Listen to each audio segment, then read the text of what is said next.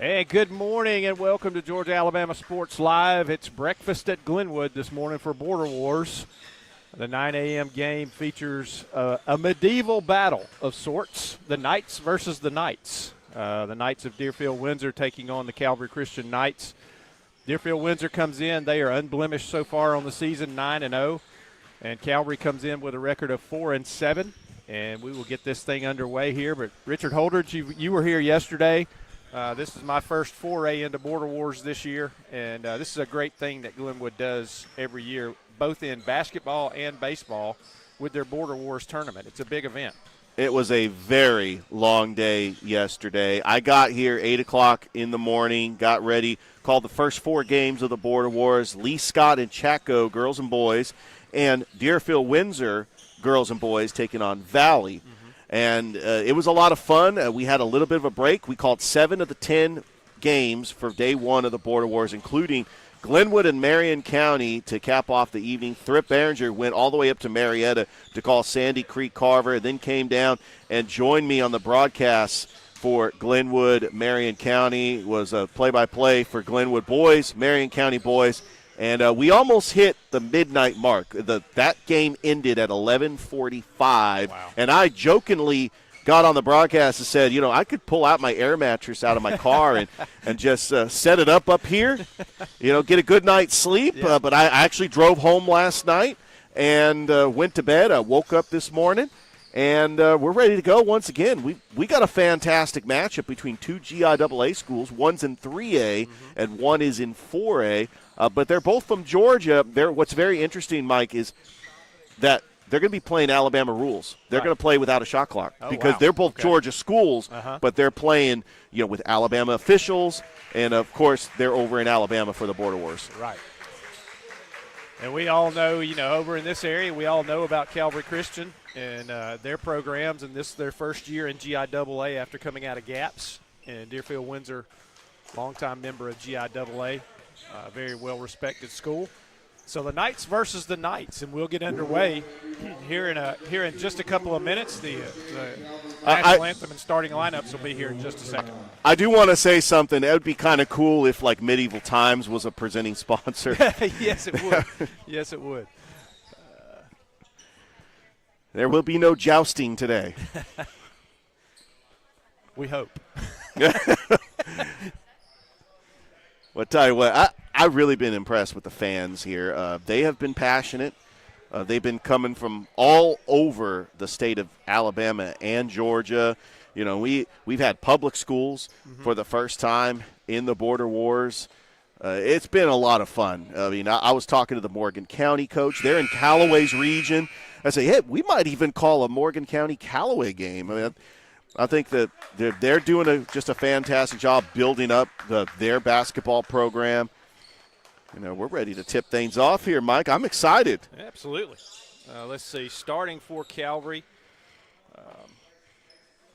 Coach Gordon's going to have the same starting lineup on there. Who is wearing 25? 25, that is Manny Shepard. He normally wears 2, according to Max Preps. Manny. I know Manny. I know a lot of these kids from Calvary, but I don't know who's wearing 25 today. We'll have to find that out. Liam Hokut jumping it off, and Calvary controls the tip. And T.J. Benson will bring it across. T.J. Benson, the leading scorer for Calvary. Shadell Irvin with it now, top of the key to Hokut. Cross-court pass. That's Josh Jackson with a jumper from about 18. No good. Rebound Deerfield-Windsor. And Lane Scales has it. Now back out top of the key. Back over to Scales, over to Gabe Daniel. They're going to play catch with it for a few minutes as Deerfield works it around inside to the big man, and he's going to be fouled by Hokut from behind. That is Brady Harris on the low block there. Went up for the shot. Hokut blocked it, but he got a little arm in there too, and he's called for the foul. And Harris will be at the line shooting 2. Yeah, Deerfield-Windsor had a very close game against Valley yesterday, 41-38. They come out on top. Mike, Deerfield-Windsor is undefeated on the season at 9-0. Right. And first free throw is good by Harris. Second shot on the way. It is no good. Rebound to Hokut. So a 1-0 lead so far here for Deerfield-Windsor. Benson with it, top of the key. He's going to hand it off to Irvin. Back to Hokut in the lane. Jumper rattles in and out. No good. Rebound Deerfield-Windsor. And here comes the Knights. Skills. Back out top. Over in the corner. Now that's David Hutchins with it. Back out top. Skills. Working it around. Good ball movement from Deerfield-Windsor. Working against this zone from Calvary. A three-pointer on the way. Short, no good. That was Lane Skills with that three-pointer. And Benson now with it for Calvary. Outstanding football player for the championship Deerfield-Windsor football team. Three-pointer there from Shaudell Irvin is long, no good, and rebound Deerfield-Windsor. So field goal's a little hard to come by here. The only point scored so far was a free throw, and it's still 1-0 Deerfield-Windsor. Another three-pointer from the corner. This one is no good. Rebound Calvary. That was David Hutchins with that three-pointer.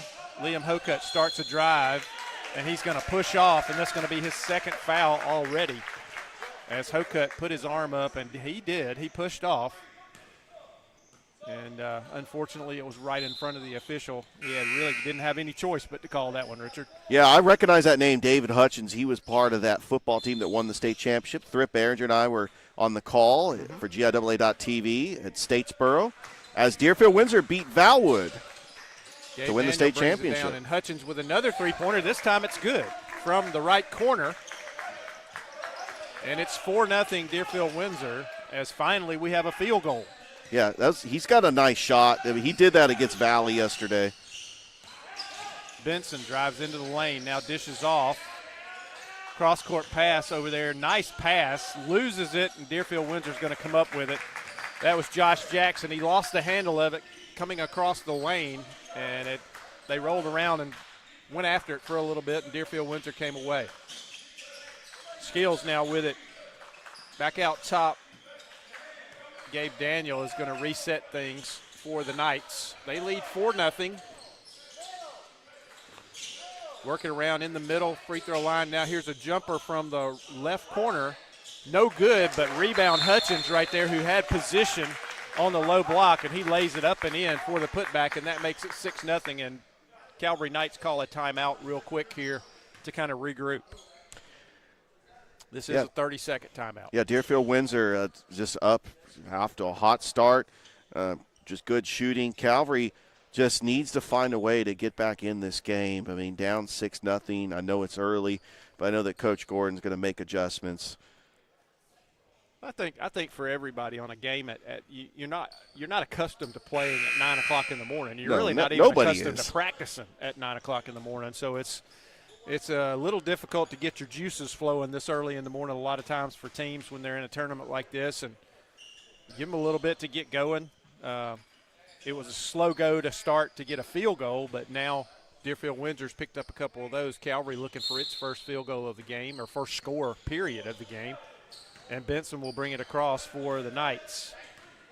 Looking to get on the board here in this game. Benson's going to fire up a three. It's long, but it falls in.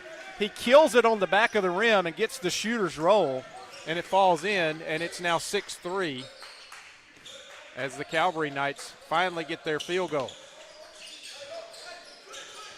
Deerfield-Windsor going to work it around. Hutchins lays it off for a teammate. He travels. That was Mason Johnson, who did a little spin move right there, took a couple of extra steps and is called for the travel. So a turnover for Deerfield-Windsor, and Calvary can draw back to within a bucket or even tie here on this possession.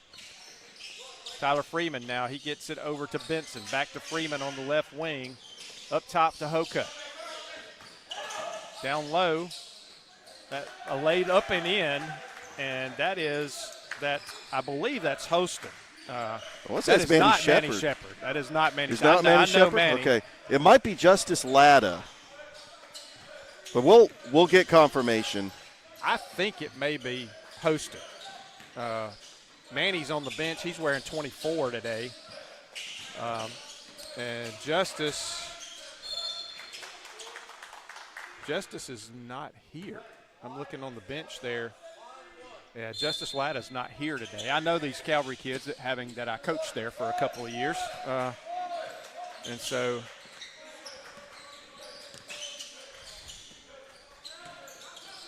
and it's stolen by Benson. He's going to go the other way, lay it up and in. And Calvary is going to draw within one at 6. No, they're going to take the lead at 7-6. Yeah, 7-0 run after the timeout.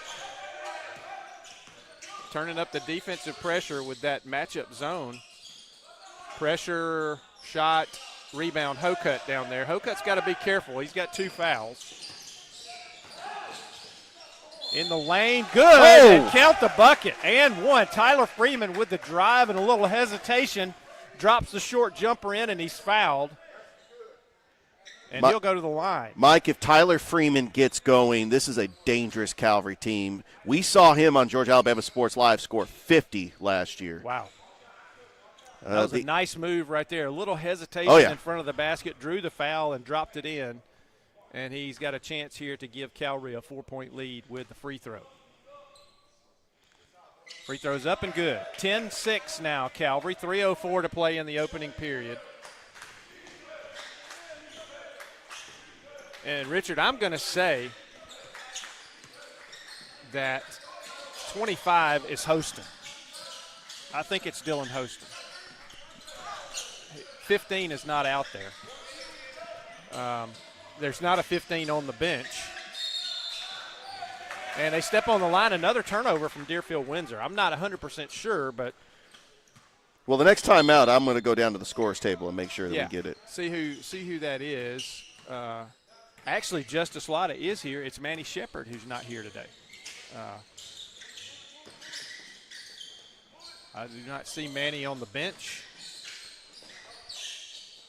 So somebody swapped numbers today from the normal. And we'll find out who that is, and we'll get that name. I'll tell you, TJ Benson, he gets going. He's a scorer. Look out. And there's a three-pointer on the way. Good. That's Tyler Freeman from the right wing, and he gives Calvary a 7-point lead. Freeman's got 6 points. That's basically a 13-0 run, right? Yeah, 13-0 run for Calvary. Almost another steal. Almost. And here's a hand check foul. That is on number 25 for Calvary. And we do apologize for not knowing who that is. But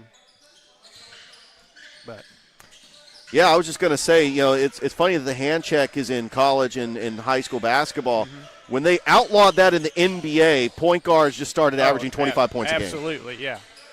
It's now been a 3-ball league, and I'm wondering if that's hurting the NBA.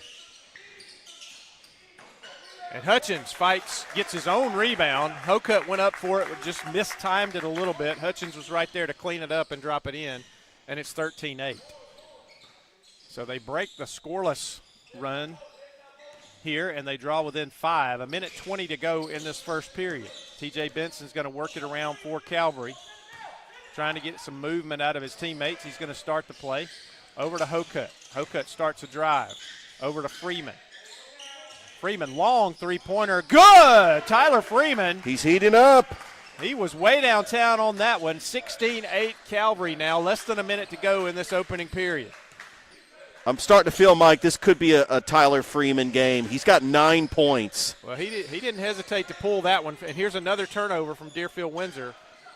That one just, as Mason Johnson just lost the handle on that pass, and Freeman was there to pick it up. I'm going to bet that Tyler Freeman got a good night's sleep. I think so. I kind of feel like he is in a rhythm. He has got going. It's 9 o'clock in the morning, and he has just come out on fire. And Calvary's going to kind of hold this one out. Remember, no shot clock. Yeah, these two Georgia They're teams. just going to try to hold it here for the last shot of the quarter. Benson drives. He goes in. He's going to be fouled. And I believe he's going to shoot 2 here, as he just got around his defender. And that was on Hutchins, I believe. Here comes a couple of subs for Deerfield-Windsor. Jackson Ravel is in, and Jack Moore are in for the Knights. And it was on the floor. It was not a shooting foul, so Hokut now gets it in. Top of the key to Freeman. Into Hokut in the lane. He's going to dribble, spin, go up in traffic. No good. Rebound, though. Up, no good. Rebound. And Deerfield-Windsor is going to control that. So 2 point-blank shots right there will not go for Calvary.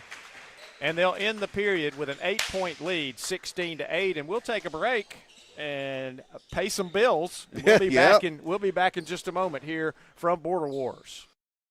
We're hammering down high prices at Glenn Smith GMC in Opelika. New full-size GMC Sierras discounted up to $12,500 off. GMC Terrains with a roomy cabin and pro safety discounted $6,500 off. Enjoy your holidays with no payments until February. Choose from over 500 new and used on the lot or on the way. GlennSmith.com. Get ready to smile. We're hammering.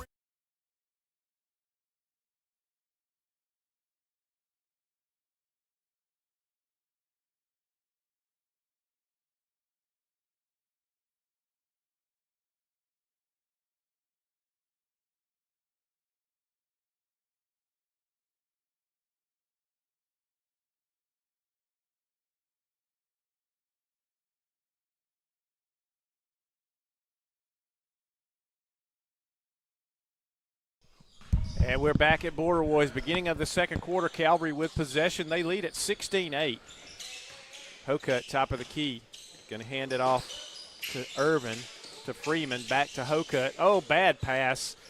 It was saved, though. Nice save. TJ Benson with an athletic save. Hokut now with it. Low block. Spins in the lane. Jumper good. Liam Hokut. Nice move right there on the low post. Goes up, drops it in. And it's 18-8. Calvary with a 10-point advantage here. By the way, we did get that player's name. It is Sebastian Hurd, the 8th grader. Long three-pointer, no good. Rebound, though. That is Jackson Ravel with the rebound and putback for Deerfield-Windsor. It's 18-10. And we're very familiar with Sebastian Hurd. Thrift and I called the middle school championship against Pacelli. He's the quarterback. Sebastian Hurd. He was like an all-world quarterback. Absolutely. Just dual threat. He was just bigger, faster, stronger than he's playing middle school football as an 8th grader. You know, I guess some rules in the GIAA. I mean, he can't play varsity. Right. But right. I tell you, that middle school team that they had, Richard, dominant. I was at that championship game. They were dominant. It was a really good football team, and Hurd was, of course, the leader. And Mike, I'm telling you now, we have got to make Aaron Cohn Calvary happen in middle school football. It would be nice. It would be nice. And here's Benson gets the offensive rebound, and he's fouled going up, so he'll go to the line. That foul was on Jack Moore. And T.J. Benson at the free throw line for Calvary. And I know football season is probably a month old in the off season now, but first free throw's good. And Gabe Daniel back in for Deerfield-Windsor. But, it would have been nice to have seen that Yeah. matchup. We can make it happen. Jeff Battles over there, Dr. Stefan Lawrence. Come on, let's make it happen. Second free throw rolls in and out. It's 19-10 Calvary. We're about 6:40 to go in this second quarter. First half of action at Border Wars at Glenwood. Have yourself a biscuit and join us. They might have biscuits in the hospitality room. They may do that. That ball's knocked away and stolen.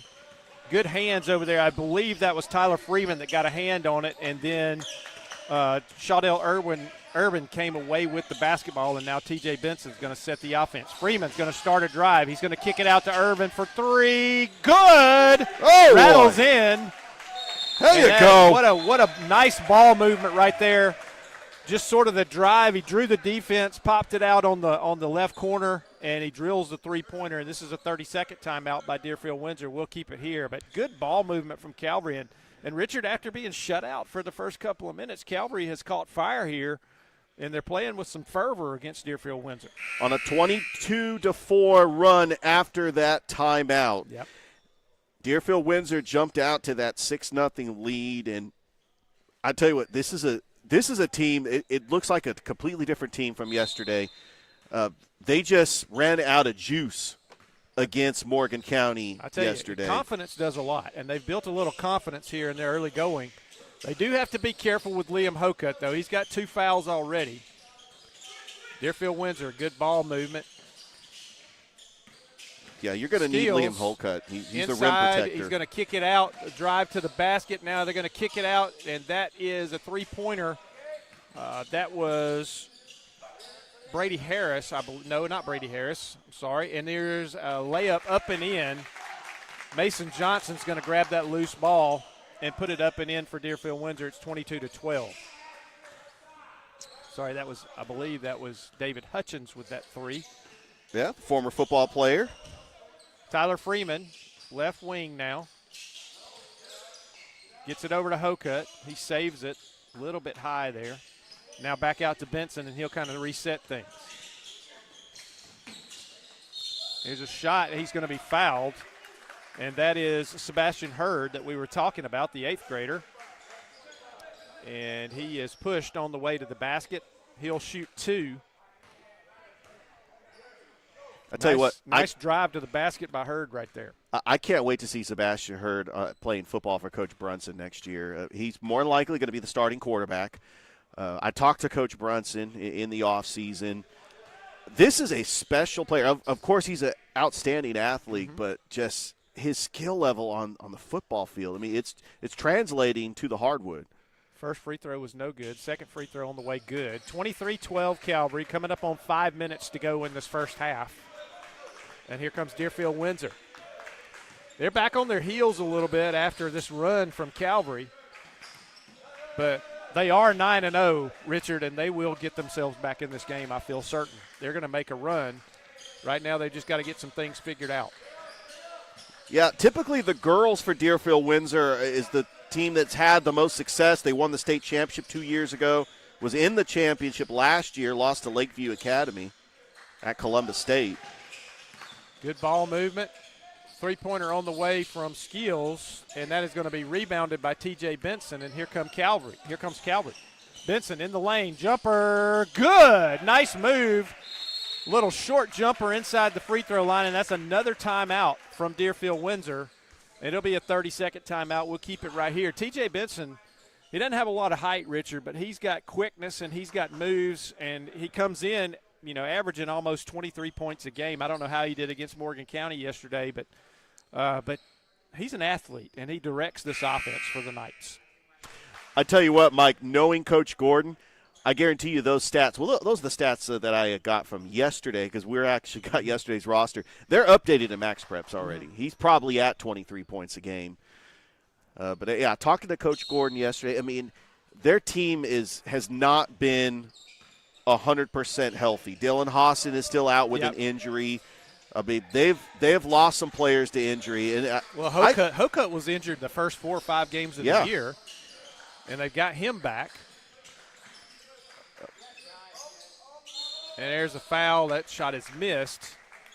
That was Jackson Ravel down there who got position and got the pass, and really kind of no choice but to foul him right there or let him have an easy layup. And the foul prevents the easy layup, and he'll shoot 2. But, Mike, I do feel if this team is fully healthy, they can compete with just about anybody. And that includes undefeated Pacelli, which is in their region. Darnell Hamilton comes in for Calvary. Darnell, of course, the tremendous defensive end. Try to block him on the line. I saw a play from the All-Star game where he absolutely blew someone up in the backfield. He's such a good kid, too.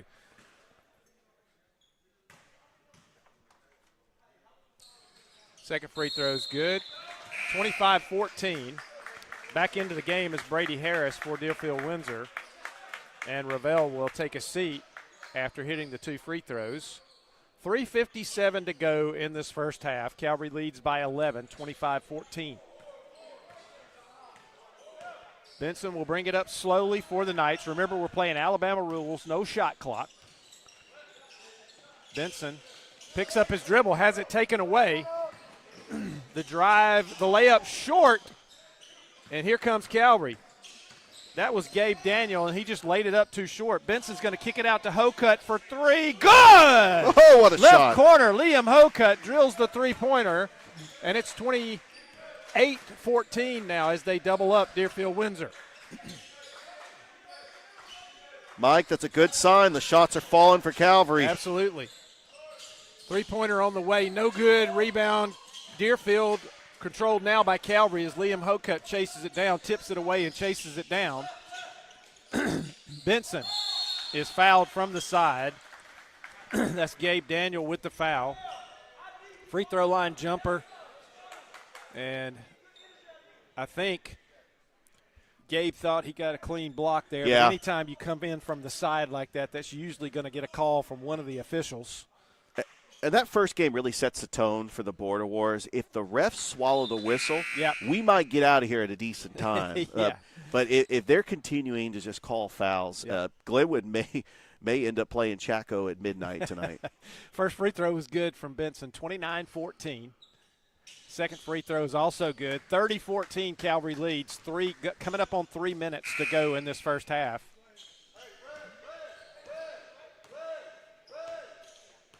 Jack Moore brings it across for Deerfield-Windsor. Over to Hutchins. Down to Skills. Three-pointer on the way. Good. That is Lane Skills. And he nails the three-pointer, and it's 30-17. 2:46 to go in this half. Several players for Calvary. Liam Hokut hasn't come off the floor. Freeman hasn't come off the floor. Irvin hasn't come off the floor. And Benson hasn't come off the floor so far for the Calvary Knights. Irvin. And here's a 3-second call. That's going to be on Darnell Hamilton. They got in the lane and never cleared it. Sub coming in as Josh Jackson comes back in for the Knights. And Hamilton will take a seat. And, Mike, Deerfield-Windsor's from Albany, about an hour and a half from Columbus. I don't know if they stayed the night in a hotel, but what I do know is maybe the travel might have had an effect. If they did go back to Albany last night, that could have an effect on them with an early start. Three-pointer from the left corner is short. That was Hutchins with that three-pointer. And here comes Benson, drives in the lane, up off the glass, no good. Rebound, Deerfield-Windsor. Brady Harris grabs that rebound, and here comes the Knights in white. Knights. That pass is lost out of bounds over there by Hutchins. Was not that bad of a pass, a little bit away from his body, and he took his eye off of it, lost it out of bounds. And here come the Calvary Knights, the Knights in black, the Black Knights. And the White Knights. And the White Knights. What if we came up with a really cool nickname like the Fighting Knights or like the Golden Knights? That would be kind of cool. Irvin. Hokut. Back out to Benson. Remember, no shot clock, so these guys can work it around as long as they want to try to find the shot they want. Yeah, I've seen a team eat almost 2 minutes off the clock on one possession yesterday. I coached in Alabama back in the non-shot clock days, and we would face a lot of teams that ran the stall, or sometimes we would run the stall ourselves. The old four corners that North Carolina used to run under Dean Smith in the pre-shot clock days. Deerfield-Windsor trailing 30-17. We're coming up on 1 minute to go in this first half. Cross-court pass. Jack Moore with it on the right wing. Under a minute. Skills for three. No good. Rebound, though, Brady Harris, and he puts it back up and in. Nice job of being in position. He was the only white jersey in the lane, and the rebound came right to him for an easy layup, and it's 30-19. I tell you, if you're Calvary, you got to box out there. 35 seconds to go in this half. That was an easy Jackson bucket with for it. Deerfield. Now back to Benson. Calvary may play for the last shot here.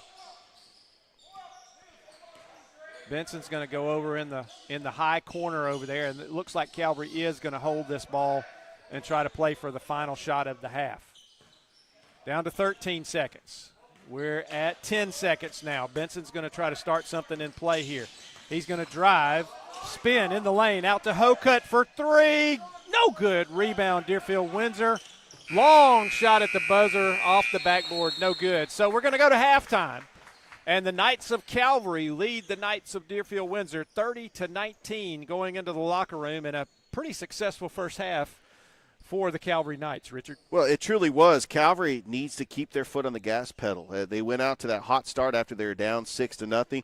Tyler Freeman with 9 points. We'd love to see him get going. Yep. And, of course, TJ Benson is Mr. Energy. Yep. He's at 9 o'clock in the morning. He's going to try to use his energy to help Calvary just continue maintaining this lead, and I expect a really good second half. Absolutely. So we'll take a break for halftime. We'll go. Make sure you frequent our sponsors here on Georgia Alabama Sports Live. We've got a lot of them.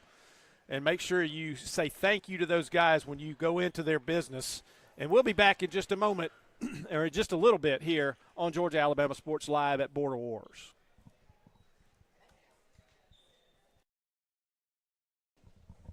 Georgia Alabama Sports Live wants to say thank you to one of our presenting sponsors, Buffalo Rock, and their partnership with everything that we do. And without businesses like Buffalo Rock, we wouldn't be able to go cover softball, volleyball games, every type of high school sport you can think of, local college games, and professional. So thank you to those businesses that support us, and specifically Buffalo Rock. And next time you're watching a Georgia Alabama Sports Live broadcast after a nice long day, why not enjoy it with a nice, refreshing sorry? The best lemon lime soda around. Thank you to Sorry and Buffalo Rock for our partnership on Georgia Alabama Sports Live. Georgia Alabama Sports Live wants to say thank you to one of our presenting sponsors, Buffalo Rock, and their partnership with everything that we do. And without businesses like Buffalo Rock, we wouldn't be able to go cover softball, volleyball games, every type of high school sport you can think of, local college games, and professional. So thank you to those businesses that support us, and specifically Buffalo Rock. And next time you're watching a Georgia Alabama Sports Live broadcast after a nice long day, why not enjoy it with a nice, refreshing sorry? The best lemon lime soda around.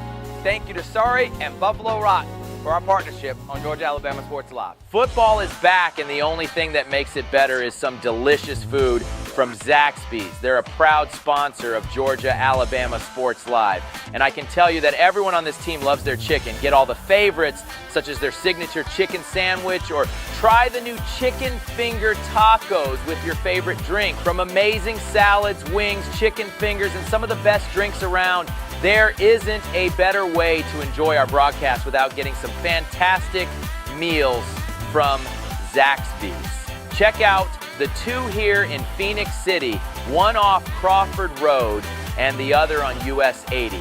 Thank you again to Zaxby's for sponsoring Georgia Alabama Sports Live, and make sure you call them for all your catering and tailgating needs this football season.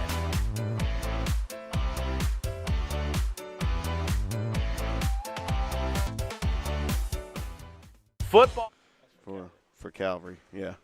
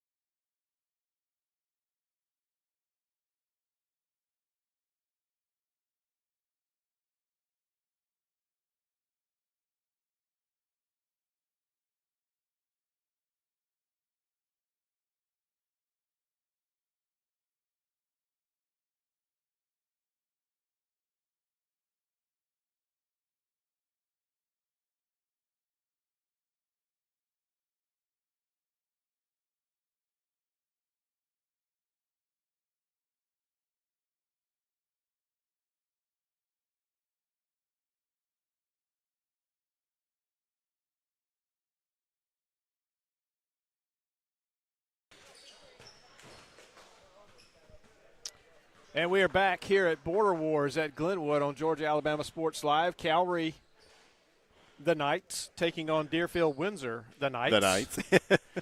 And Calvary takes a 30-19 lead. And, Richard, they started down 6-0, and they went on a 24-12 or 24-13 run to close the first half. And they lead by 11 at the beginning of this third quarter. Look for Deerfield-Windsor to make a run, though. That's a good basketball team. They're 9-0 coming in. But Calvary built a lot of confidence in that first half. Yeah, the leading scorer for Calvary was T.J. Benson with 10 points. Tyler Freeman coming off the bench with 9 points. And Lane Seals has 6 points for Deerfield-Windsor. And Deerfield-Windsor will start with the basketball. And Seals is going to drive off the glass short, no good. He hits the floor, but there was no contact there. And Benson's going to bring it down top of the key. He's going to drive. He's going to kick it out to Freeman. Over to Irvin, and that ball is tipped out of bounds off Deerfield-Windsor. It will remain with Calvary. It's very They'll important. Inbound right at their bench. Mike, very important that Calvary gets off to a hot start here in this third quarter. You do not want to get Deerfield-Windsor back in this game. Absolutely. Calvary does not need to come out flat after the work they did in the first half. Benson now left wing is going to dribble, top of the key, fakes a three, gets it to Hokut now. Hokut over to Freeman. Irvin, top of the key, over to Benson. Benson, Hokut, top of key. They're working around the perimeter. Freeman's going to hand it off to Hurd. Benson starts a drive, kicks it out. Hurd, jumper, good. About a 12-footer from the left side, and he hits it. And it's 32-19 Calvary as they get the first points of the second half. I tell you, we saw a talented 8th grader yesterday, Glenwood, with Alexander. We're seeing a talented 8th grader in Sebastian Hurd. Absolutely. Deerfield-Windsor working it around the perimeter now, too. Daniel with it. He's going to drive the lane, loses it, gets it back, and he's going to be bumped by Hokut, and that's going to be the third foul on Liam Hokut. But got him with the body there. We've seen this before. With public schools, middle school players cannot play high school ball. That's why Xavier Davies at Northside and T.J. Woodson were playing middle school ball. But if you're ready to play basketball at a varsity level, you should be able to play varsity. There are some kids, Richard, who start seventh grade playing varsity. Michaela Reed last year. Well, over in Phoenix City, it's a little bit different. Jabria Lindsay was playing in the 8th grade. Right. I think he was playing in the 7th grade, too. Gabe Daniel misses the first free throw for Deerfield-Windsor. Second free throw on the way, also no good. Rebound Hokut. He stays on the floor with 3 fouls. Benson going to drive the lane up, off the glass, rattles around, no close. good. Rebound Deerfield-Windsor. He tried to get his own rebound, but he was the only black shirt surrounded by 3 much taller Knights in white. Three-pointer on the way from the right wing is good. That's David Hutchins with another three-pointer for Deerfield-Windsor, and it's 32-22. 10-point lead for Calvary. We just hit the 6-minute mark in this third period. Tyler Freeman now going to dribble around. Calvary out on the perimeter. Three-pointer on the way from Irvin. No good. That one was off to the left a little bit. And one thing Calvary doesn't need to do is take bad shots. No, not at all. And maybe that was a little quick to pull a three right there. I don't know. But Deerfield-Windsor has it. It's knocked out by Irvin there. And they're going to inbound. Seals has it. Back over to Daniel. Daniel's going to kick it back out to Seals for 3. Good. And Deerfield-Windsor has now got it to single digits. Yeah, Lane Seals has got 9 points. 3 for threes for Deerfield-Windsor. Sharp shooter. It's got the Knights of Deerfield-Windsor back in this game. 32-25. That's the closest they've been since probably, I would say, early in the second quarter. When they were up 6-0. I think Calvary went up by 10 early in the third quarter and kept it double digits, and now they've got it cut to 7 with a 3 here from Seals. And that was a 30-second timeout called by Calvary right there to kind of regroup. And like you said, Richard, Calvary cannot come out flat in this second half. They've got to keep the gas going if they want to keep this advantage. And Deerfield-Windsor is going to make a run, and they're in the midst of a little run right now. They've outscored Calvary, I think, 6-2 so far in this third quarter. Freeman, top of the key, three, no good, rebound. And Liam Hocutt, I believe, if I'm not wrong, Richard, that's his fourth foul. Yeah.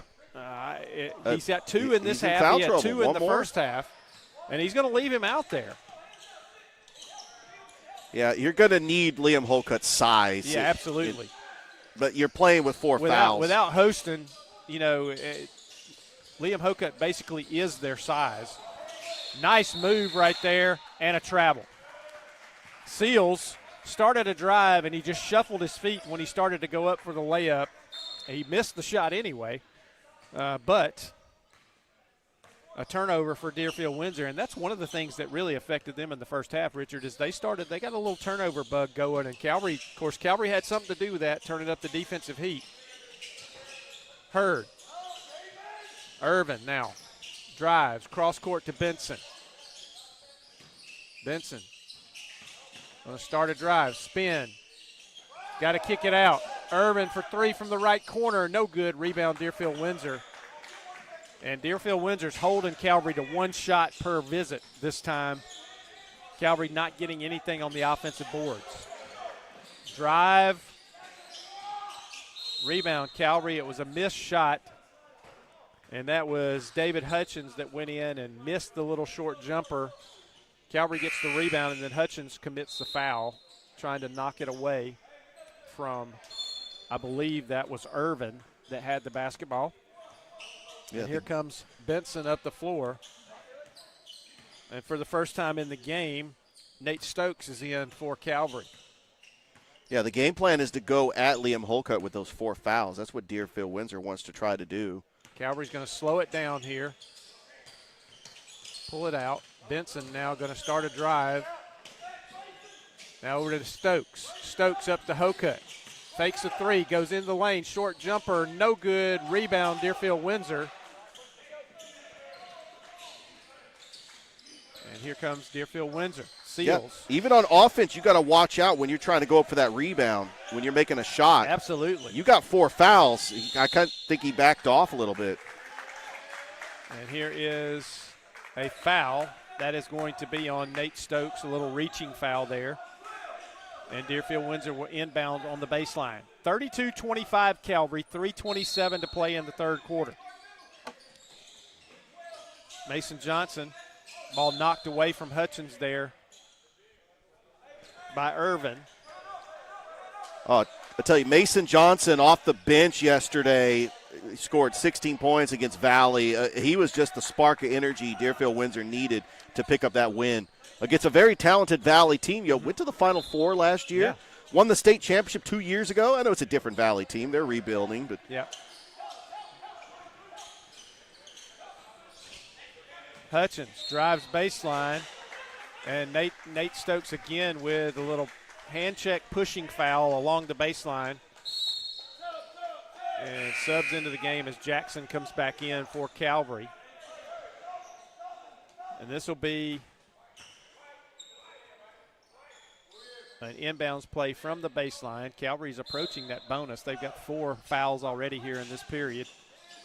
Hutchins going to start a drive. Hutchins for three. Good. Right corner. And David Hutchins drills a three-pointer, and it's 32-31, Richard, as they have come all the way back. And Calvary turned it over on the inbounds. And Deerfield-Windsor's going to have a chance to take a lead, but here is a timeout.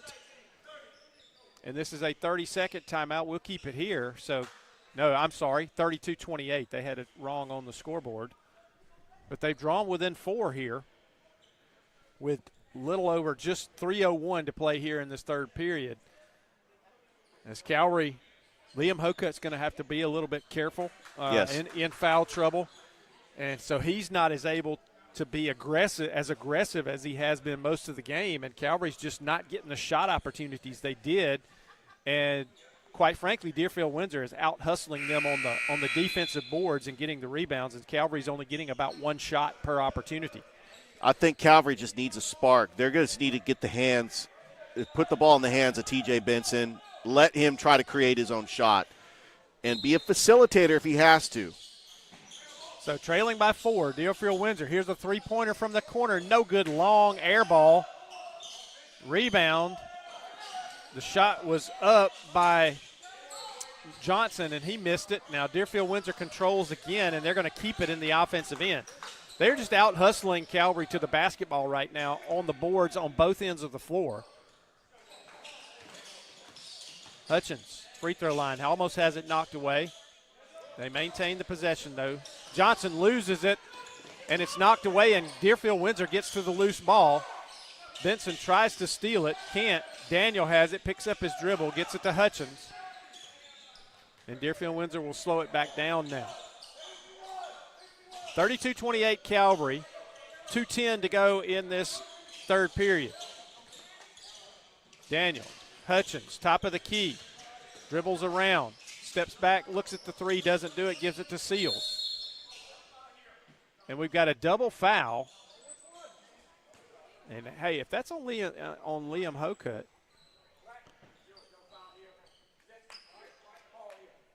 and the possession is going to go to Calvary, that's a double foul. Now, we might have had the foul count wrong. That may be Liam Hokut's fourth foul. And I know they're thankful for that. Well, I guess the very first foul of the game was called on somebody besides Hokut, because I had him with 4. Yeah.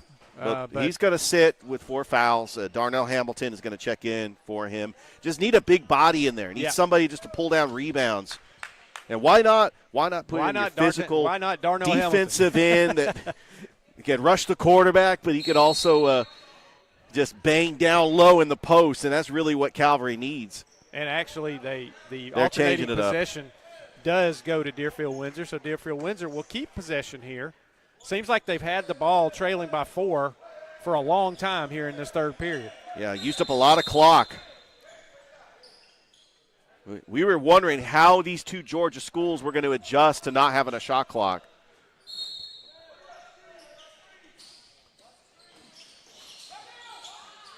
Ball's lost. Darnell Hamilton gets after it. And a jump ball, and now it will go to Calvary.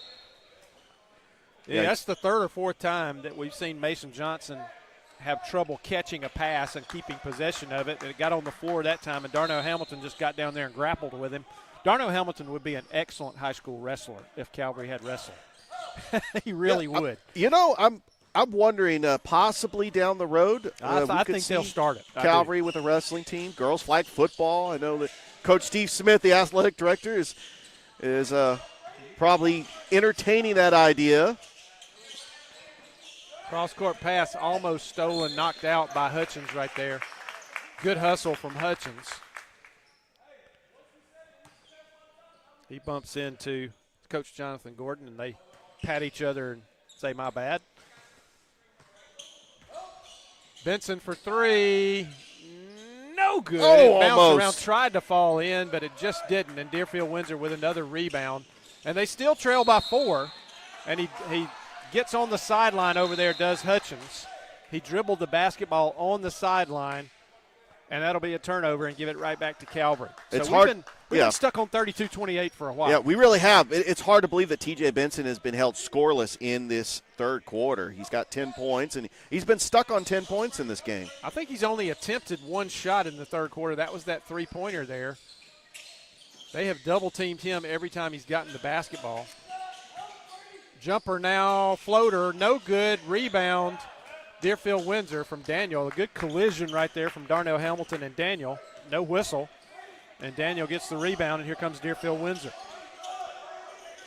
They can cut it to a single bucket. Daniel goes in. His shot is no good, but he's fouled. That is going to be on, let's see who they call that on. It's either Hamilton. That's going to be on Hurd. Sebastian Hurd with the foul there. And Daniel will go to the line for Deerfield-Windsor. You got to give credit to Deerfield-Windsor for making the adjustments defensively and slowing down T.J. Benson, not getting Tyler Freeman involved in shooting. And Calvary just not had that many opportunities here in this second half. First free throw is no good, and coming in for Deerfield-Windsor now is Jake Hatcher, I believe, for the first time in the contest, is going to come in. Yeah, Hatcher saw a lot of some minutes yesterday against Valley. Daniel, second free throw is good. Finally, we get off the 32-28 score. It's 32-29 now, and also into the game for the Knights in white is Jack Moore. So 32-29 Calvary. We're 45 seconds from the end of the third period. Benson going to start the offense for Calvary. He's going to drive baseline, and he's going to get bumped there, and a pushing foul is going to be called on Jack Moore. That's only the third foul of the period for Deerfield-Windsor. It's not a shooting foul. By the way, Mike, coming up next, we got the Deerfield-Windsor girls and Tuscaloosa Academy. Freeman now with it, top of the key. That ought to be a good one. Yeah, Benson and we're gonna carry that game. Pops, no good rebound. Deerfield-Windsor. Benson can't get one to fall here in this third period. Knocked away from behind, gotten back now. Jack Moore is going to feed it down low to Hatcher. He lays it up and in. Hatcher with a nice move, a good look right there from Jack Moore. He finds Hatcher going to the basket. The layup makes it 32-31 right here in the final seconds of this third quarter. 5 seconds, 4 seconds, 3 seconds. Benson stops, pops, no good. And that's how the third period ends. 32-31 Calvary. We'll take a quick break, and we'll be back for the final period of action here at Border Wars on Georgia Alabama Sports Live.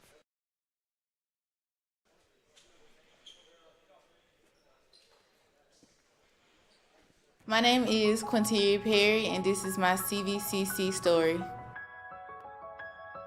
I've graduated from CVCC with my associates in medical assistant, and I received my certification from CVCC. The training that I got from CVC and being prepared to come and do clinicals helped tremendously. I started looking at scholarships, and the Ambassador Scholarship was interesting to me because you did events to earn your scholarship and you meet people. My favorite part about my job is meeting patients every day. They will crack me up every day. They make my day better. I would recommend CVCC to anyone that asks because of the scholarships, the teachers, the small stuff that you can't get at a university. They actually take the time out for each student.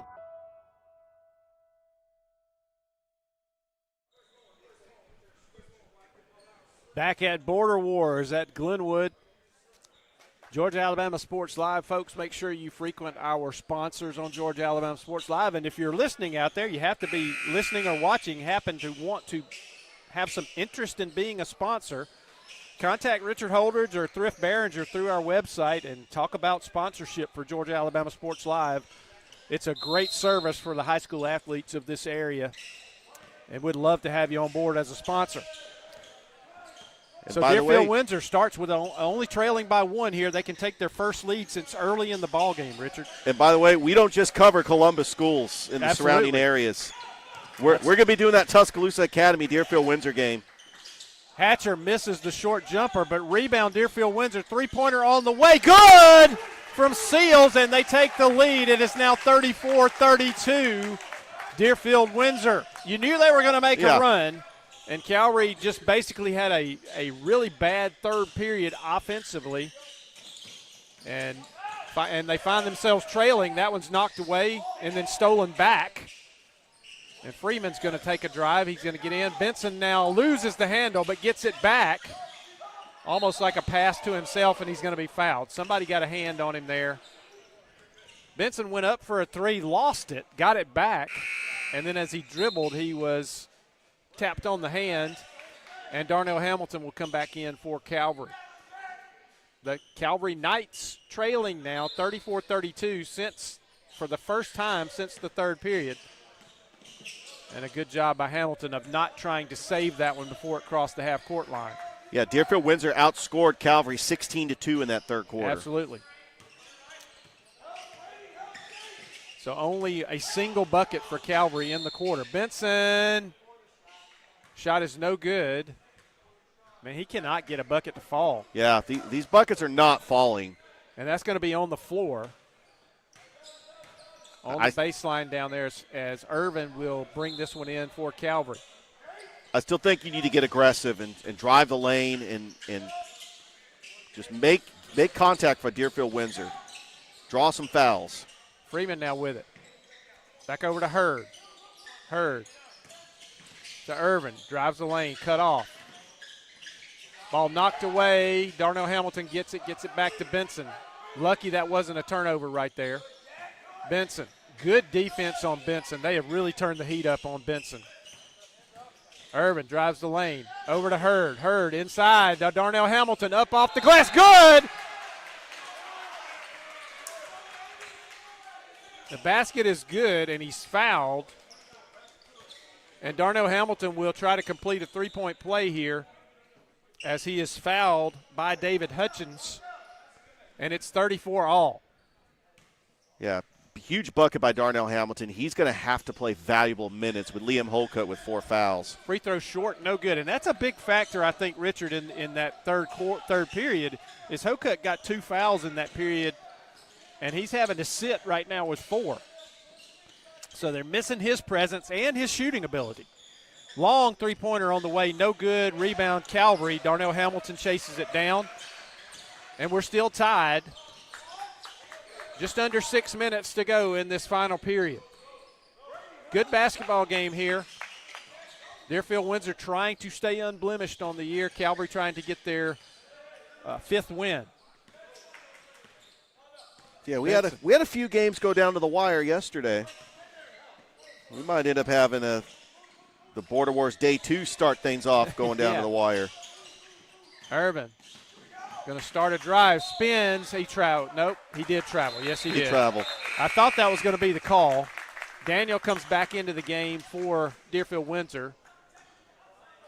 34-34, 5:23 to go in the ball game.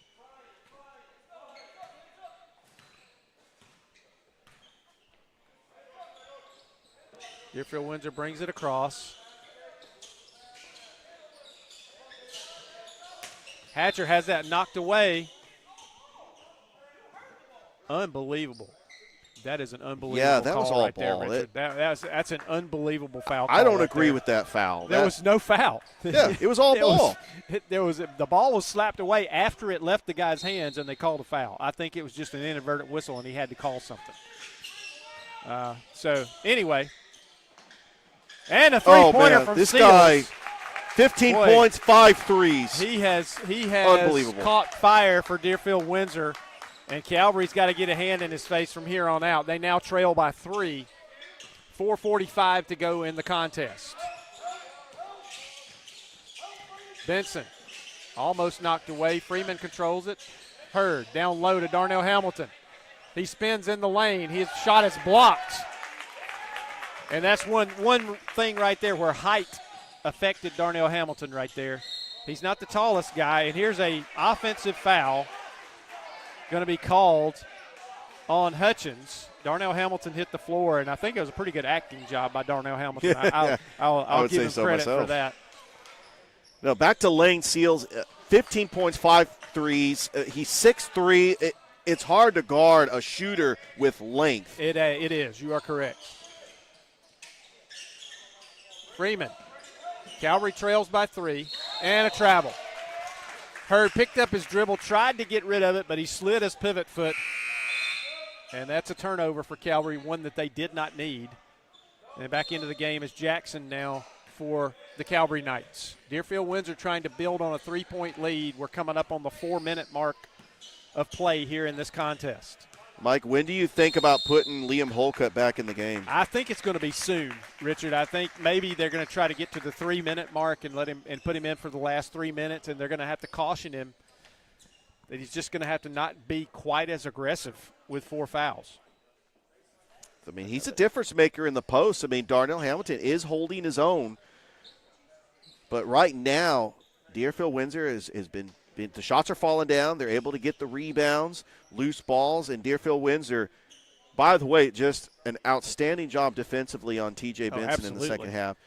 And they have really come out aggressive in this second half. That third quarter, going on that 16-2 run, I mean, they were down by 11 at the half. They were able to climb back in, and now let's see Calvary try to get a stop and try to keep this close so Calvary can get out of here with a win. I mean, Calvary has fought hard in this game and coming out hot early this morning. I tell you what, Deerfield-Windsor, you know, that they have changed their strategy. Every time Benson gets the basketball, he's surrounded, and they've made it really tough for him to shoot. And then, you know, the rest of the offense for Calvary has really not picked up the slack from Benson being their trigger man. And Deerfield-Windsor has gotten hot, and a nice easy layup right there on the inbounds play as Hatcher catches the inbounds pass at an easy, wide-open layup, and they now lead 39-34. And Calvary's got to find a way to get themselves back in this one, falling down by 5 now. Remember, they were up 11 at halftime.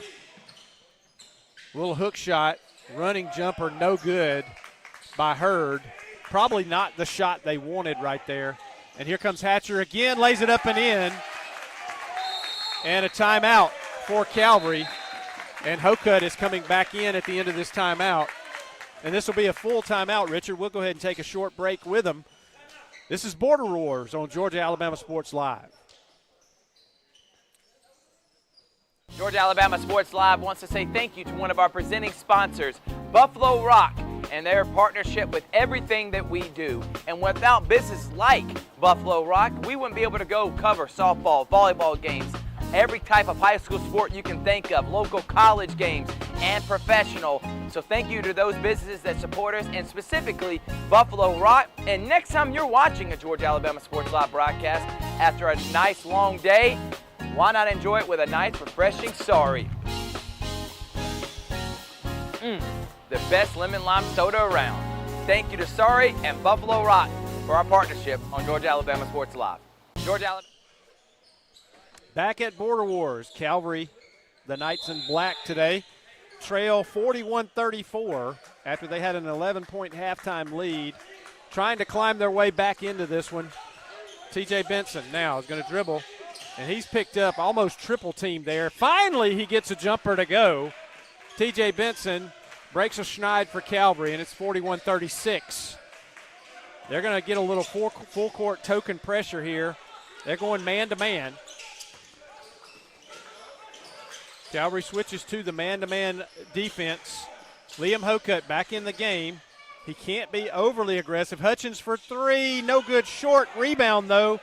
Deerfield-Windsor, and he's fouled from behind by Benson. Benson was trying to go for a steal there, and Brady Harris used his body to shield, and Benson got a lot of contact, gets called for the foul. And so Deerfield-Windsor will inbounds here. Last inbounds play, they got a really easy layup on a rotation play. And this time Calvary a little bit better under the basket there. Now Hokut standing with his hands up. He's got to be careful. And the drive, and there's where the inability to be aggressive right there hurts Liam Hokut as Daniel gets the layup, and it's 43-36. Freeman starts a drive, cut off. Jackson now with it. Back over to Freeman. Freeman looks at the 3, doesn't do it. Starts a drive over to Benson. Benson stops, looks at the shot, doesn't take it. Freeman now back to Benson. Benson looks at the 3, goes into the lane, now kicks it to Freeman for 3. No good, short. Rebound, Deerfield-Windsor. Josh Jackson got a hand on the rebound but couldn't control it, and Deerfield-Windsor comes away, and they still lead by 7. We're under 2 minutes now. Calvary's got to make some things happen, or they're going to let this one get away here in Border Wars. Seals, who's been great on the three-pointer today, and there's a loose ball that Deerfield-Windsor gets to before Calvary. And now Daniel, they're going to hold it out, and they're going to just cut some time here, make Calvary come out on them. Try to get a cutter to the basket here if they can, and here's the foul. That's going to be on Shaudell Irvin. Yeah, that's only their second team foul. And really, if you want to put Deerfield-Windsor on the line, I mean, You got actually now this is the third team foul. You got 2 more times to do it before they go on the line. And you'd rather make them try to score with the clock off now than them run all this valuable time off the board, and that's what they're going to try to do.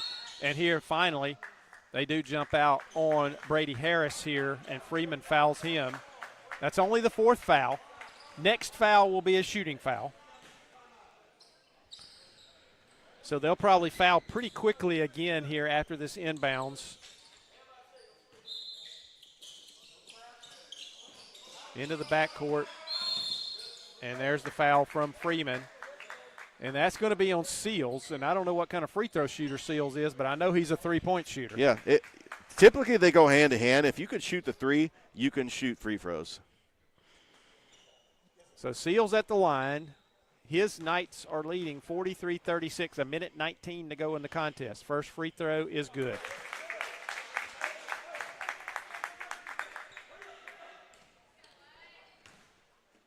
(44-36). And the second free throw is on the way, and it is also good. 45-36. They lead by 9. Benson's now going to take it. He's going to drive in the lane, put up a shot. No good. Rebound. Deerfield-Windsor. Hatcher has it. And Richard, this one may get away. And here's another foul on Freeman. And that's going to put Seals back on the line again with an opportunity here. So he's got 17 points now. 5 threes and a couple of free throws.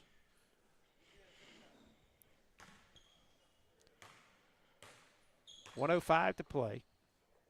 Free throw is good. 46-36, and Deerfield-Windsor has built a double-digit lead after trailing by 11 at halftime. Yeah, what an unbelievable comeback for Deerfield-Windsor. The second free throw rattles in and out, no good, and here comes Calvary. They've got to get something off quick. Freeman for 3, good, left wing, 46-39, and there's the foul, and that's going to be on Daniel. And this is the shooting foul, and Daniel, Richard, is a guy who's struggled a little bit at the free throw line for Deerfield-Windsor today. I know he's missed the front end of a couple. I think he's missed both on a couple of opportunities. So we'll see if he comes through here and builds this lead. So it's a 2-shot foul. We're at 50 seconds to go in this contest. Calvary's going to have to employ the strategy of fouling quickly, and they're going to have to hit some shots on the other end. First free throw's good. And, Mike, there's a reason why this Deerfield-Windsor team is undefeated. Oh, absolutely. We could possibly see them at Columbus State University in the GIAA championship. You could. Second free throw is no good. 47-39, Calvary. Benson got to get something off here. Freeman for 3, long. Rebound, Deerfield-Windsor, and they foul Seals and put him back at the line. So it looks like, Richard, if he makes one of these free throws, it's going to be really difficult for Calvary to get back in this game. It truly is. I mean, you're playing the foul game from here on out. You got to hope that your shots can fall. And you're almost forced to shoot threes now. Well, Calvary is a three-point shooting team. I mean, but we haven't seen a whole lot from Shawdale Irvin. I know that Tyler Freeman's got 12 points. His shots were falling in the first half. First free throw's good, so it's 48-39. Seals, second free throw missed. I think he's got 19 points now. Calvary got to get a shot off. They're using a lot of time with passes. They've got Benson now for 3, long, no good, and it hit the guide wire above the bucket, and that's going to go over to Deerfield-Windsor. The rebound popped straight up and hit the guide wire for the backboard. And we're at 18 seconds. Deerfield-Windsor's going to come away with the win here. Calvary with a trap over there. Deerfield-Windsor just going to hold the basketball. 7 seconds, 6, 5, 4, 3, 2, 1. And there's your ball game. So a whale of a comeback by Deerfield-Windsor. Trailed by as many as 14 points in the second quarter. Trailed by 11 at halftime. And Richard, let's see. Calvary only scored 7 points in the second half. Is that right? 9. 9 points in the second half. Or, no, 8 points. 8 points. 8 points in the second half. So they hold Calvary to single digits in the second half, and Deerfield-Windsor moves to 10-0 on the season with a nice comeback win over Calvary. So we're going to take a break and go away for a little bit. We're going to bring you the Deerfield-Windsor girls versus Tuscaloosa Academy here in just a little bit. A little bonus game here at Border Wars today. I'm excited about that. And we'll be back in a few minutes to bring you the action here at Border Wars on Georgia Alabama Sports Live. Football is back, and the only thing that makes it better is some delicious food from Zaxby's. They're a proud sponsor of Georgia Alabama Sports Live. And I can tell you that everyone on this team loves their chicken. Get all the favorites, such as their signature chicken sandwich, or try the new chicken finger tacos with your favorite drink. From amazing salads, wings, chicken fingers, and some of the best drinks around, there isn't a better way to enjoy our broadcast without getting some fantastic meals from Zaxby's. Check out the two here in Phoenix City, one off Crawford Road and the other on US 80. Thank you again to Zaxby's for sponsoring Georgia Alabama Sports Live, and make sure you call them for all your catering and tailgating needs this football season.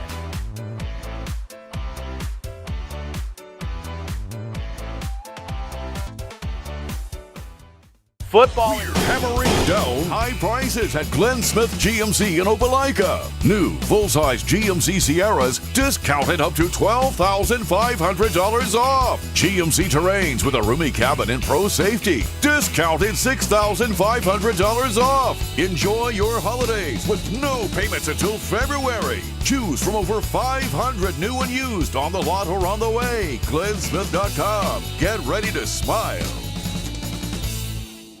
We're hammering.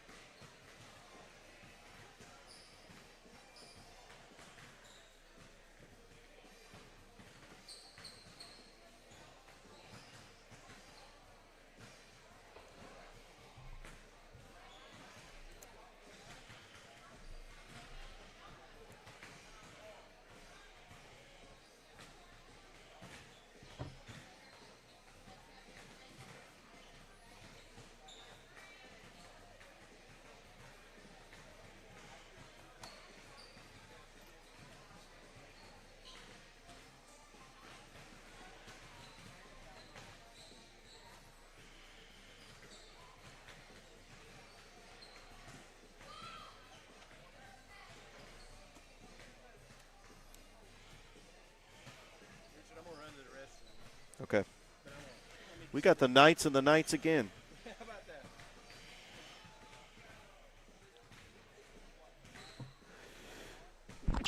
Well, technically, Lady Knights.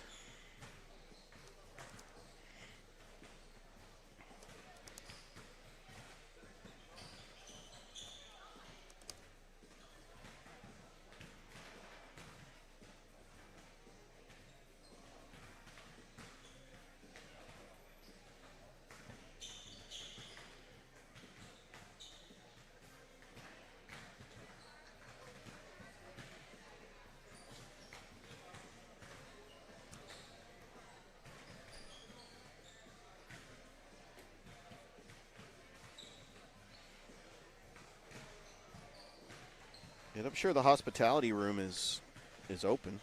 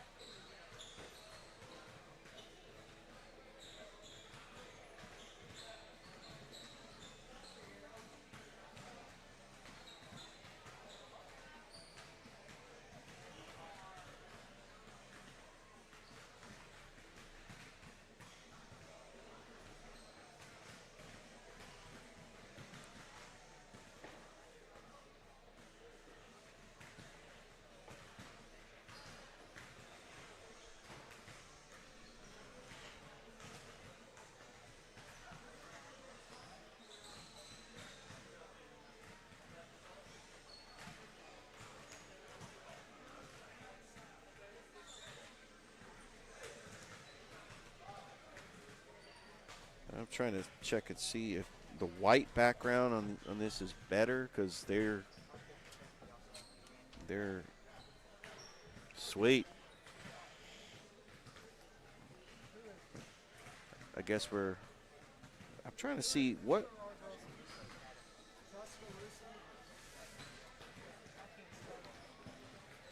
are their colors besides yellow? Are they, they're blue? Yeah, Navy blue? All right. I'd rather go with a navy blue scoreboard.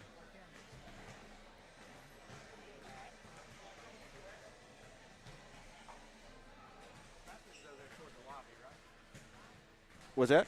Yeah, the bathroom's over there.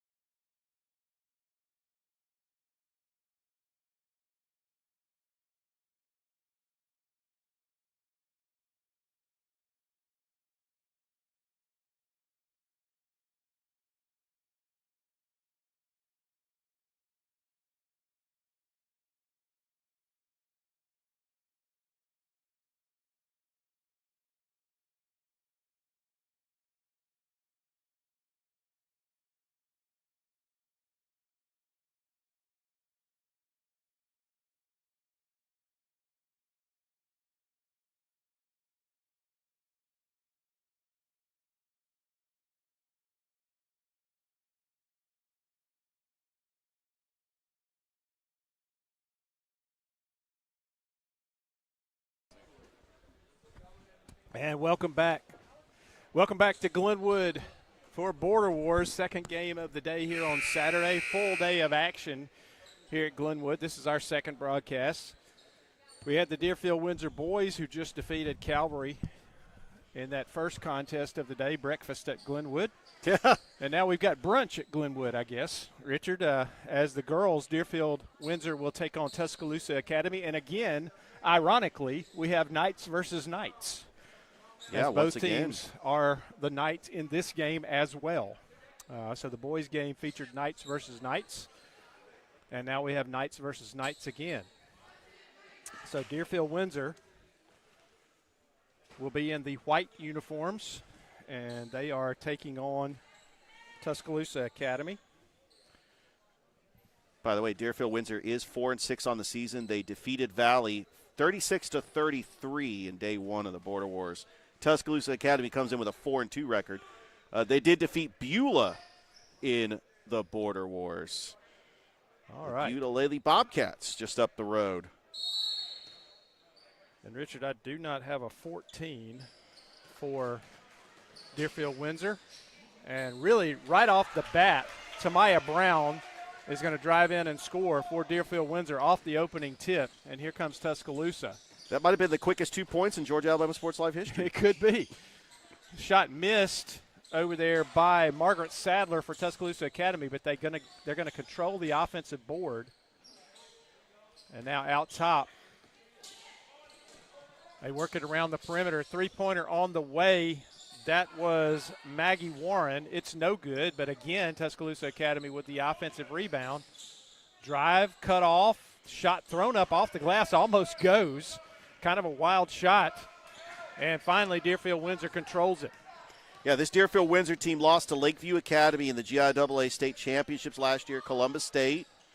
Shot on the way, that was Hampton Rushton. Her shot's no good. Quickly, Tuscaloosa Academy, they save it right back to their shooter. And that's her second three-pointer. That's actually Maggie Warren.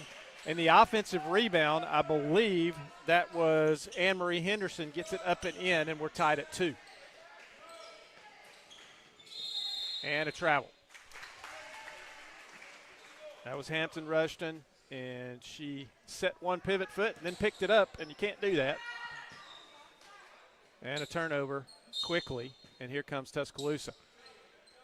Almost a backcourt violation right there. She didn't quite. She just cleared the midcourt line. Tuscaloosa heavy defense and a travel. That is Anne-Marie Henderson who travels with it for Tuscaloosa Academy. 2-2. Deerfield-Windsor won the state championship 2 years ago, by the way. Yeah, they've had some success as far as state championships. Mm-hmm. The football team winning the 3A championship earlier this year. This is actually the first year that Deerfield-Windsor girls are playing in the Border Wars. The Deerfield-Windsor boys played in the Border Wars last year. The Deerfield-Windsor boys ended up losing to Glenwood in the Border Wars championship. Deerfield-Windsor girls decided not to participate in the Border Wars last year. But it's great to see them here in the Border Wars. Absolutely. As this is now a showcase. Last year it was a tournament. It was 3 days long. Back to being a showcase like it was in 2022. Had to clean up a little moisture there, and we're back underway. Brown with it for Deerfield-Windsor. To Rushton for three.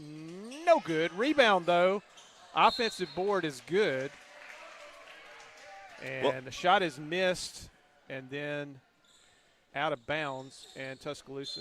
Actually, that's a foul. Yeah, they're calling that a foul. Did not see who that foul was on. But inside Tuscaloosa Academy, ball is knocked around, and they control it again. I tell you what, Tuscaloosa Academy has come up with some loose balls here. Three-point shot on the way, no good. Knocked out of bounds by Deerfield-Windsor. Yeah, Tuscaloosa Academy 4-2 on the season. They were able to defeat Beulah yesterday in the day one of the Border Wars. We did not have that game. I actually travel. Needed a break. We actually did not live stream 3 of the games of the 10 yesterday.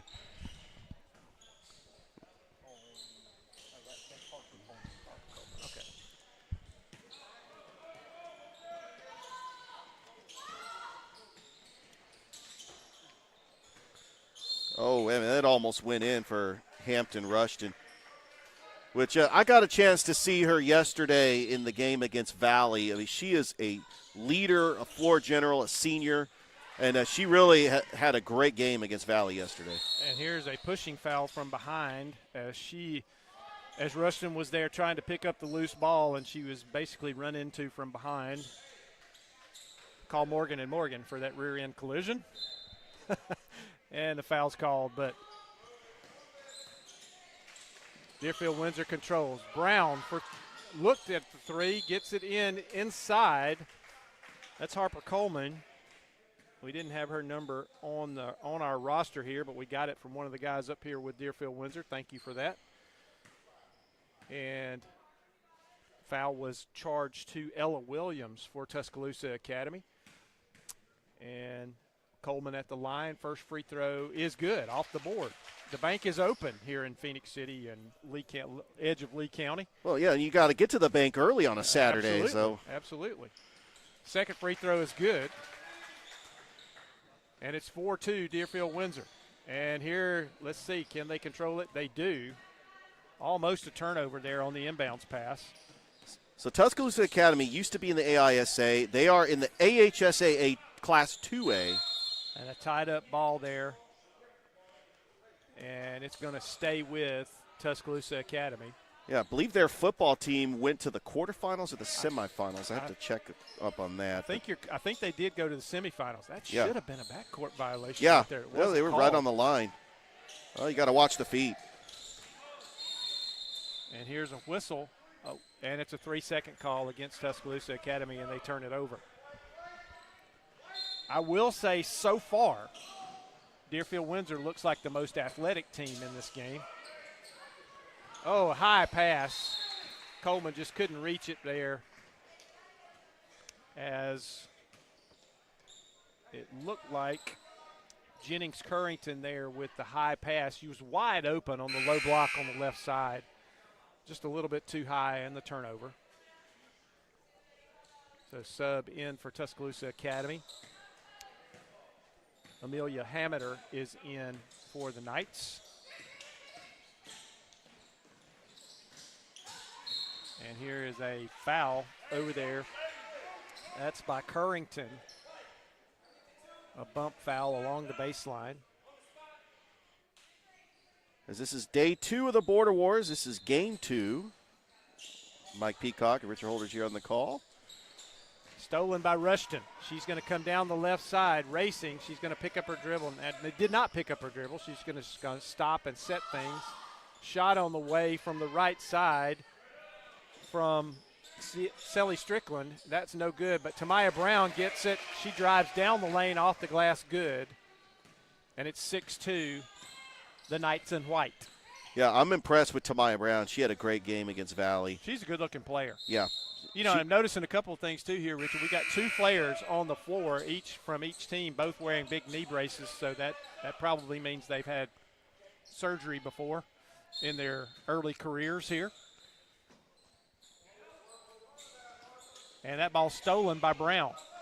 Here comes Rushton. She's going to race up the floor. She's going to slow down now.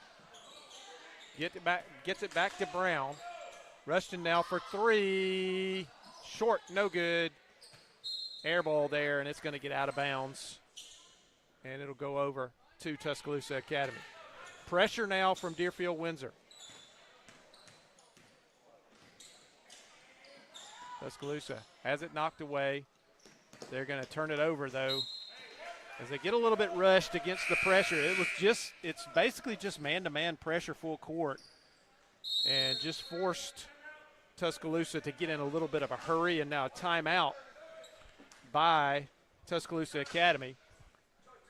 And it's a 30-second timeout, so we'll keep it right here. But as you said, Richard, this is the first year in public school basketball for Tuscaloosa Academy, as it is for Glenwood. Several teams moved over to the public school league. Lee Scott, Autauga Academy. Yep. And, Glenwood had a tremendous year in football, losing in the first round of the playoffs what many consider to be an upset, although Alabama Christian was much more seasoned in public school football. Yeah, we were on the call for that Glenwood Valley game. By the way, Galvin Goss, you remember that name? Yes, I Had do. a great game for Valley yesterday. So Rushton now to Brown for Deerfield-Windsor. Over in the corner. Back to Brown out high. Inside, pass high again. And it's going to be stolen by Tuscaloosa Academy, and they're going to throw it away and turn it over. Yeah, it's a sloppy play early on here in this first quarter. Tuscaloosa Academy's a little bit – they're getting in a hurry. They're a little bit harried by the pressure defense from Deerfield-Windsor. Now they're going to set a trap over there, knock it away from Brown. She's going to get it back, though. Gets it to Coleman. Coleman over to Rushton. Shot is no good. Rebound Tuscaloosa Academy. And here come the Knights in blue.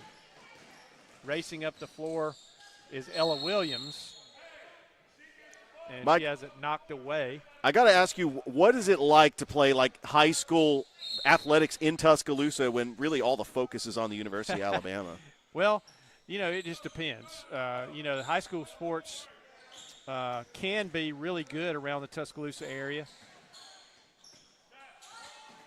Tuscaloosa Academy has always been very good when they were in AISA action in all sports. Shelton State is very good in junior college baseball over there. So Tuscaloosa is not just Alabama, but, of course, it is going to be the focus. It's kind of like being in Auburn and being a school in the Auburn area. Yeah, Caitlin DeBoer doesn't really have to go far when it comes to recruiting. So that shot is missed, and it's going to be a foul. And let's see. This, I believe, is Lily Lucas at the line, and she hits the free throw.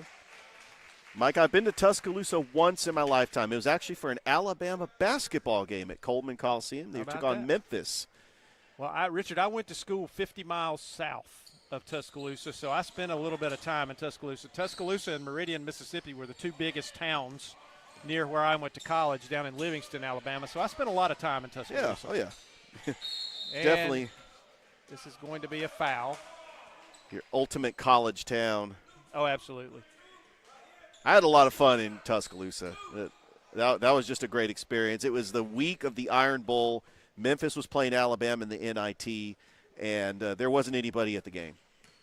It was an empty stadium. Free throw is good. That's Harper Coleman.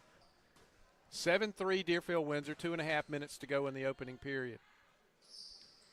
That one is no good, long, and it's going to be off Tuscaloosa Academy, and it's going to stay with Deerfield-Windsor.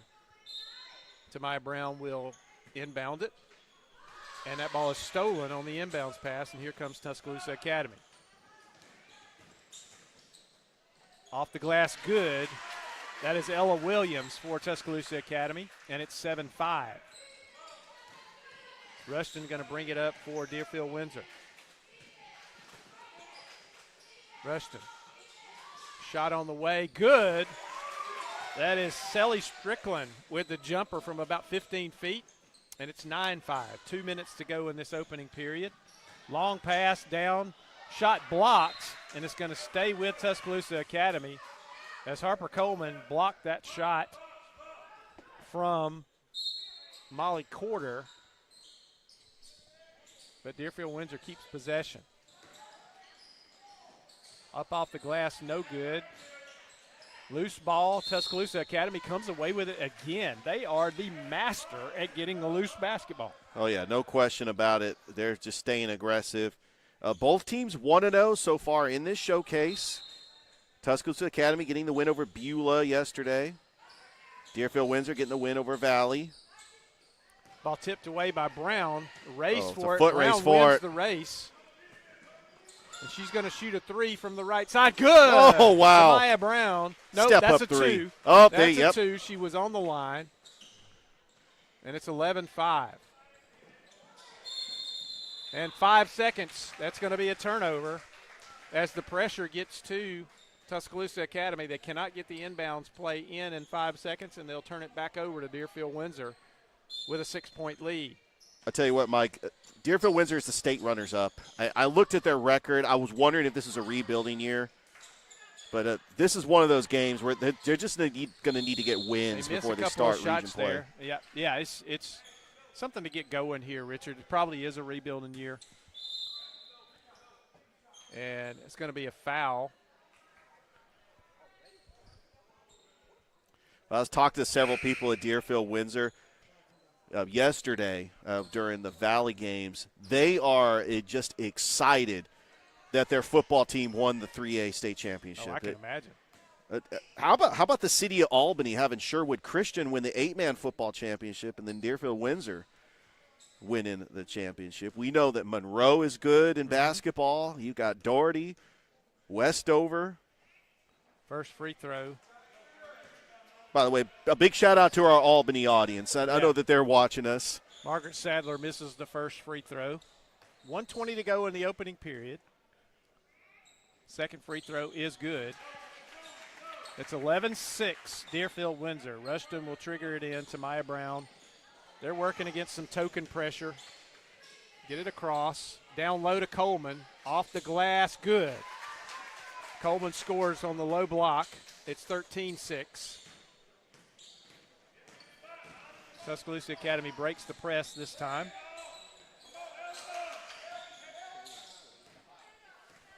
Lily Lucas with it. Gets it to Williams. Williams, three-pointer on the way, no good for Margaret Sadler. Tuscaloosa Academy again, though, gets the loose ball. This time they lose it. And here comes Deerfield-Windsor. Rushton. 35 seconds to go in the first period. Back to Brown. Brown to Rushton. Back to Brown. Over to Rushton. Back to Brown. They're playing catch. Down to Coleman. Loses it. Has it knocked away. Sadler's got it. 17 seconds. She's cut off at half court. Gets a pass. It's going to be picked off, though. That was Sally Strickland who picked that off. Rushton's going to take it down the floor. Picks up her dribble. Has it knocked away and stolen. Another turnover. 1 second. And a heave down court is nowhere in the same area code as the basket. And that's how the first period ends. 13-6, Deerfield-Windsor. And we will take a break here at the end of the first period at Border Wars. You're watching Georgia-Alabama Sports Live. We're hammering down high prices at Glenn Smith GMC in Opelika. New full-size GMC Sierras discounted up to $12,500 off. GMC Terrains with a roomy cabin and pro safety discounted $6,500 off. Enjoy your holidays with no payments until February. Choose from over 500 new and used on the lot or on the way. GlennSmith.com. Get ready to smile.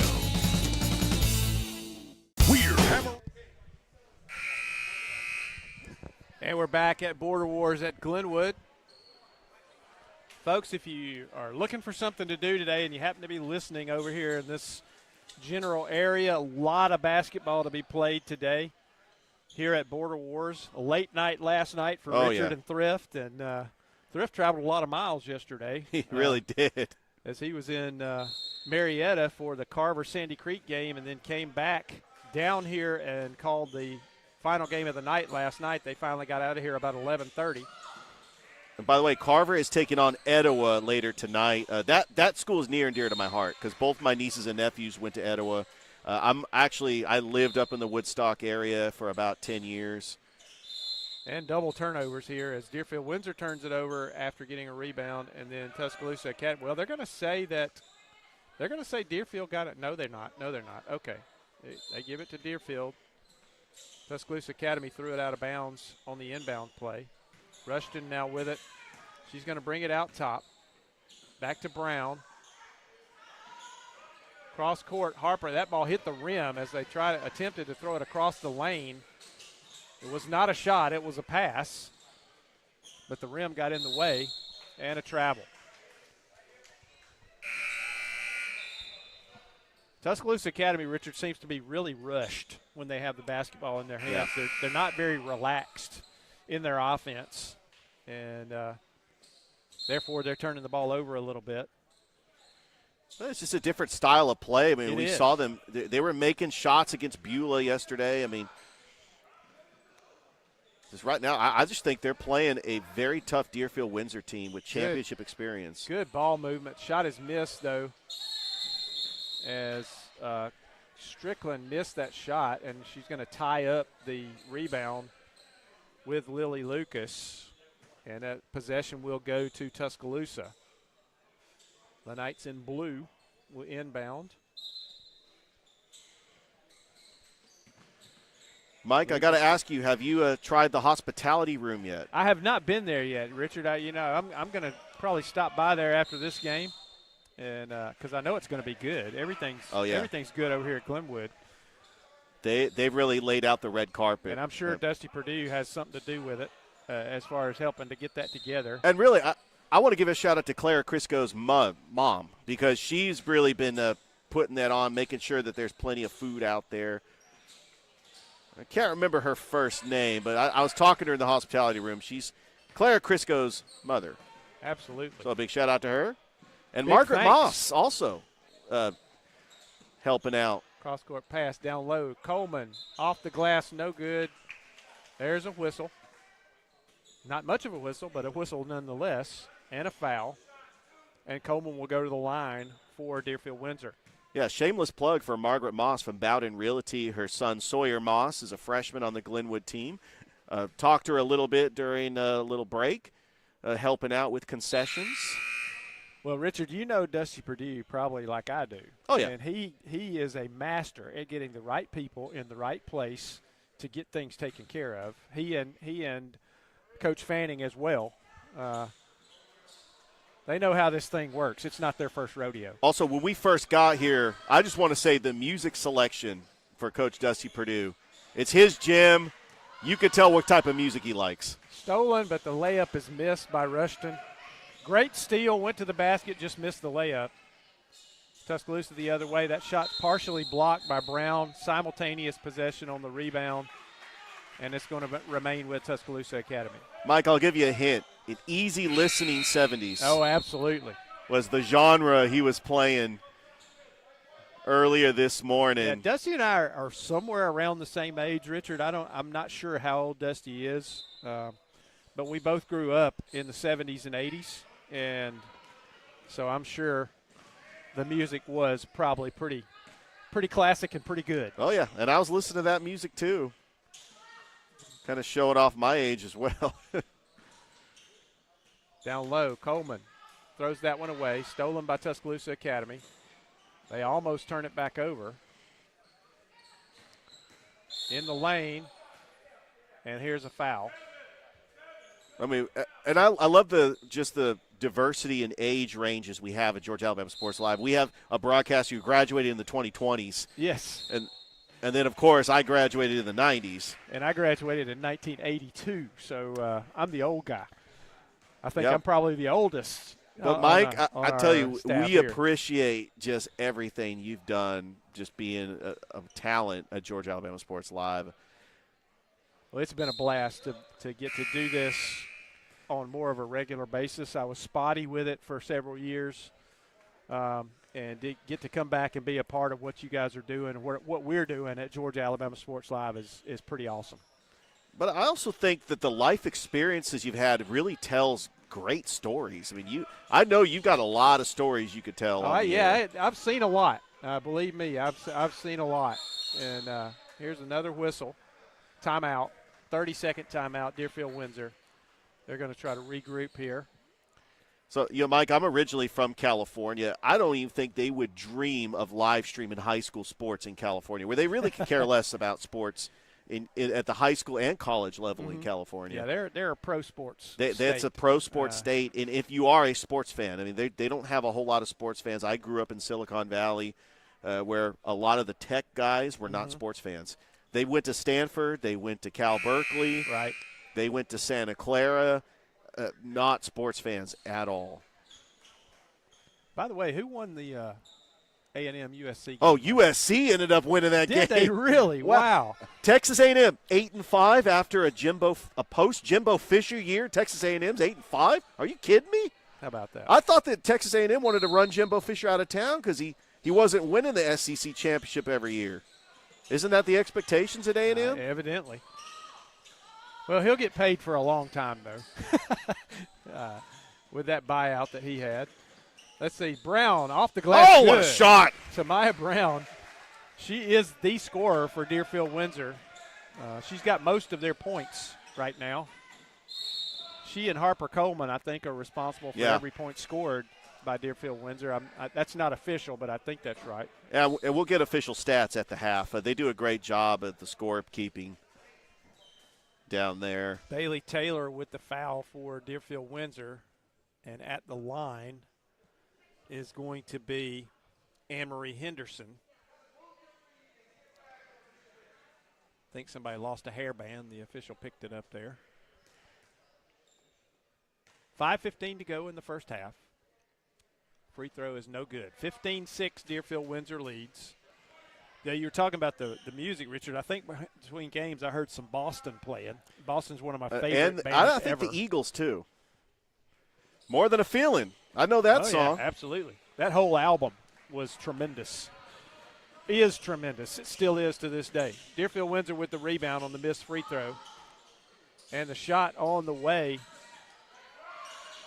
That was Bailey Taylor with the shot. The ball still being tipped around. And it's going to remain with Deerfield-Windsor as it's last touched by Tuscaloosa Academy. All right, so the next game after this is going to be Lee Scott girls taking on Terrell Academy out of Dawson, Georgia. Just in case anybody's wondering.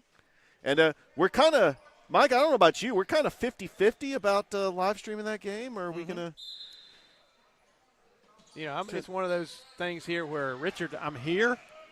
We talked about it. We actually were entertaining the idea. Shot good. That is Anne-Marie Henderson with the score, and it's 15-8. Deerfield-Windsor. 4:45 to go in this first half. Rushton to Brown. Cross court.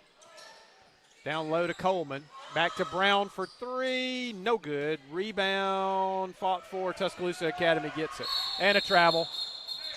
A little bit of indecision on the part of Ella Williams there as she caught the pass, was going to dribble, and then saw one of her teammates breaking open and took an extra step before she could get the pass off. 15-8. Tamaya Brown with it for Deerfield-Windsor. Rushton. Almost steal. Drives. Puts up a shot. It's blocked. She gets it back. Puts up another shot. It's no good. Rebound Tuscaloosa Academy. And here comes Anne-Marie Henderson and lays it in. Oh, good shot. For Tuscaloosa Academy, and they're within 5. 4 minutes to go in this first half. 4-0 run for Tuscaloosa Academy. Tamaya Brown. Down to, I believe that was Pembroke Daniels that time. Her shot's no good, and it finally goes out of bounds, and Tuscaloosa Academy has the basketball. Trap causes momentarily a turnover, but it's right back to Tuscaloosa Academy, and Anne-Marie Henderson up and in. Wow. She scored 6 straight points, Richard. Yep. They cut it to 3. And it is 15-12 now. How about the job that the Knights from Tuscaloosa Academy has done? They've calmed down a little bit, and that's, I was remarking about that earlier. They seem to be really rushed, and now they're employing, and there's a double dribble. They're employing a trapping defense now. That time was a triple team trap just beyond half court, and it caused a double dribble and a turnover. By the way, that was my favorite video game growing up as a kid. Double dribble. Double dribble. For the Nintendo. Oh, yeah, absolutely. And then when I was a kid, I actually would play the national anthem the entire time before I started the game. I'd actually stand up and put my hand over my heart before I played games. Henderson travels there. That's funny. That's great, though. Absolutely great. What a game. That was such a classic. It was really the first 5-on-5 basketball game. It came out right around the time, right before NBA Jam. And, of course, the graphics weren't great, I'm sure. Much better now. They're almost too realistic now. And here is a foul. I believe that's going to be an over-the-back call.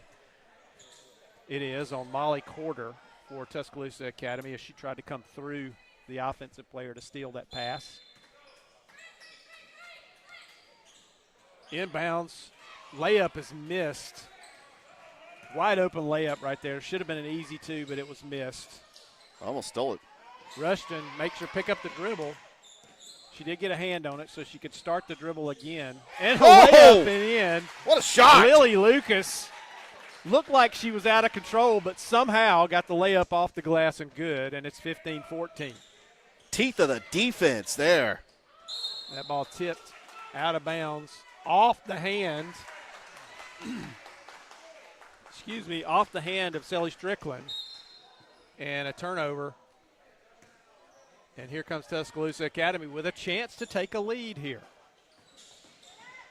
Anne-Marie. Shot is no good. Rebound Deerfield-Windsor. So Anne-Marie Henderson there missed the shot. She got the shot she wanted. Maybe was a little quick, and here is a foul as Rushton drives toward the hoop. Defender moved under her, almost tripped her up there. Gets the foul called.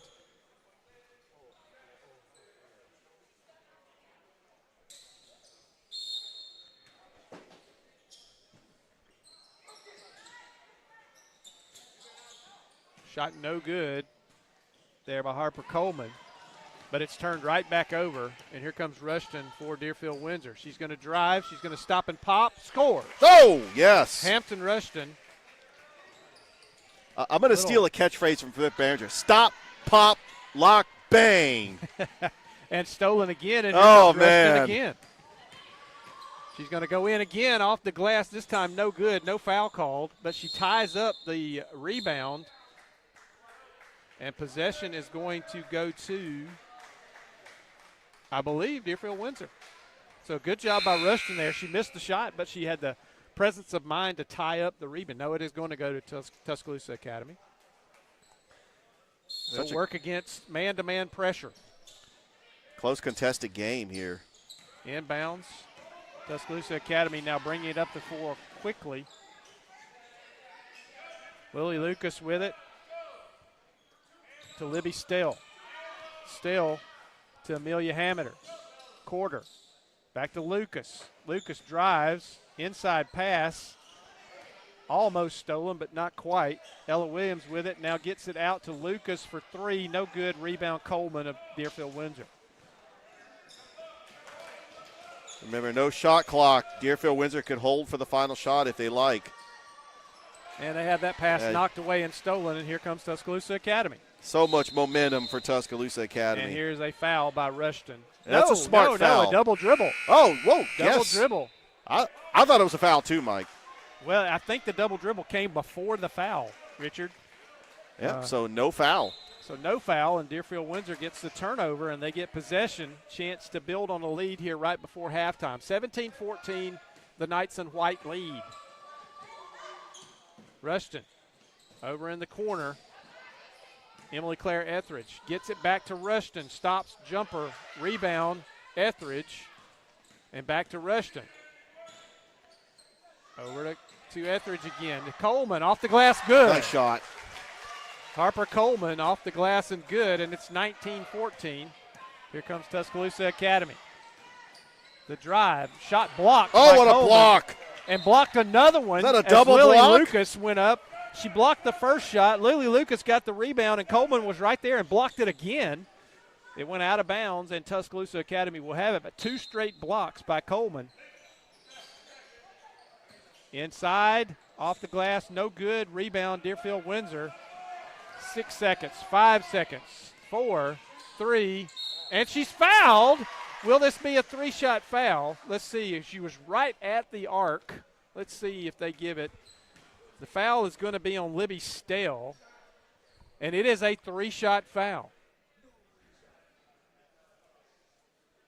That's a way to end the half. I mean, with 2 seconds left, Tuscaloosa Academy doesn't really have a whole lot to work with, but a good job by Deerfield-Windsor just getting back in this game. And As when you Tuscaloosa was making that run. As you said, Richard, Rushton is a floor leader for Deerfield-Windsor. She's not been able to get her shots to fall too much today. Second free throw is good. Actually, what do we got? Ref is saying hold up. They do have another shot. It was a three-shot foul. It was a three. Yeah, she only made two, and I got a little confused too because I thought it was two, and they looked like they were getting ready to box out, and yeah, she'll get one more, and they're going to have to put 2 seconds back up on the clock. He said the official who called the foul said it was a three-shot foul, and they didn't consult with the other officials. There was no consultation, so they are going to give her one more shot here. He did call it a three-shot foul, and nobody overruled him. No, not at all. That, and so it's going to have to remain a three-shot foul. That's the call that was made. So she is going to get a third shot here. 2.6. They did fix the clock. 2.6 left. It's 2014 Deerfield-Windsor. Free throw is up and good. 21-14 now. And inbounds and a launch. Nowhere close, and that's how the half ends. So Deerfield-Windsor gets 2 of 3 free throws to close the first half, and they will take a 5-point lead into the locker room.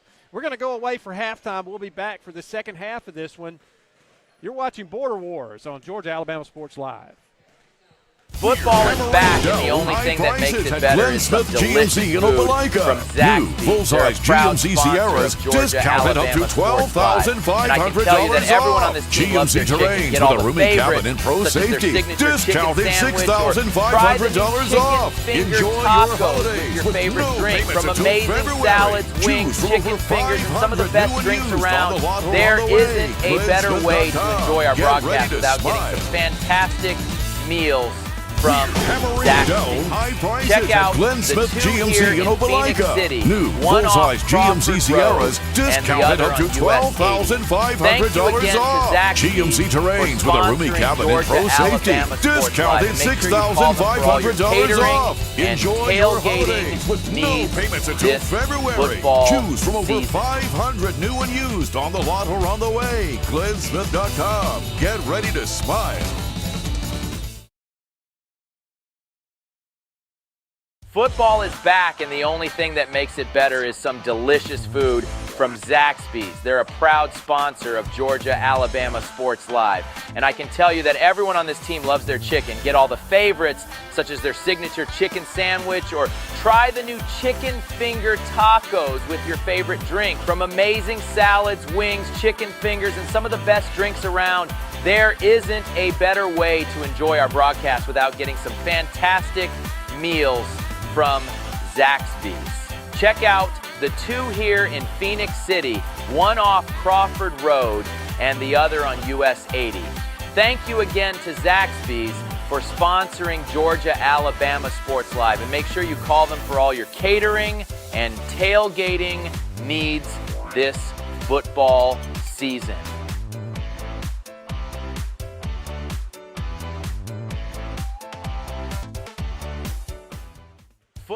All right. I'm going to go find out who the leading scorers are.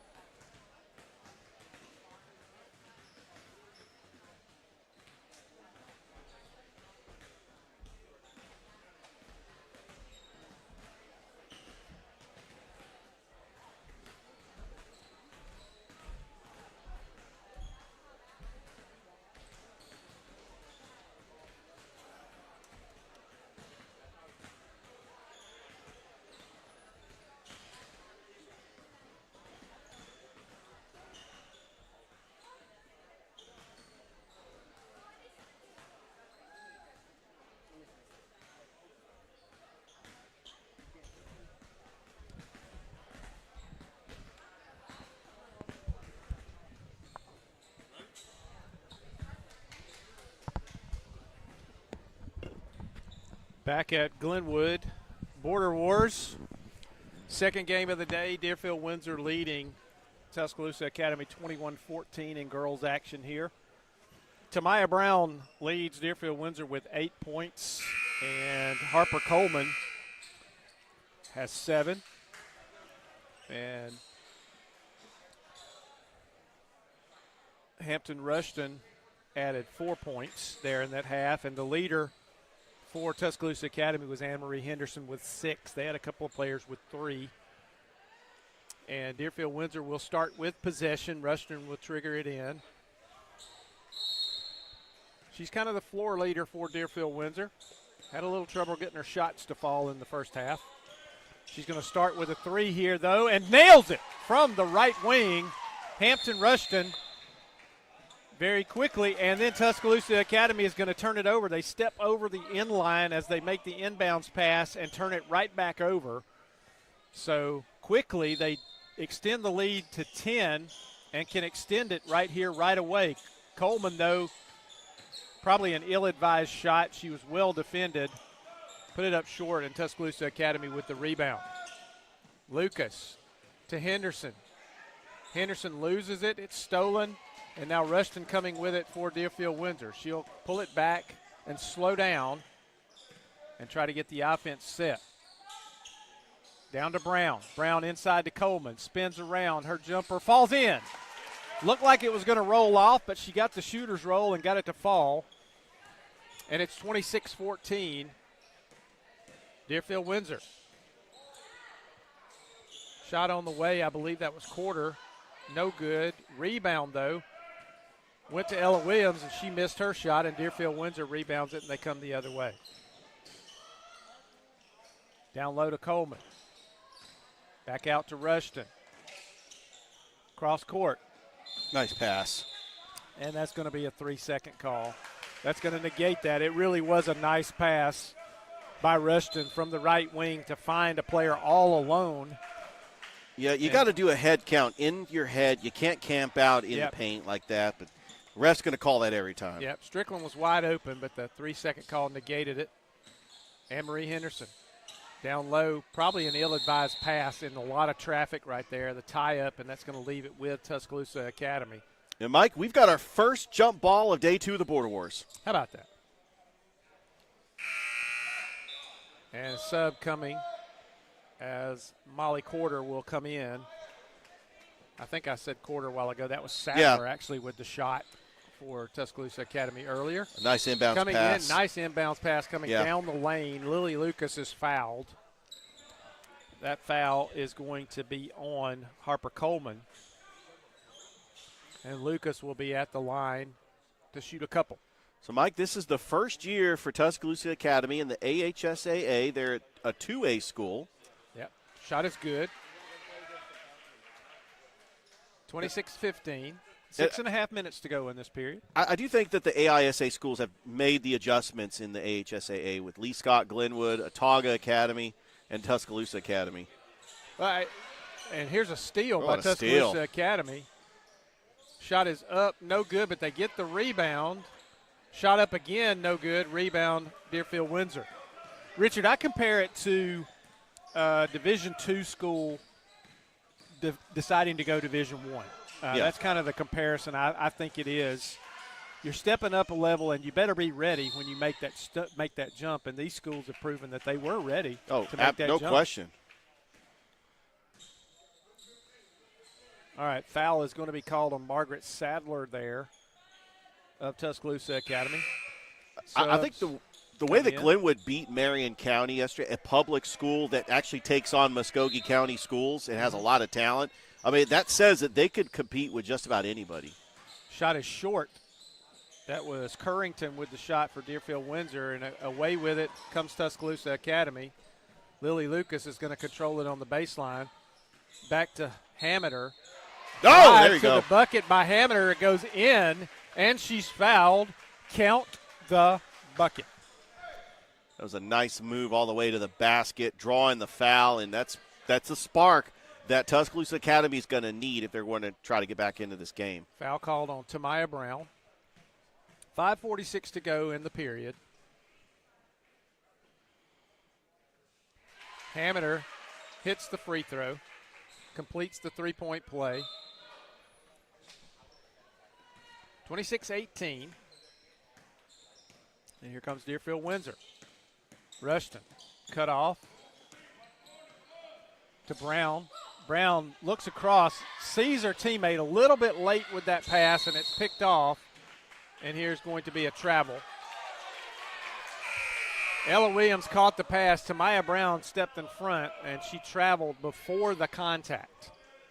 Fans are a little bit upset that there wasn't a foul call there, but she took steps before the contact and turns it over. Rushton.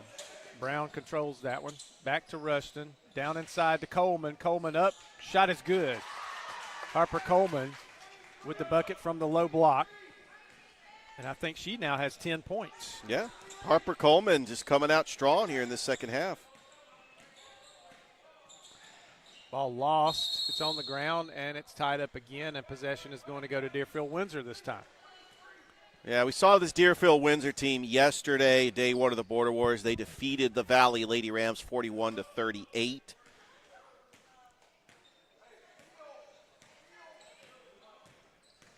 Went to the GIAA championship last year, lost to Lakeview Academy. Tamaya Brown off the glass, no good. Rebound, Tuscaloosa. They get it down court. What a pass. Shot is missed. Good defense from Tamaya Brown. And it's going to stay with Tuscaloosa Academy. It was Amelia Hamiter who had the layup. Good defense by Tamaya Brown. Did not foul her. And then the loose ball is controlled by Tuscaloosa. And knocked out of bounds. This time it'll be Deerfield-Windsor ball as Coleman got that loose ball and then had it knocked out of bounds. And Deerfield-Windsor will bring it across. 4.5 minutes to go in the third period. As with most girls' games, a lot of whistles. Coleman turns around, has that knocked away and stolen. Hamiter down the lane. Her pass knocked out of bounds by Brown.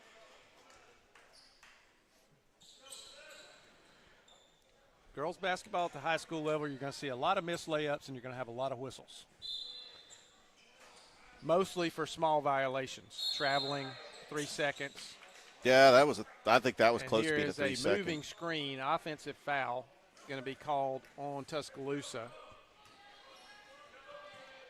A push off on the inbounds play, and it turns it over to Deerfield-Windsor. 28-18, 4:12 to go in the third period.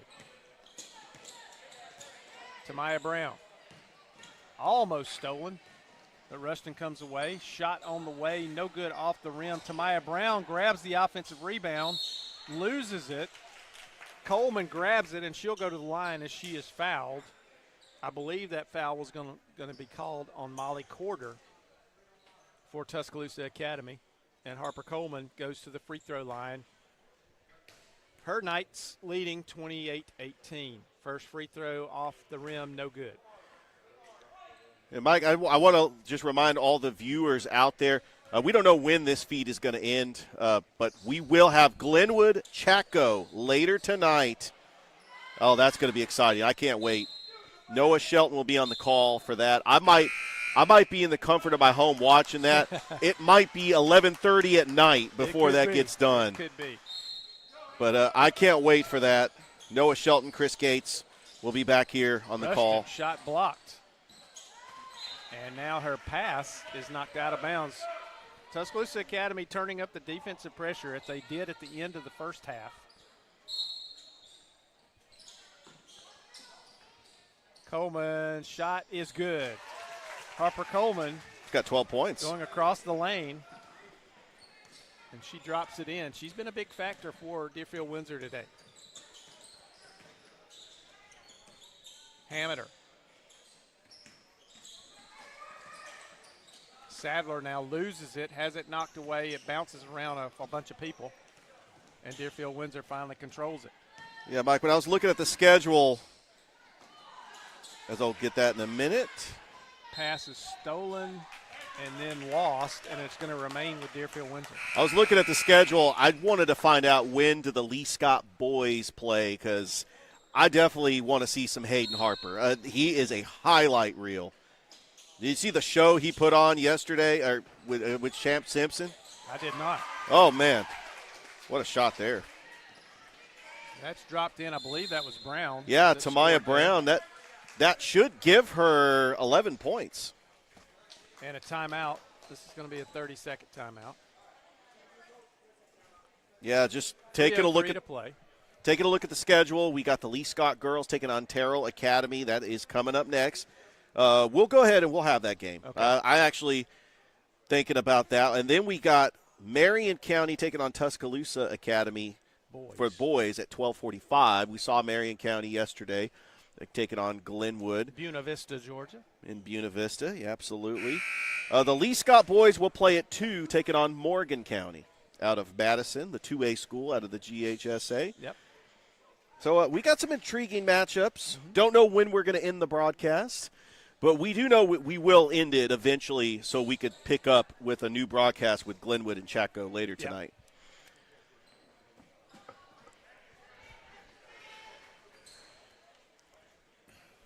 Tuscaloosa Academy has it coming out of the timeout. 33-18, Deerfield-Windsor leads. 3 minutes to go in this third period. Ball knocked away but regained. Knocked away again. This time it's going to be a turnover. Well, no, it's not. That should have been backcourt, Richard. Yeah, but I think that Deerfield-Windsor tipped it. Well, but it hit the offensive player again before. Yeah, the refs must have missed it. And then here is a foul. That's going to be on Jennings-Currington of Deerfield-Windsor. And so Tuscaloosa Academy will inbound on the end line. Dropped into Hameter. She has it taken away by Tamaya Brown, but they're going to call a jump ball here. And it'll remain with Tuscaloosa Academy. But, Mike, I really love live streaming games like this where it's two teams that are outside of our coverage area, and it's just expanding our audience. Yep. And hopefully some folks who weren't able to be here today are taking advantage of being able to see their friends and loved ones play. Yeah, that's what we're here for. That's part of the service that we offer here at Georgia Alabama Sports Live. Here's a foul on a shot. I mean, we've called plenty of Albany schools on Georgia Alabama Sports Live, but they're playing Columbus schools. Right. We've called Monroe, Doherty, Westover. And I'm fortunate that we've actually welcomed the Tuscaloosa market. Caroline Lucas at the line. Her first free throw is good. The foul was on Jennings-Currington. And Lucas at the line shooting 2. Second free throw on the way. It is also good. 33-20. 2:24 to play in the third. Full court pressure from Tuscaloosa Academy. Back to Rushton. They break it easily. She gets it across half court. Down low, her pass is stolen, Good though. steal. Ill-advised pass. Trying to get it to Coleman. Anne-Marie Henderson, no good, but off the glass right there to clean it up is Amelia Hameter, and it's 33-22. Right place, right time. Oh, that was a miscommunication. Yep, and another turnover. Good defense by Tuscaloosa Academy. Yep, miscommunication on the inbounds there. I think that was intended for Sophia Logan, and she left the spot a little bit too soon. But they had everybody covered on that play. Yeah. Hameter down low, and a foul. She's going to be bumped by Sally Strickland there. It's going to be a 2-shot foul, and Ella Williams will be at the line for the Knights in blue.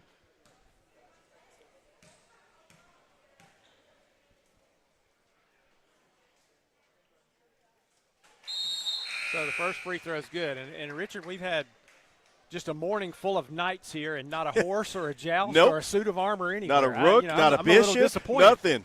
A little disappointed. No chainmail outfits or anything, but knights on both ends of the floor. And when are we going to get checkmate? Yeah, there you go. And timeout, 30-second timeout by Deerfield-Windsor. 33-24, a minute 56 to go in this third period. I tell you, Mike, it's always a pleasure calling games with you. Our first game we called was Glenwood Valley. Yep. We've called Spencer Columbus. Yep. We've called Shaw Carver, all in football. We did Russell County and County and Eufaula. Yeah, I forgot about that one. And, we've done about 4 games. So we've had a good time together. It's been a lot of fun. It's I just enjoy it. I enjoy being in this atmosphere. I enjoy being able to. When you're broadcasting, you're telling a story. Yeah. And you're helping the folks at home, be a part of that story, and that's what we're here for. Whether you're doing radio, audio only, or whether you've got video to go with it, you want to make sure they feel like they're a part of the action. And hopefully we do that job. I hope this is our first basketball game. I hope that we're calling many basketball games to come. Absolutely. I'm looking forward to baseball. Oh yeah, and you know that you're going to be on the call for baseball too. I'm excited about that. Baseball is my favorite sport to call, by the way. Rushton in the lane, throws up a shot, thought she was going to draw a foul there and probably should have, but nothing called. And here's a whistle, and this is going to be an offensive foul the other way as I believe, let's see, Anne-Marie Henderson tried to clear out there and used her arms to kind of shield a player and gets called for the offensive foul. So that'll be a turnover. Long pass, going to find Rushton from Tamaya Brown. Looks across court. Nice pass. Nice pass. Nice play right there. And that is Pembroke Daniels who scores for Deerfield-Windsor on a nice feed from Rushton. And here's a foul. That's going to be on Sophia Logan, I believe. Yes, Sophia Logan with the foul.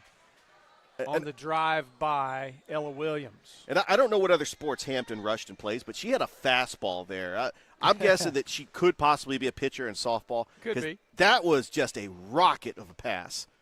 Free throw's no good from Ella Williams.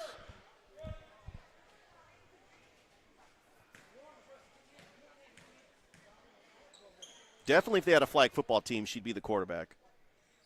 And that shot is good. 35-25 now, 1:22 to go in this third period. Got to get it inbounds. Does. And that pass is stolen in a crowd over there. Lily Lucas is going to be fouled. Almost got it in. Goes up for the shot. That's going to be called against Pembroke Daniels. And Lily Lucas will go to the line for Tuscaloosa. 1:13 to go in the third period. Mike, I'm really impressed with this crowd. I mean, these two schools are outside of our area. And, I know Lee Scott and Terrell are just patiently waiting, and some of their fans have shown up. But just to have fans from Tuscaloosa, fans from Albany making the trip. Well, the crowd has consistently grown since we started at 9 o'clock It really has, morning, yes. And it's gotten bigger and bigger. Second free throw is good. That's going to make it 35-27 as Tuscaloosa cuts it to 8. Tamaya Brown gets it inbounds.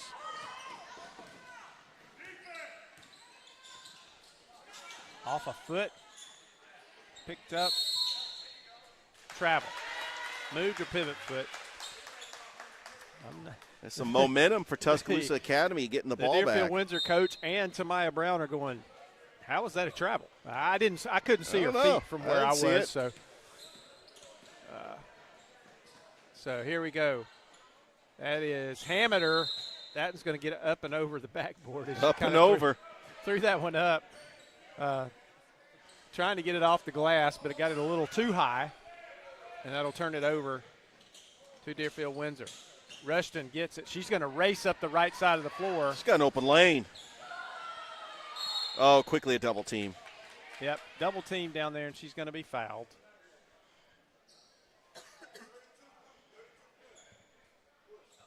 And Amelia Hameter with the foul, and Rushton is going to go to the line to shoot a pair. First free throw good. And I'll have to look up, because I don't know how many years Hampton Rushton has been playing on the varsity level, but I can tell she's got championship experience with Deerfield-Windsor, going to the championship last year, winning the championship 2 years ago. Yep. 37-27, back to a 10-point advantage. Tuscaloosa against full court pressure. They're going to get it across. Down to Hameter. Back to Williams. Over across. Henderson drives in off the glass, no good. Rebound to Harper Coleman. And here comes Deerfield-Windsor. 37-27, we're 20 seconds to go in this third period. Nice pass in the lane. Tamaya Brown kind of loses the handle. Got in traffic a little bit there. And they're going to call a foul, I believe, on Tamaya Brown as there was a pile up there. And that's going to put Tuscaloosa Academy over the limit. Both teams are actually over the limit. They both have 5 team fouls.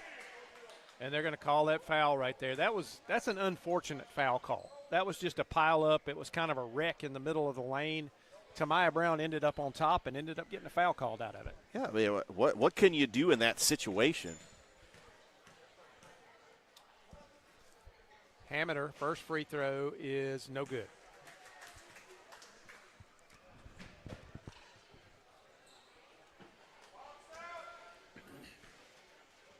(37-27), 12 seconds to go in this third period. Second free throw is up, and it is also no good. Coleman's going to get the rebound. She's going to get it to Rushton. Rushton over into the lane, up, and no good, out of bounds. It's going to stay with Deerfield-Windsor. 3 seconds on the clock. 3 seconds left. They've got time to score here. They got an inbounds play to get a quick shot off. It's a little bit more than a catch and shoot. 3 seconds, you can actually make a move. Backside, Coleman, good. Oh, off yeah. the glass. Inbounds pass Nice at the find buzzer. by Tamaya Brown to find Harper Coleman for the easy jumper, and it's 39-27. We're going to take a quick break between quarters. We'll be back in a moment to Border Wars on Georgia Alabama Sports Live. Georgia Alabama Sports Live is proud to partner with one of our presenting sponsors, Buffalo Rock. And without this partnership, it would be hard to be able to live stream all the different sporting events at high schools, colleges, and local professional teams every single week like we do. So we thank Buffalo Rock for their support of Georgia Alabama Sports Live. And next time you're watching a Georgia Alabama Sports Live broadcast, make sure you're drinking a nice, refreshing Pepsi. Delicious. Thank you to Buffalo Rock and Pepsi. Georgia Alabama Sports Live is proud.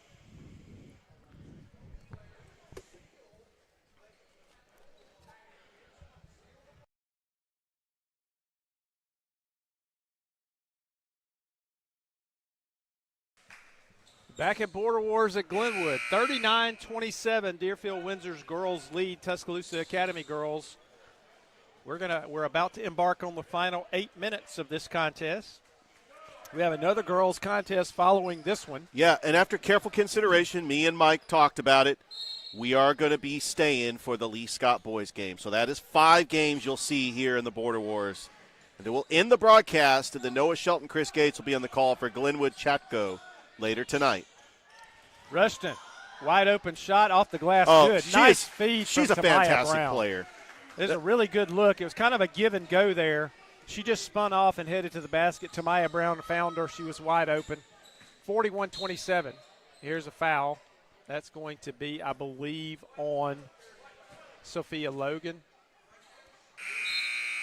I got a feeling this Deerfield-Windsor team hasn't skipped a beat. They're playing great at the right time. They could end up getting back to Columbus for the championship once again. They could. There's a really good chance. You know, the boys' team's undefeated. Anne-Marie Henderson, shot no good. Rebound to Coleman. Here comes Rushton. Deerfield-Windsor's had a good year in sports. Pull it out and slow it down.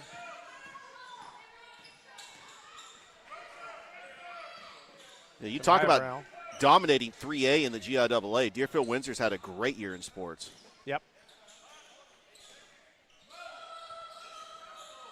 Oh, what a give. Oh, I thought that was going to be a give and go, but Tuscaloosa Academy broke it up. Pass didn't lead Rushton enough, and it's going to end up being a turnover as they tie it up and get the jump ball. So, Tuscaloosa will bring it. We're almost a minute into this fourth period.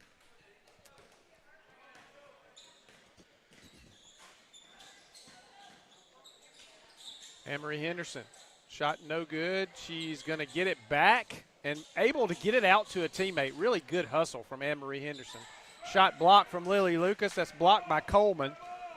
And that's going to be with Rushton on the other side over there, and she's going to pull it back out and slow it down. Tamaya Brown wide open, but she a little bit delayed getting that pass, and it's knocked out of bounds. 6:34 to go in the game. Deerfield-Windsor inbounds. They lead 41-27. Inbounds pass is tied up, and it's going to stay with Deerfield-Windsor. So possession, the next tied up ball will go back to Tuscaloosa. And we've got a timeout from Tuscaloosa Academy. Let's see, this is going to be a full timeout. So, Richard, we'll take a quick break. We'll be back to Border Wars on Georgia Alabama Sports Live.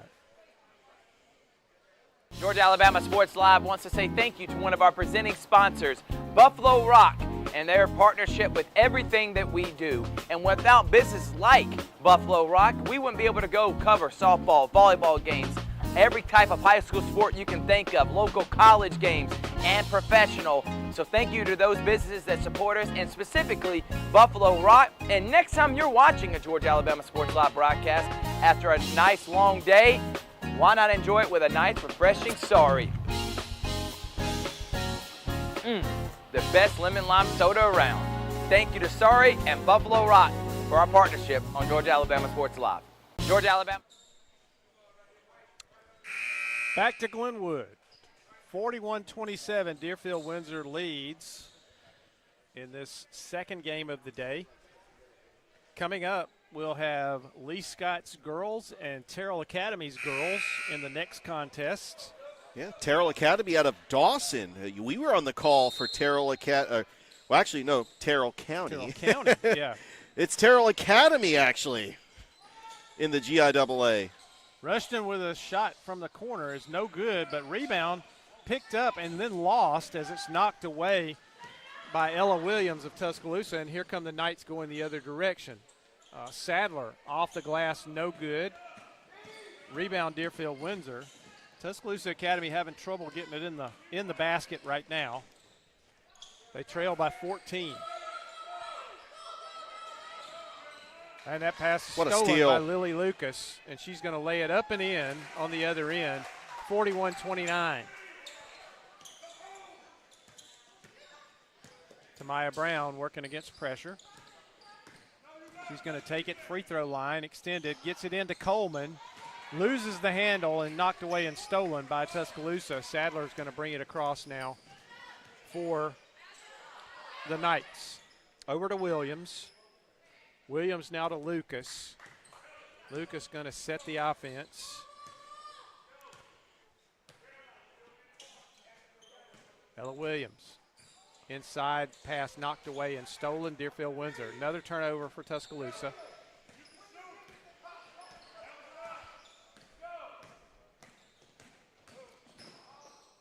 Hampton Rushton. Inside, good pass. Yeah, a little short. Shot no good, but the offensive rebound, that was Selly Strickland, picks it up and drops it in. So it's 43-29. We are under 5 minutes to go in the contest.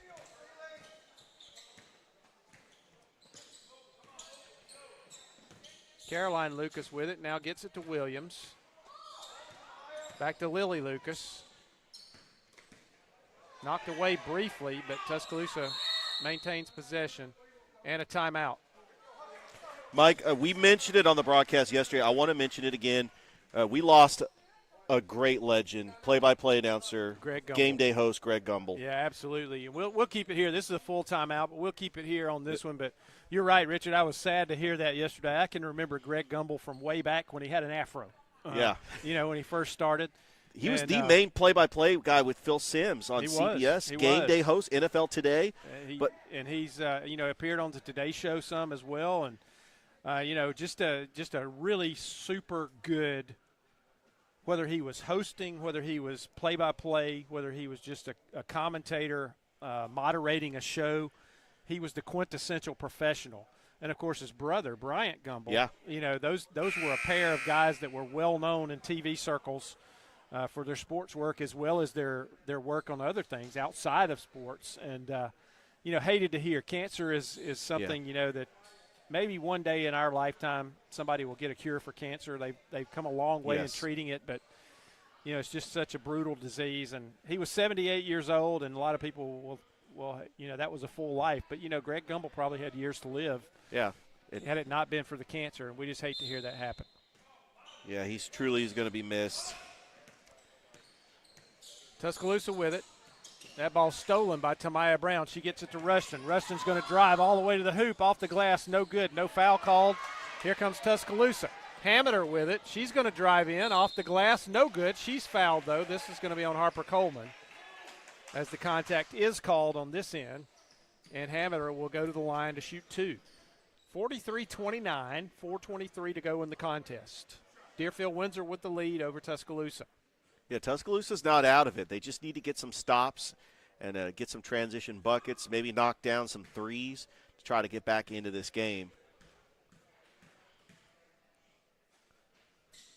Hammetter's first shot off the glass, no good. Using the bank shot from the free throw line there. That was a little bit too hard. I would say, Mike, if this score holds up, Deerfield-Windsor's going to come into Glenwood and have a good Border Wars, a 2-0 that they're trying to reach. Shot off the back of the rim, no good. Rebound, Brown gets it to Rushton. Nice look right there. Rushton's going to slow it down instead of trying to force something down low. Three-pointer, no good, off the inside of the rim. She's going to get her own rebound, though. Long rebound off to Brown. Brown starts the drive, gets cut off, and she smartly is going to bring it back out. They're in control here. They can run some clock if they want to. They don't have to try to score immediately. Rushton's, though, going to get a wide-open drive to the bucket. She misses the layup, but she's fouled, and she'll go to the free throw line.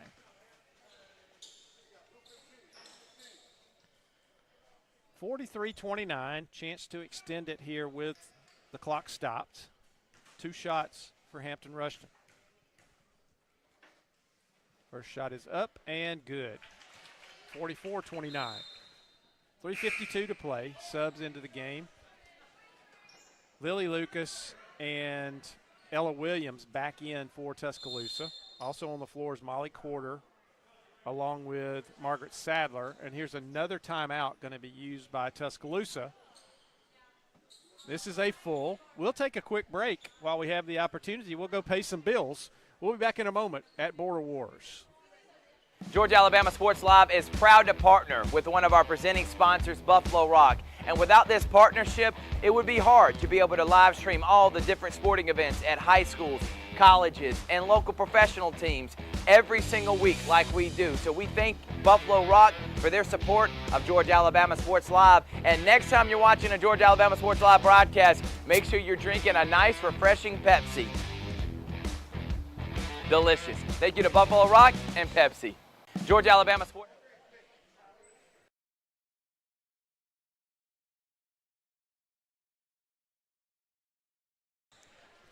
Back at Border Wars at Glenwood. 3:52 to go in this contest. Second contest of the day. Deerfield-Windsor's girls leading 44-29. 3:52 left in the contest. And Hampton Rushton at the line. She's trying to finish off her second free throw and give her team a 16-point cushion. Free throw is up, and it is good. 45-29. Deerfield-Windsor now leads Tuscaloosa. Deerfield-Windsor in control of this game. It looks like they're going to come away with the win. Go 2-0 in the Border Wars. Hammett for 3. Rebound to Maya Brown. And Rushton going to bring it across for Deerfield-Windsor. As we said, they're in control. They can pretty much do what they want to on the offensive end. They can slow it down. They can be aggressive and try to score. Whatever they want to do. Rushton going to drive, and she's going to be fouled from behind.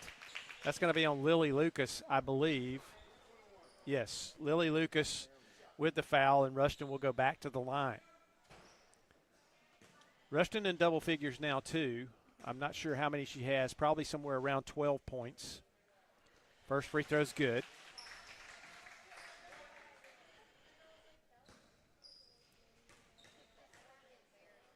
Second free throw on the way. No good. Long this time. Rebound Tuscaloosa Academy. 47-29. 46-29, excuse me, 46-29.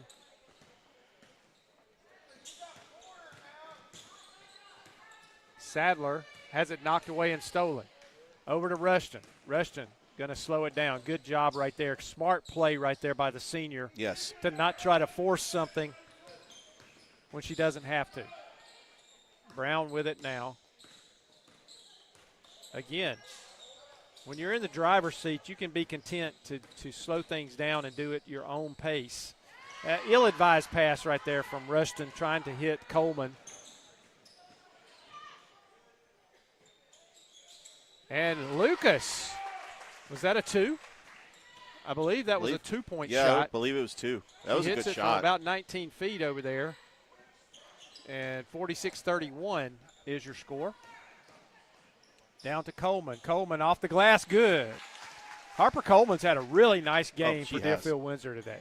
And good vision by Hampton Rushton. She's got at least 3 block shots, and I don't know how many rebounds to go along with her points. 3-pointer no good from Lily Lucas. Rebound Deerfield-Windsor. Looks like Rushton, a line change in hockey, the next dead ball. Yeah. Get some players some playing time. And here's a timeout just to get the subs in, I believe. It's a full timeout. Let's take another quick break, Richard. We'll be back in just a moment from Border Wars on Georgia Alabama Sports Live. My name is Quinteria Perry, and this is my CVCC story. I've graduated from CVCC with my associates in medical assistant, and I received my certification from CVCC. The training that I got from CVC and being prepared to come and do clinicals helped tremendously. I started looking at scholarships, and the ambassador scholarship was interesting to me because you did events to earn your scholarship and you meet people. My favorite part about my job is meeting patients every day. They will crack me up every day. They make my day better. I would recommend CVCC. Back at Border Wars, Tuscaloosa Academy. Hameter off the glass, good. Nice pass. I believe that was Maggie Warren that made that feed right there, and Hameter laid it up and in. 48-33, minute and a half to go. You got wholesale substitution for Deerfield-Windsor.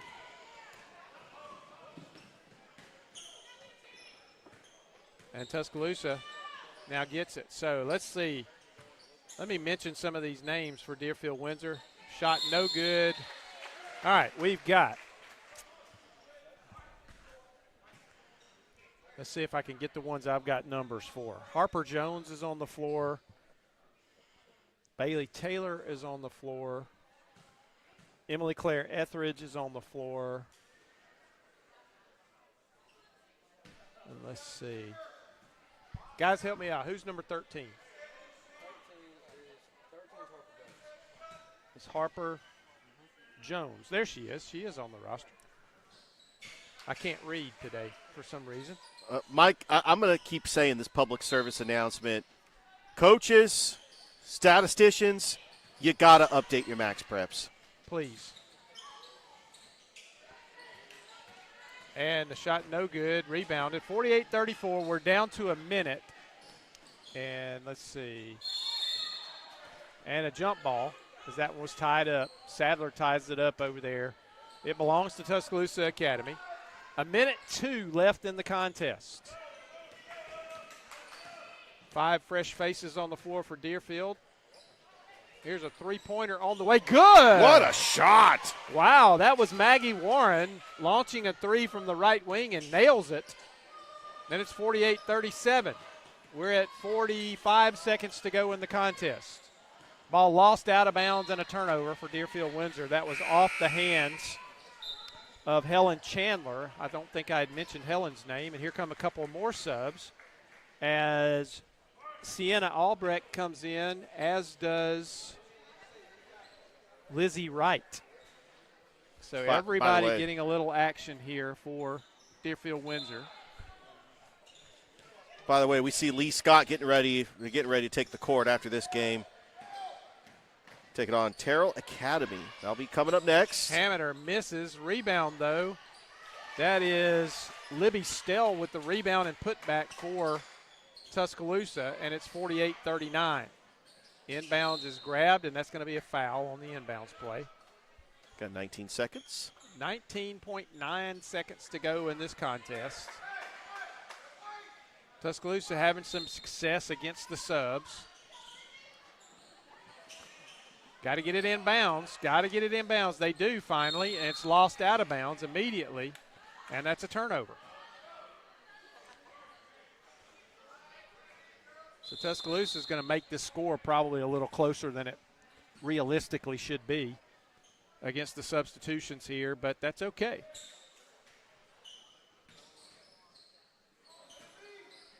Running jumper going to fall. I thought it was going to fall in. Saved by Tuscaloosa Academy. Hammeter is going to drive in, try to give it off. She finally gets it away. Three-pointer from Williams. No good long. Rebound Sadler. Jump shot up, and that's going to do it. So your final score here at Glenwood in the second game of the day at Border Wars, Deerfield-Windsor 48, Tuscaloosa Academy 39. So we're going to go away for our between games break here. We're going to bring you game 3, which is going to be Lee Scott's girls versus Terrell Academy. So make sure you don't go anywhere. Go get you a bite to eat, a snack, a drink. Go get something from the hospitality room. Yeah, go get an ice cold Pepsi, by the way, if you can. Or Starry. Pepsi, or Starry, yeah. One of our great sponsors here, Pepsi Buffalo Rock. And we'll be back in a few minutes to bring you the Lee Scott Terrell Academy game on Georgia Alabama Sports Live from Border Wars.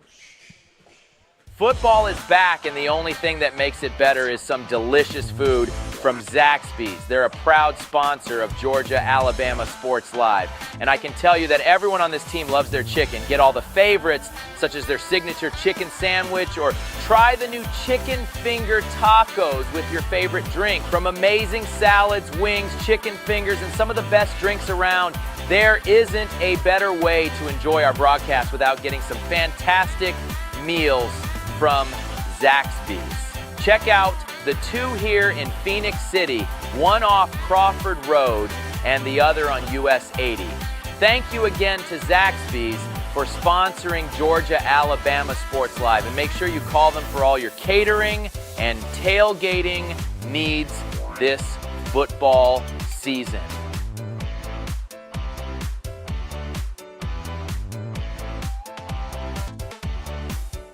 We're hammering down high prices at Glenn Smith GMC in Opelika. New full-size GMC Sierras discounted up to $12,500 off. GMC Terrains with a roomy cabin and pro safety discounted $6,500 off. Enjoy your holidays with no payments until February. Choose from over 500 new and used on the lot or on the way. GlennSmith.com. Get ready to smile.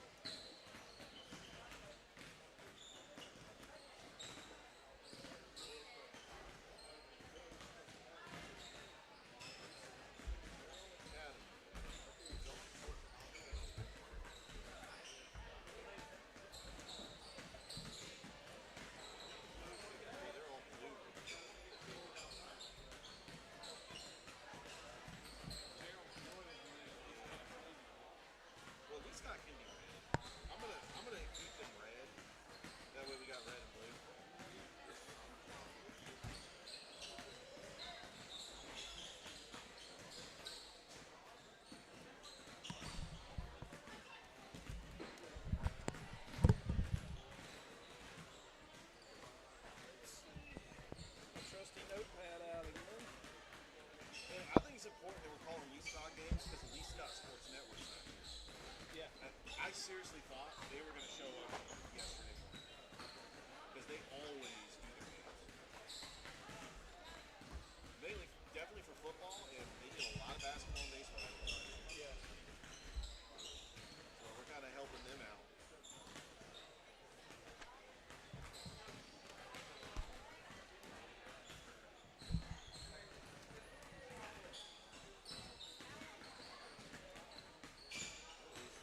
Terrell Academy.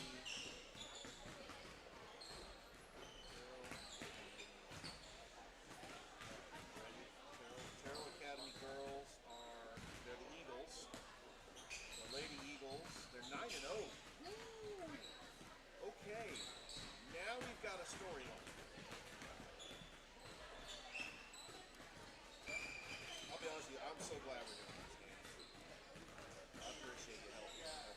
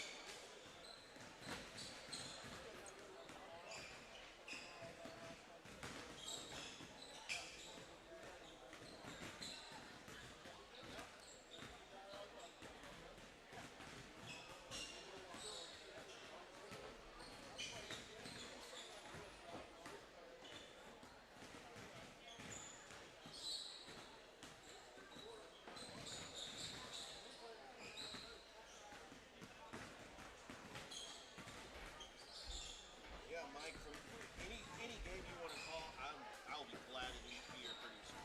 Okay. You just let me know what games do you want to call, and I will be there. I think this has been a really good team. You know, every now and then I chime in with color. I don't have to all the time. Yeah. We have hot pizza in the concession stand and hot barbecue sandwiches will be here in 30 minutes.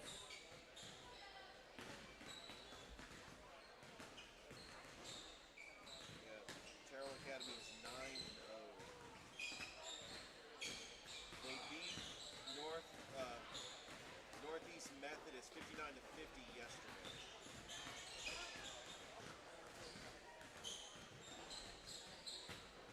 They are in the GIAA. Let me see what they did last year. I know that they were like good last year.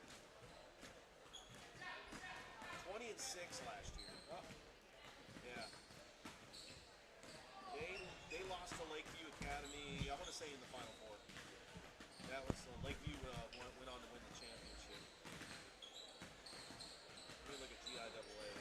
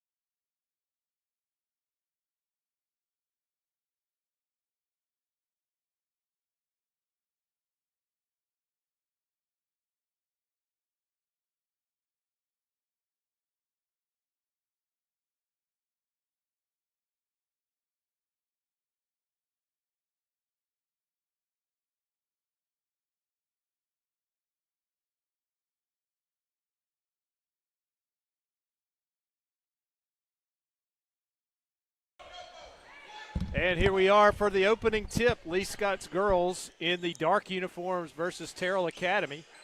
Interesting, Richard. Terrell Academy comes in 9-0. Yeah, Into undefeated. this game. So Lost in the Final Four to the eventual champion, Lakeview Academy.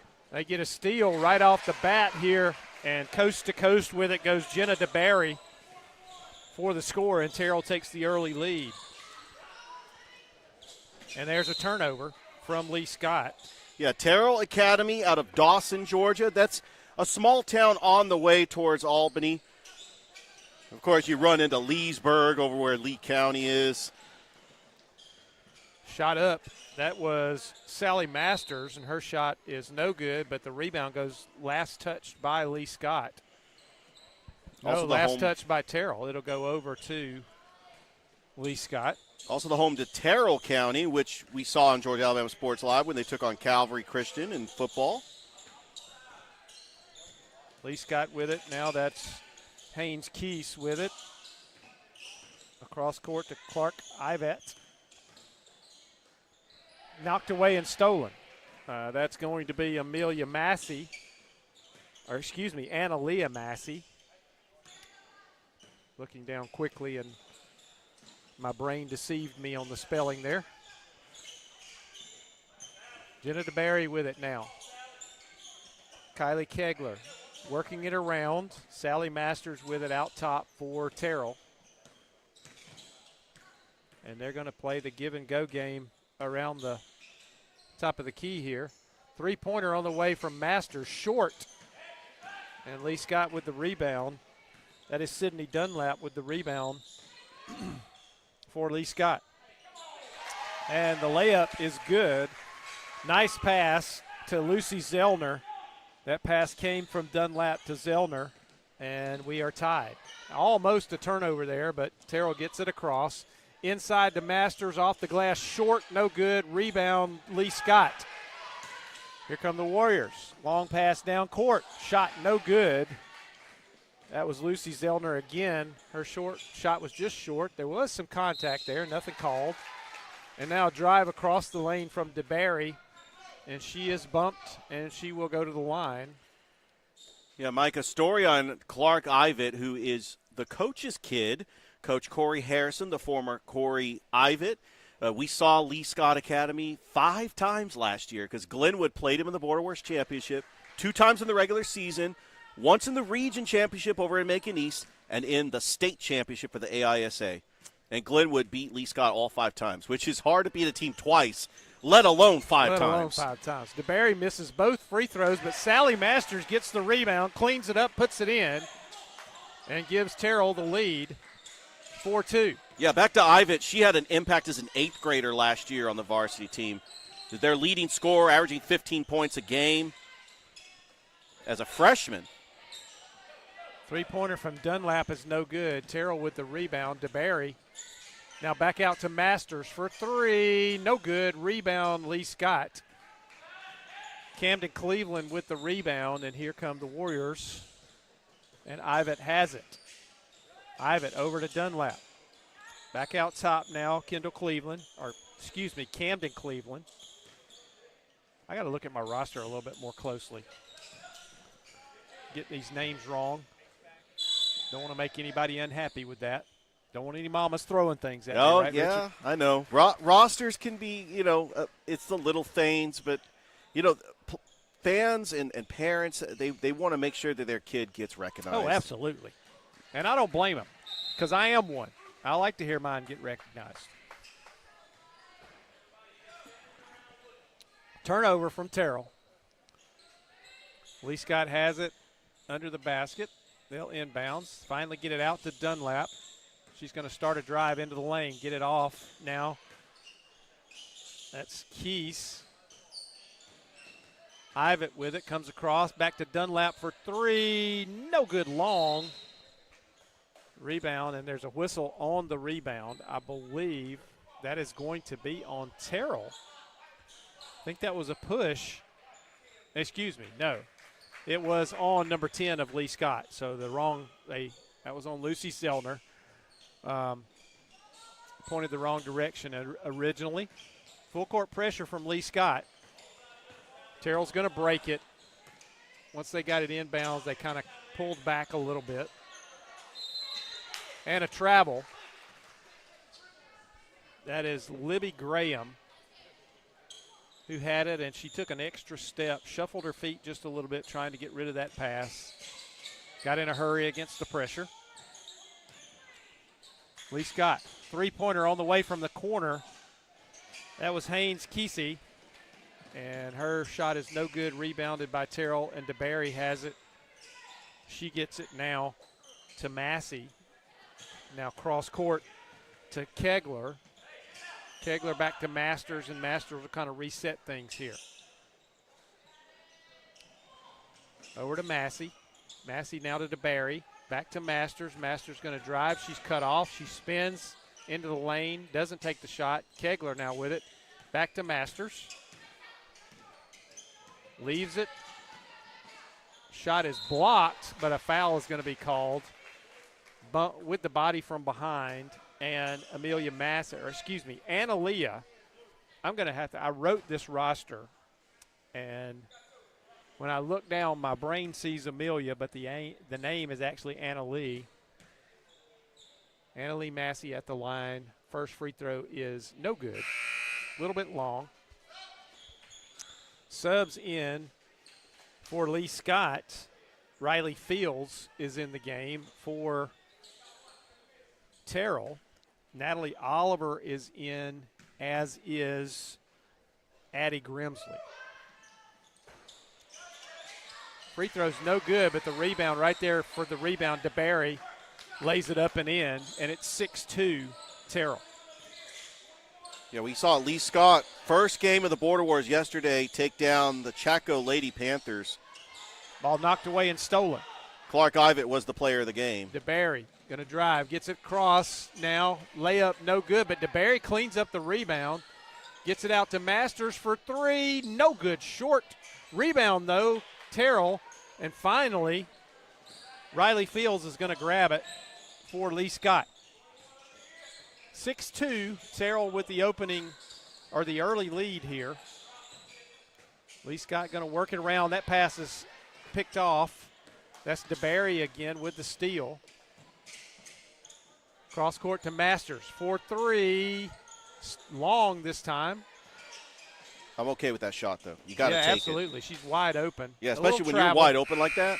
You got to take those shots. Massey with a travel on the other side, shuffled her feet as she started to move. Into the game for Lee Scott Sutton Lewis. 6-2, 2:45 to go in this opening period. Ivitt will bring it across for Lee Scott.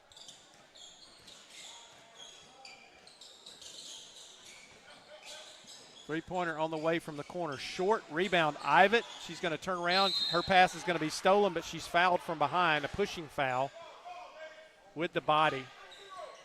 That's going to be called against Anna Lee Massey.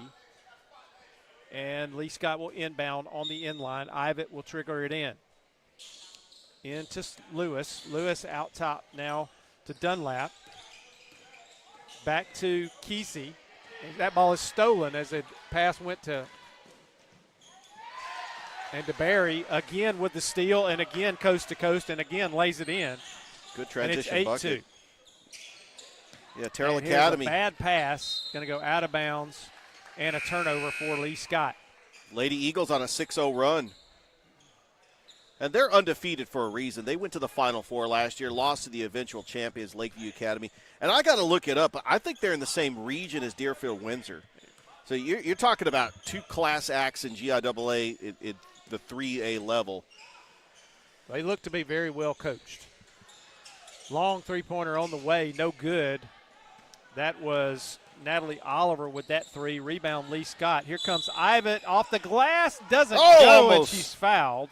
Almost got it. Great job right there. Great heady play of getting that shot up, Richard, giving it a chance to go. Knew she had drawn the contact, and she'll shoot two. Well, a lot of people tend to forget she is only a freshman. She had an impact as an 8th grader. Saw her making big shots in the championship game against Glenwood in Montgomery. We were on the call for Georgia Alabama Sports Live. First free throw, no good. A little bit long. Second free throw up and good.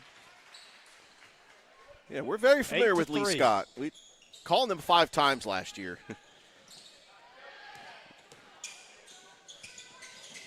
Massey back to DeBerry. DeBerry's going to drive the lane off the glass. No good, but she's fouled. I believe that foul is going to be called against Riley Fields. And DeBerry will go to the line. I tell you, these two guards that run the show for Terrell, Sally Masters and Jenna DeBerry, are two pretty good players. Oh, absolutely. Free throw is off the back iron, no good for DeBerry. But you can tell they're experienced players, and you can tell they know what to do with the basketball.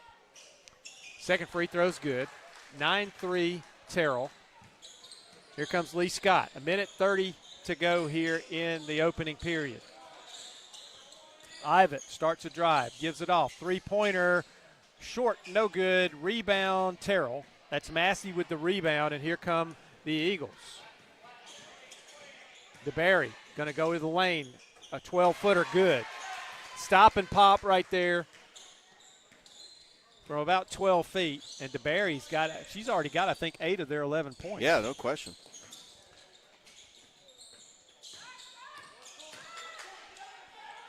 Ivitt in the corner for 3, no good. May have got a hand on it right there, but it was an air ball. And here comes Masters. She's going to drive. She's going to give it off.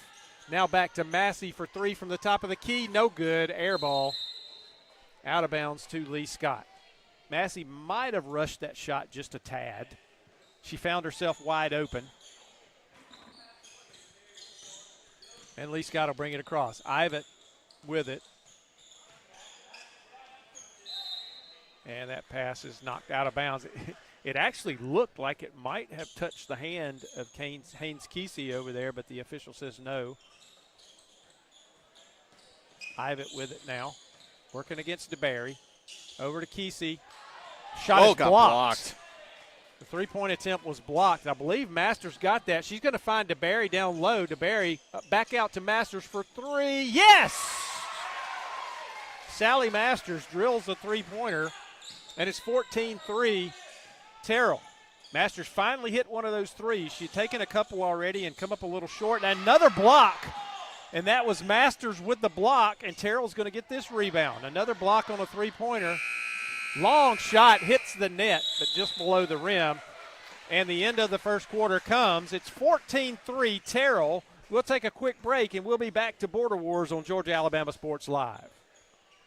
We're hammering down high prices at Glenn Smith GMC in Opelika. New full-size GMC Sierras discounted up to $12,500 off. GMC Terrains with a roomy cabin and pro safety discounted $6,500 off. Enjoy your holidays with no payments until February. Choose from over 500 new and used on the lot or on the way. GlennSmith.com. Get ready to smile. Georgia Alabama Sports Live wants to say thank you to one of our presenting sponsors, Buffalo Rock, and their partnership with everything that we do. And without businesses like Buffalo Rock, we wouldn't be able to go cover softball, volleyball games, every type of high school sport you can think of, local college games, and professional. So thank you to those businesses that support us, and specifically Buffalo Rock. And next time you're watching a Georgia Alabama Sports Live broadcast after a nice long day, why not enjoy it with a nice, refreshing Sorry? The best lemon lime soda around. Thank you to Sorry and Buffalo Rock for our partnership on Georgia Alabama Sports Live. Back at Border Wars. Third game of the day. Start of the second quarter. Terrell Academy leads Lee Scott 14-3 at the moment. Lee Scott will inbound to begin the quarter.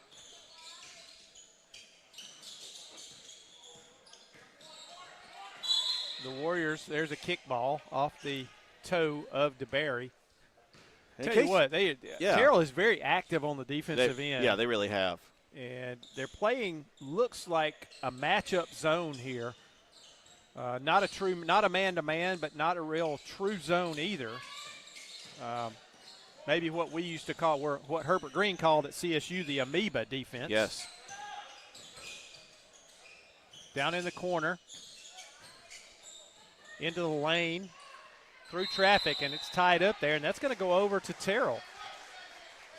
So Lee Scott Academy, in case you're wondering, they are out of Auburn, Alabama. Yep. They are Glenwood's biggest rival. That rivalry runs deep. It goes back a ways, too. Oh, yeah. But both teams now in the AHSAA for the first year.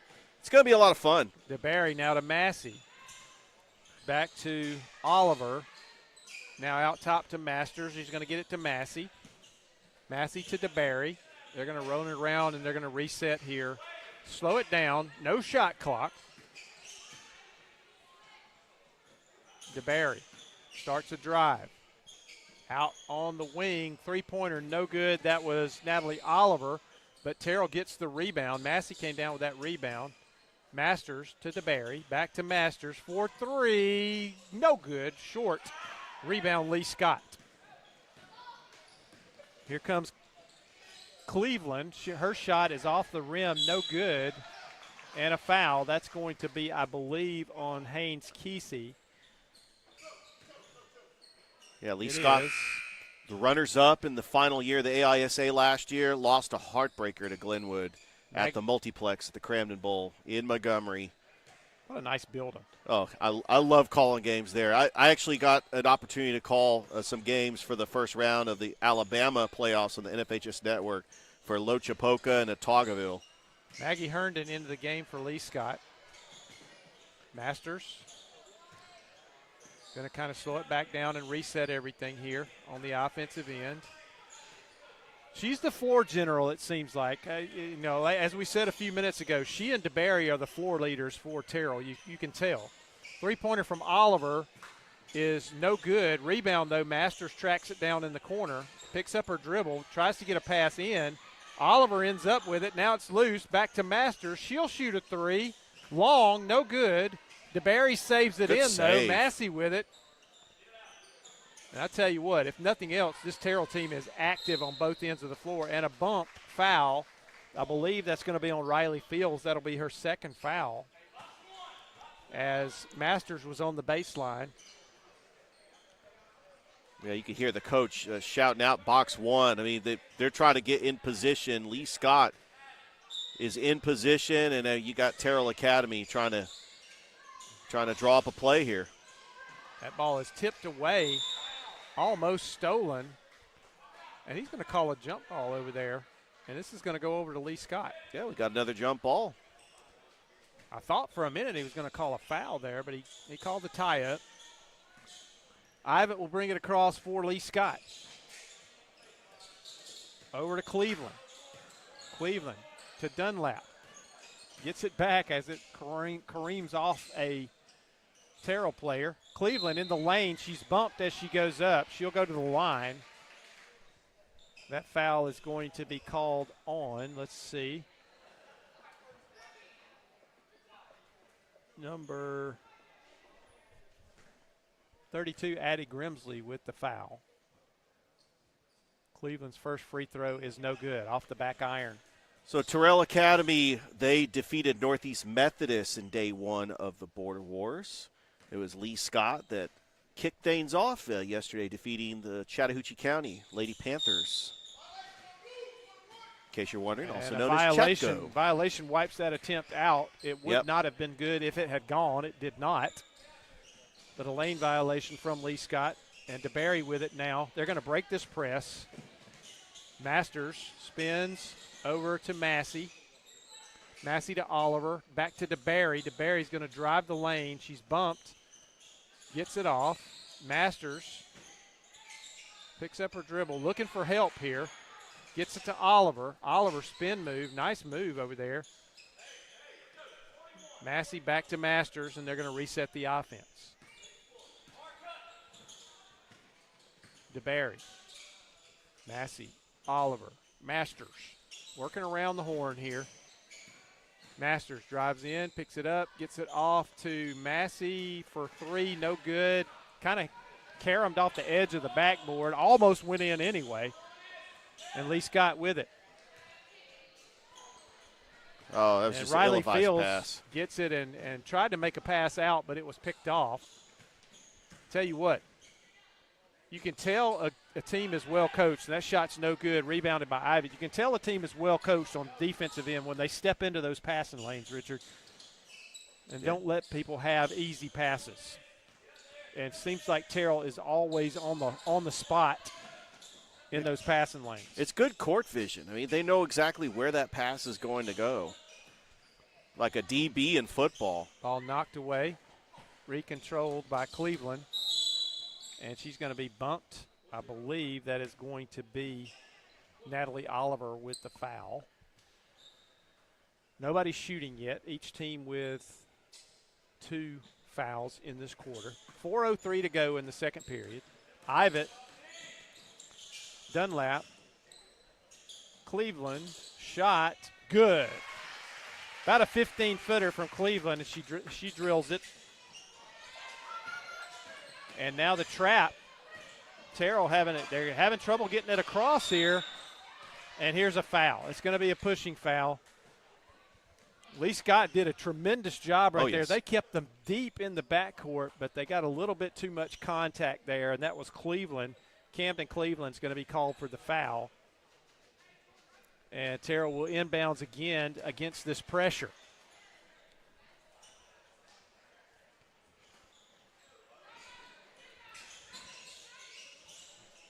So they're going to try to get a trap here, but now they're going to get it to the middle, and here comes Masters, and they've got numbers. Massey shot long, rebound Lee Scott.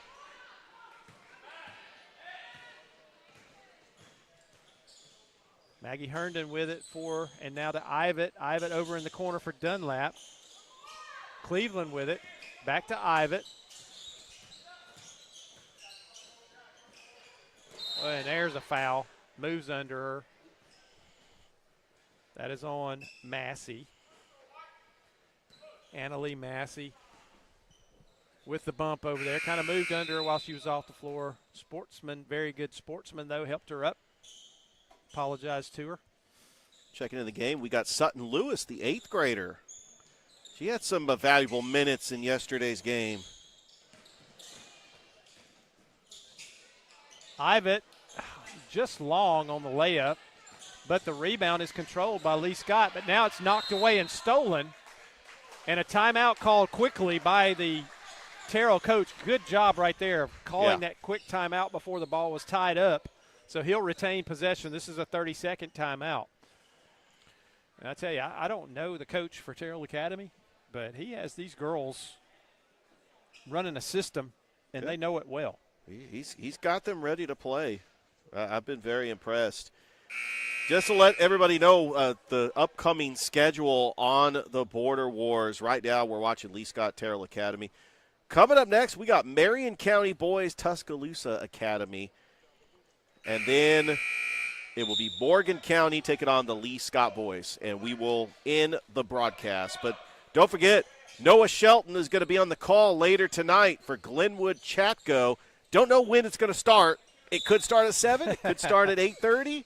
Who knows? Yeah, we don't know. Terrell will break the press again. Oliver with it down low into the game for Terrell. That's Libby Graham back into the game. She's bumped on the shot, but they control it. I did not see who scored that bucket. I was looking down at my roster, but they score. Then it's 16-5. Somebody on the other side over there may have been DeBerry that picked up that loose ball, and that's going to be knocked away and stolen again. Here comes DeBerry up off the glass. No good, no foul. Cleaned up down there. The offensive rebound was Graham, but her shot bounces around and falls off. And here comes Ivitt, scores the other way for Lee Scott. Yeah, if Lee Scott wants to try to get back into this game, they're going to need some more buckets from Ivitt. Their leading scorer, averaging 15 points a game. 16-7. Terrell leads. DeBerry over to Graham.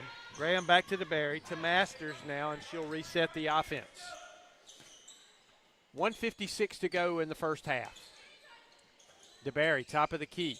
Going to drive down the right side. Kicks it out to Masters for 3. In and out. No good. It came out. Looked like it was going to stay. I thought it was going in. That rattled in and out. That was a great shot. Rebound to Lee Scott, and Ivitt with it. She's going to get it cross court to Lewis. The drive, short shot. That was Maggie Herndon short with that one, and here comes Terrell. Masters for three, long, no good. Rebound, Lee Scott. Masters just can't get that 3-point. She's hit one. She can't get that one homed in just yet. Ivan starts to drive into the lane, stops, pops from 14, in and out, no good. Just can't get it to fall. And Masters coming the other way quickly for Terrell. Gives it off, nice pass to DeBerry. She lays it up and in. That tandem works well together. Oh, yeah. Sutton Lewis down in the corner for Herndon. Shot no good. Rebound to Terrell. That's Massey with it. Oliver drives in, loses it, throws it up off the glass, no good, but the rebound is corralled by Graham. Good save. Masters over to DeBerry for three, long air ball, and that's going to be an over-the-back call on Graham. As Riley Fields had her boxed out very well, and the only way she could get that rebound would be to come over the back, and she did, and she was called. And the ball goes to Lee Scott. 22 seconds to go in the half. Herndon. Down to Lewis. Lewis. Foul away from the ball. That's going to be on Sally Masters. A little pushing foul on the low block down there. Trying to get position. And it's going to be a shooting foul. Yeah, they're in the bonus, so. Actually, that foul was a reaching foul. It was not away from the ball. It was actually on the ball. And Sutton Lewis will go to the line to shoot a pair here. 8.5 seconds left in the first half. First one is no good, long. You really got to give credit to Terrell Academy for this defensive effort to hold Lee Scott to just 7 points in a half. And I think Lee Scott's going to be glad to trade ends because they've not had any luck on this end. DeBerry all the way down. Nice pass. Oh, wow. what a play. What a pass to end the half. Just find Sally Masters over there. And they ended on a nice fast break, too. And they take a 20-7 lead into the break here at Border Wars. So we're going to go away for halftime. Again, it is Terrell Academy 20. Lee Scott 7. At the end of the first half of this game. We'll be back in a few minutes for the second half of action. You're watching Border Wars on Georgia Alabama Sports Live.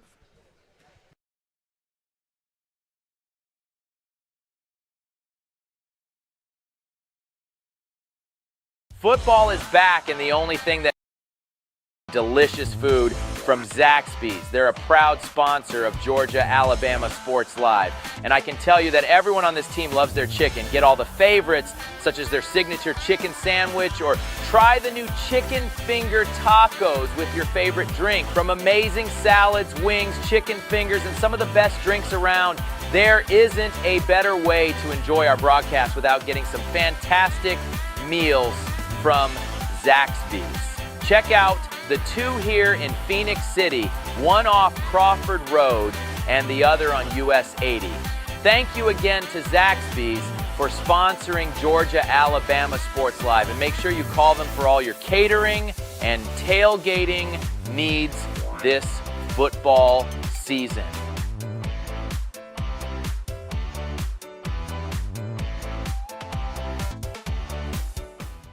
Hammering down high prices at Glenn Smith GMC in Opelika. New full-size GMC Sierras discounted up to $12,500 off. GMC Terrains with a roomy cabin and pro safety discounted $6,500 off. Enjoy your holidays with no payments until February. Choose from over 500 new and used on the lot or on the way. GlennSmith.com. Get ready to smile. My name is Quinteria Perry, and this is my CVCC story. I've graduated from CVCC with my associates in medical assistant, and I received my certification from CVCC. The training that I got from CVC and being prepared to come and do clinicals helped tremendously. I started looking at scholarships, and the ambassador scholarship was interesting to me because you did events to earn your scholarship and you meet people. My favorite part about my job is meeting patients every day. They will crack me up every day. They make my day better.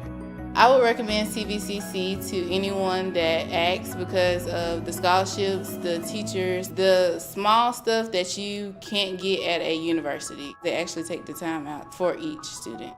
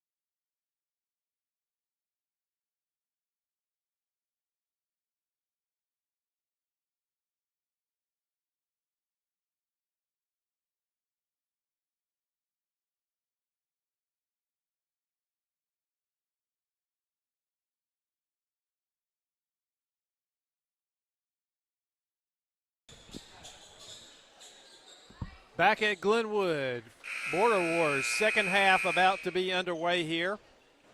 Terrell Academy leading Lee Scott 20-7. That tells you anything about the defense of Terrell Academy. They have done a tremendous job against Lee Scott in this first half, holding them to only 7 points.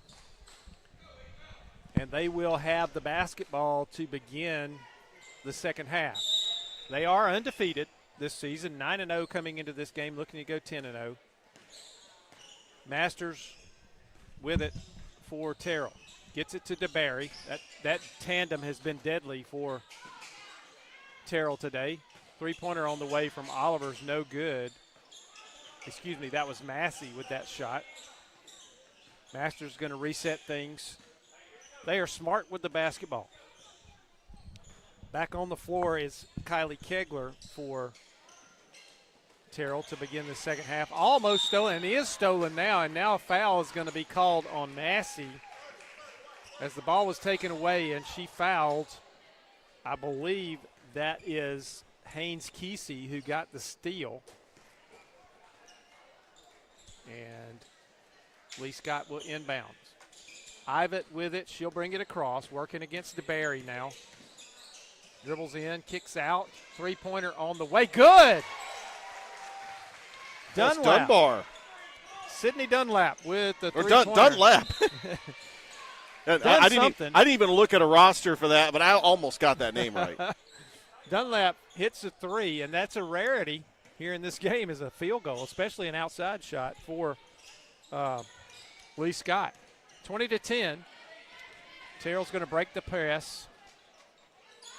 Masters now with it for the Eagles. DeBerry going to dribble around, free throw line, get it to Kegler on the wing. Kegler going to give it off to DeBerry. And they're going to just pull it out and reset it now. They work it around very well, looking for that opening.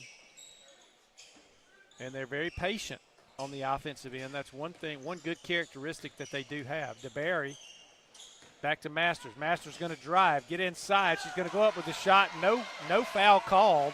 She comes down holding her hand, and she is hurt there, holding her elbow. And long shot on the way, no good. Rebound, Kegler. And we've got an injury to Sally Masters. Something with her elbow there. There was a lot of contact on that shot, and she's going to come away, and she's in a lot of pain with her left elbow. Don't know what she did there, but she is really having trouble with that left elbow. Don't know if, hopefully it didn't pop out of place. But they're going to get it looked at. Yeah, let's hope she's okay. Yeah, I do hope she's okay. She is kind of the quarterback of this offense for Terrell with her off the floor. And Natalie Oliver is going to come into the game for her. So we're going to hope she's okay. Getting it looked at right now.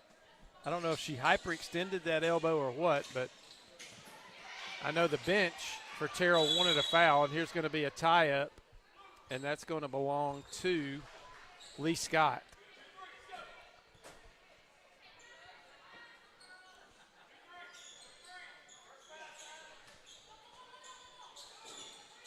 Trying to get it inbounds off the backboard, and that's going to go over to Terrell Academy.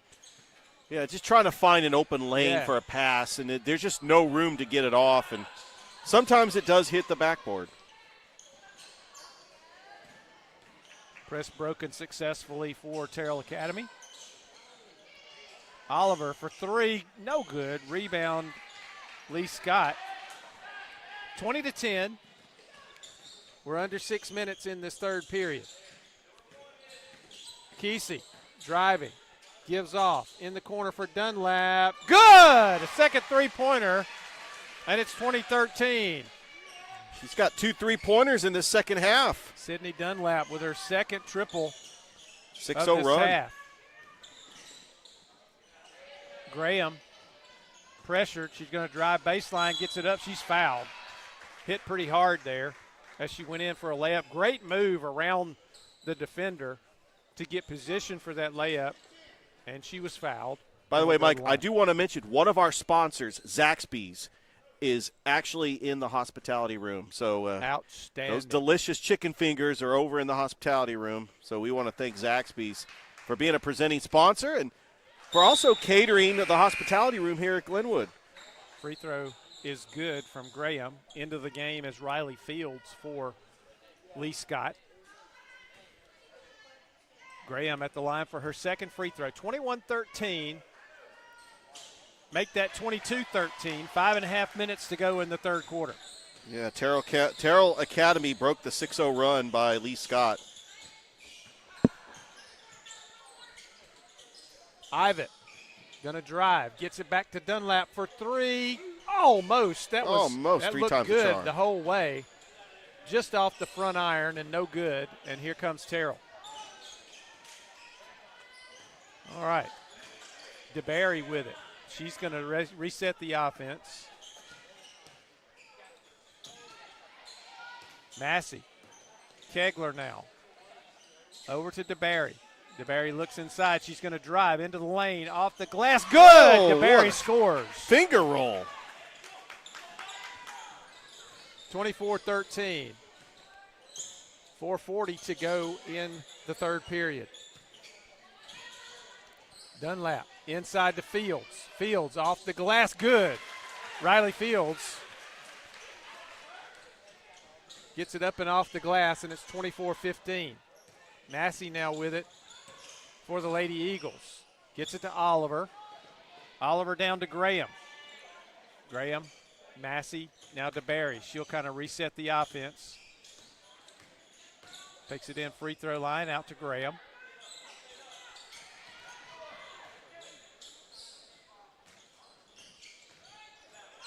Massey has it knocked away, but she saves it.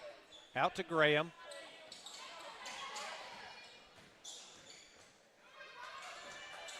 And they're going to work it around, being very patient here. DeBerry, no shot clock.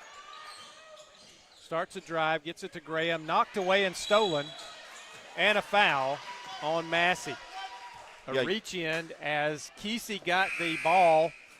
I think the steal may have actually been Camden Cleveland, and Kesey ended up with the basketball, and she was fouled as she went away. Graham will take a seat. Into the game is Addie Grimsley for Terrell. Almost a travel there, and it was a turnover as Grimsley knocks that pass away, and it's stolen. Oliver, Kegler for three. Good! Oh, what a shot. Kylie Kegler, I'll say that right in a minute. I won't get tongue-tied. Kylie Kegler with the three-pointer from the top of the key. Just want to remind everybody that the next game coming up is Tuscaloosa Academy boys taking on Marion County. Excited about that. Shot from the corner from Kesey is no good, but Lee Scott's going to control the rebound.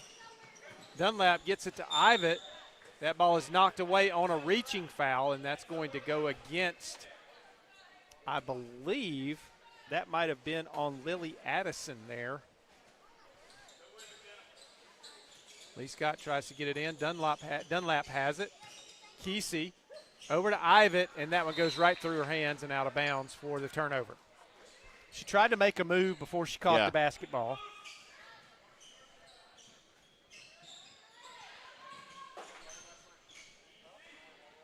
Grimsley to Kegler.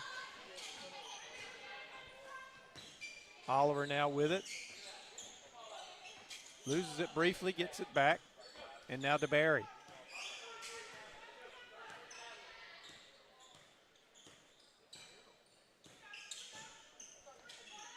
Kegler. Oliver for three. No good long. Rebound, though, to Barry with great position and drops it up and in. Barry's a good player. Oh, yeah, absolutely. Terrell Academy just getting comfortable. Lee Scott went on a little bit of a run to start that second half, but and there's a pass right to DeBerry. She's going to go coast to coast and have it knocked away from behind. Nice hustle by Ivitt right there. come flying in from behind. DeBerry had kind of relaxed to go easy up for the layup, make sure she hit the shot. Had no idea Ivet was coming. She slapped it out of bounds, but it remains with Terrell Academy. DeBerry gives it off to Kegler. Back to DeBerry. She's going to start a drive, gets it out to Oliver. Oliver turns, shoots. She's going to be fouled, and that's going to be on Kesey. And it's going to be 2 shots for Natalie Oliver. 29-15, Terrell Academy on top. 1:53 to go in the third period.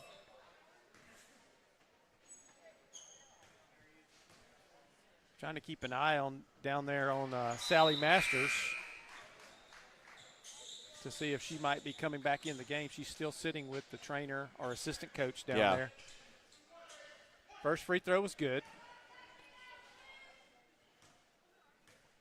Second free throw up, also good. 29-15. And here comes Lee Scott. They've already surpassed their point output from the first half in this third quarter. Dunlap into Fields. Fields spins off the glass. No good. Gets her own rebound up. No good again, almost. But she's fouled. Almost went in. Made a nice move. She really did. On the initial pass. Got herself open. Shot rolled off, but she got her own rebound. Put it back up. This time drew the foul, and she'll shoot a pair. 30-15.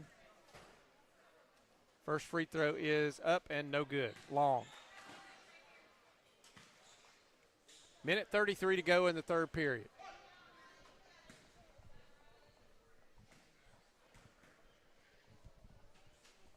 Second free throw good.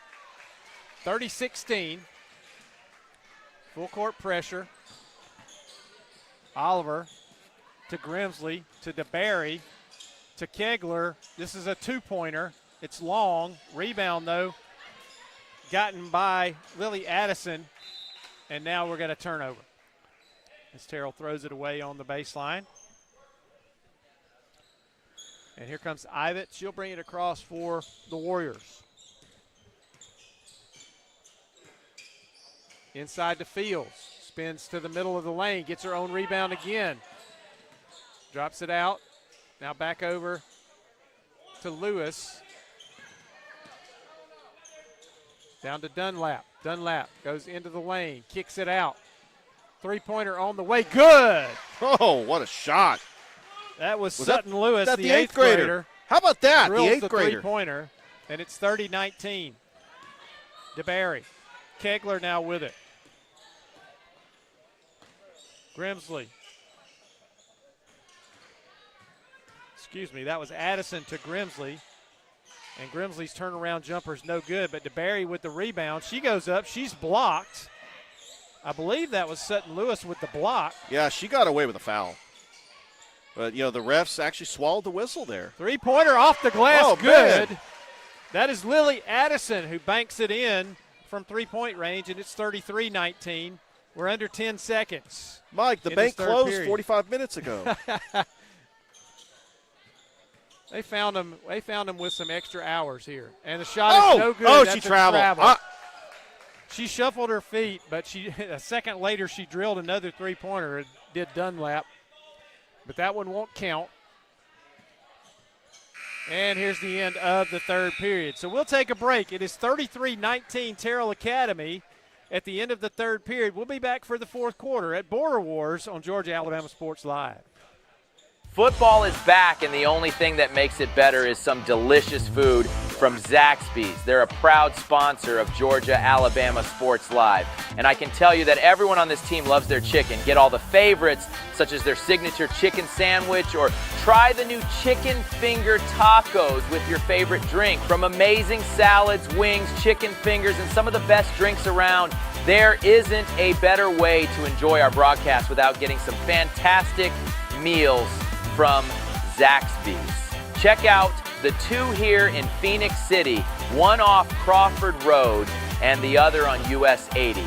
Thank you again to Zaxby's for sponsoring Georgia Alabama Sports Live, and make sure you call them for all your catering and tailgating needs this football season.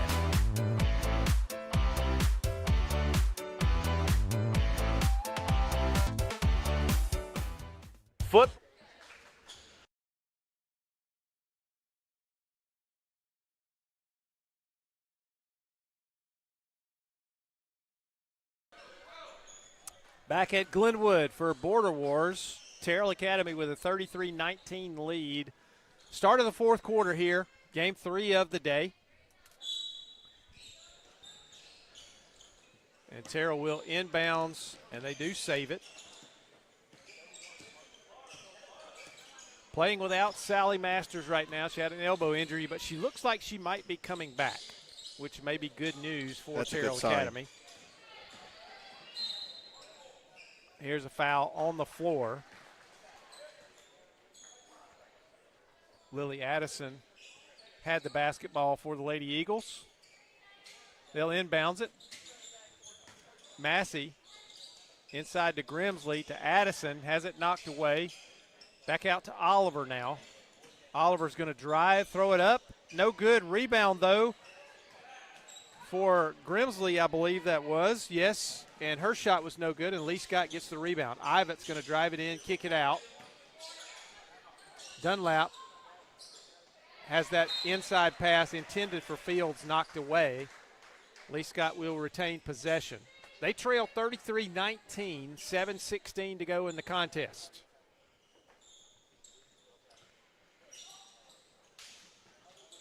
Ivett. And that is tipped and will stay with Lee Scott. Or will it? One official pointed that was Lee Scott basketball, and here comes Sally Masters back in the game. Good news for Terrell Academy. That's a great sight to see. And the officials are going to get together here. One official pointed that it was Lee Scott basketball. The other official pointed that it was Terrell basketball. It is Lee Scott basketball. He said they got a hand on it.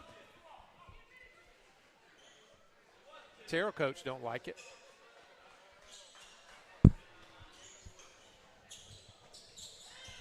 I wouldn't either if I were the coach.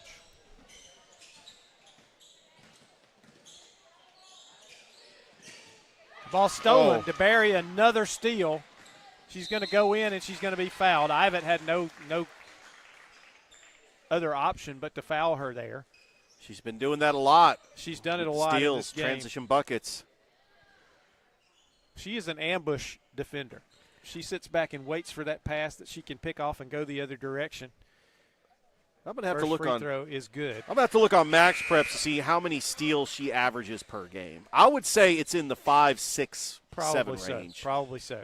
I mean, hey, we saw Dyson Daniels get 8 steals for the Hawks the other night. I mean, you love seeing that from your defensive specialists. Yep. Second free throw on the way. It is also good. 35-19, 7:05 to play in the contest. And here is looks like Kesey got her feet tied up over there and went to the floor, and the official thought she had rolled her ankle, but she's okay. So we'll throw it in bounds. Knocked out of bounds by DeBerry. Almost another steal.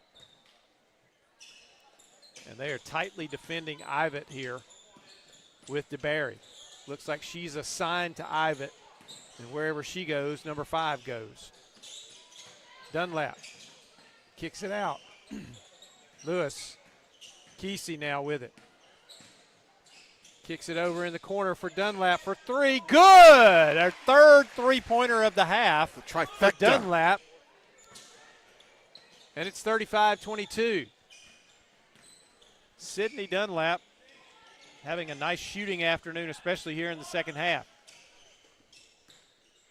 DeBerry. Massey. Back out top to Oliver. Masters now with it.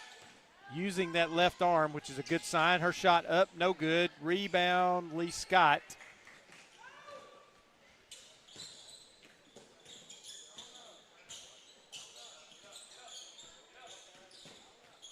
And Ivett closely guarded over there. Dunlap looks down inside, gets it in there. Shot is blocked. But Lewis comes away with it for Lee Scott. Now Kesey with it. Dunlap for three. This time, no good. Rebound. She was better defended that time. Pass to DeBerry. Oliver now with it out top for the Lady Eagles. Masters back with the basketball.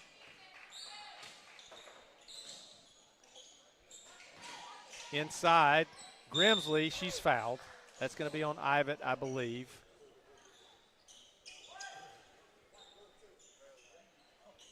Nope.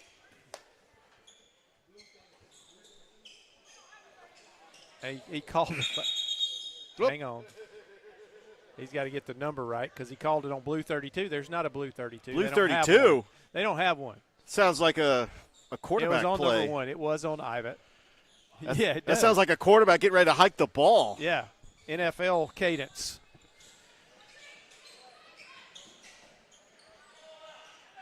DeBerry. And Masters will reset it for the Lady Eagles. She could take her time with this one. No shot clock. Yep.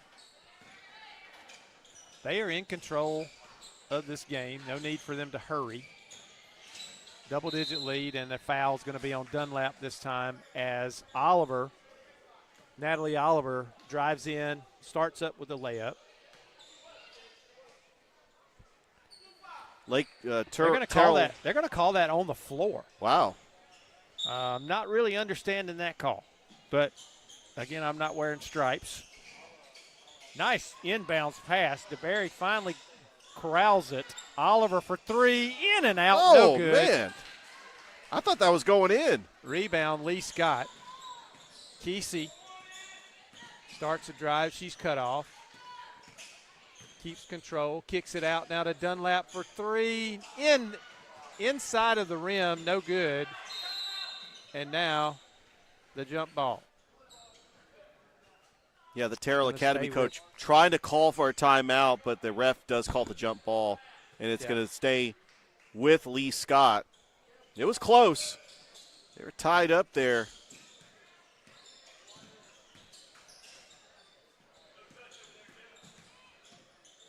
Dunlap up off the glass, no good.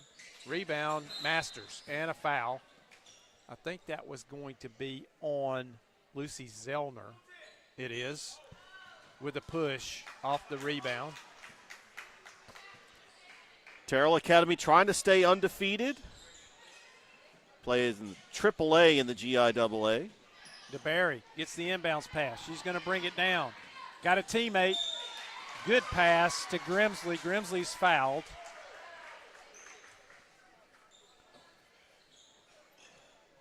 And she'll go to the line. We got Marion County boys team entering the building. I know they had a late night last night. Yeah. If they went back to Buena Vista, they probably didn't get home till 1:30 in the morning. They could sleep in a little bit this morning. Yeah, they got to sleep in a little bit this morning. 4:14 to play. First free throw is no good from Grimsley. 35-22. The Lady Eagles of Terrell Academy in control of this one. Second free throw is no good. Rolls off. It's going to be knocked out of bounds by Lee Scott. Good positioning by Terrell Academy on that offensive board, and it was knocked out from behind. And DeBerry's going to be in control of the basketball. She's going to get it to Masters now. Really glad to see Masters back on the floor because it was a worrisome-looking injury that she had. It was to her elbow. And, Richard, I think she might have ended up with the equivalent of a stinger because, you know, if you've hit your funny bone before, yep, the whole forearm can go numb. And I think that was just the same kind of thing that happened to her. Dunlap, 4-3. This one way short. Rebound to Terrell. Oliver's going to bring it up. Masters now with it in the circle. She's going to slow it down and spread it out.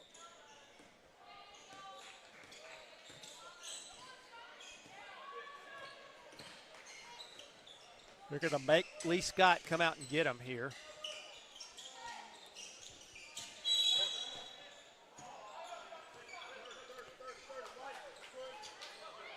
And they're going to call a foul here on Massey.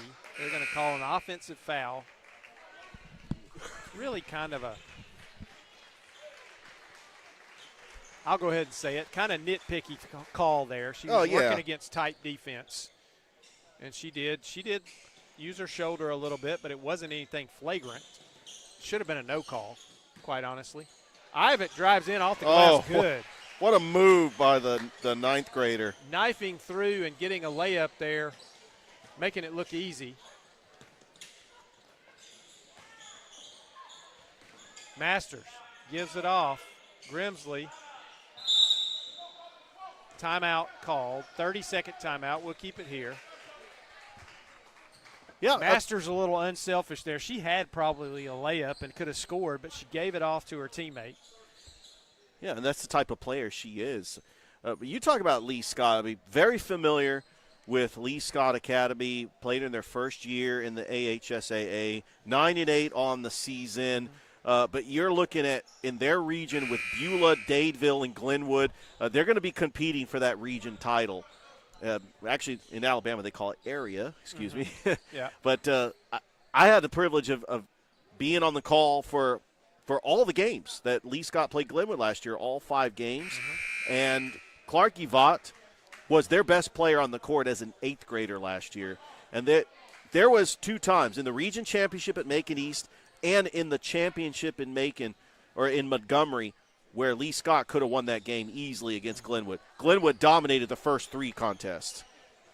Tuscaloosa Academy coming out of the locker room across the way. That's our next game, Tuscaloosa Academy and Marion County boys. Yeah, they beat Notre Dame Academy yesterday in a game that went down to the wire. Thrift and I, we went ahead and just called the last couple minutes of the game. Yeah. We were actually airing that with no announcers, and we're like, oh, man, this is an exciting game. And a travel.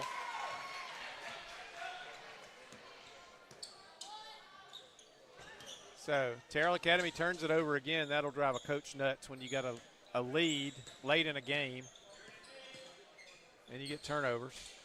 Yeah, if Lee Scott could get it to single digits, they could start playing the foul game. Ivitt. Kick back out to Kesey. Kesey drives the lane, kicks it out to Dunlap. Dunlap drives the lane, kicks it out to Lewis through her hands and a turnover. And that also will drive a coach nuts. Oh, those turnovers. You're trying to come back and trying to cut a lead to single digits and you turn it over.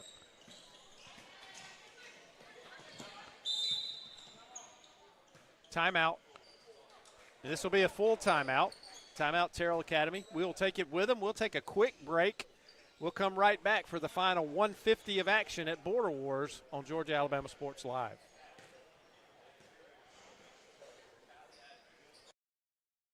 Georgia Alabama Sports Live is proud to partner with one of our presenting sponsors, Buffalo Rock. And without this partnership, it would be hard to be able to live stream all the different sporting events at high schools, colleges, and local professional teams every single week like we do. So we thank Buffalo Rock for their support of Georgia Alabama Sports Live. And next time you're watching a Georgia Alabama Sports Live broadcast, make sure you're drinking a nice, refreshing Pepsi. Delicious. Thank you to Buffalo Rock and Pepsi. Georgia Alabama.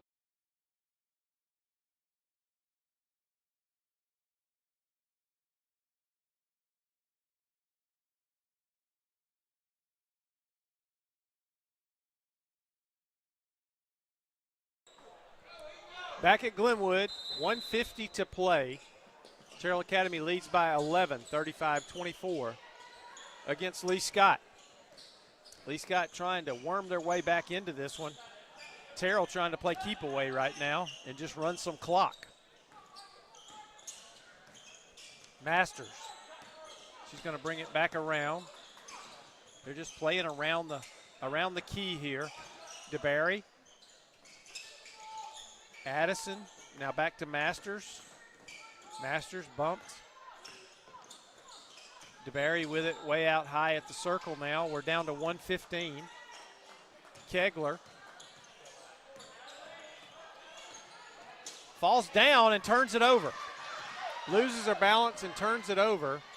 tipped away from behind. It'll stay with Lee Scott. We're at 103, so they effectively killed about 47 seconds there, but they did not score and did not go to the free throw line. And now Lee Scott has a chance to get into that single-digit territory. Inside pass thrown away. Looking for Fields. Fields didn't make the move to the basketball, and it's turned over. And that might have done it. Yeah. We're under a minute now.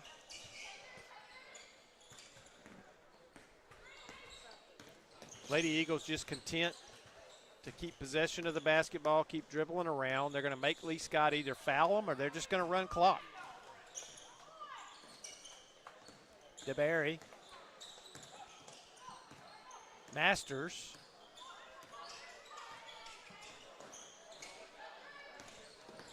That ball knocked away. They're going to stay undefeated. I got a feeling we'll probably see him at Columbus State. And a bad pass and a turnover. Not what you wanted there. Ivan off the glass, no good. She's fouled, though.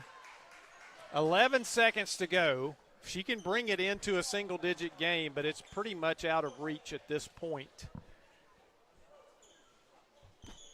And Lee Scott's going to finish 1-1 at the Border Wars. They went to the championship last year when it was a tournament format, 3 days, lost to Glenwood. But they were like a scrappy team last year that was able to get some big upsets in the tournament. Both free throws are good from Ivet, and that makes it a 9-point game, but we're under 10 seconds now. Masters is going to bring it across, and that's going to kill it. She's just going to run the clock out here, 2-1. And there's your final. So the final score, game 3 of the day, Terrell Academy 35, Lee Scott 26. Terrell Academy moves to 10-0 on the season. Lee Scott moves to 8-8. Is that right? Or 9-8. 9-9. 9-9 on the season. And we're going to take a break between games here. We'll be back for the Marion County boys and the Tuscaloosa Academy boys here in just a little while. Remember, you're watching Border Wars on Georgia Alabama Sports Live. Make sure you frequent our sponsors and tell them thank you for what we do here, for allowing us to do what we do for high school athletics in this area on Georgia Alabama Sports Live. We'll see you in a little bit for game 4 of the day. We're hammering down high prices at Glenn Smith GMC in Opelika. New full-size GMC Sierras discounted up to $12,500 off. GMC Terrains with a roomy cabin and pro safety discounted $6,500 off. Enjoy your holidays with no payments until February. Choose from over 500 new and used on the lot or on the way. GlennSmith.com. Get ready to smile. We're hammering down high prices at Glenn Smith GMC in Opelika. New full-size GMC Sierras discounted up to $12,500 off. GMC Terrains with a roomy cabin and pro safety discounted $6,500 off. Enjoy your holidays with no payments until February. Choose from over 500 new and used on the lot or on the way. GlennSmith.com. Get ready to smile. My name is Quinteria Perry, and this is my CVCC story. I've graduated from CVCC with my associates in medical assistant, and I received my certification from CVCC. The training that I got from CVC and being prepared to come and do clinicals helped tremendously. I started looking at scholarships, and the Ambassador Scholarship was interesting to me because you did events to earn your scholarship and you meet people. My favorite part about my job is meeting patients every day. They will crack me up every day. They make my day better. I would recommend CVCC to anyone that asks because of the scholarships, the teachers, the small stuff that you can't get at a university. They actually take the time out for each student.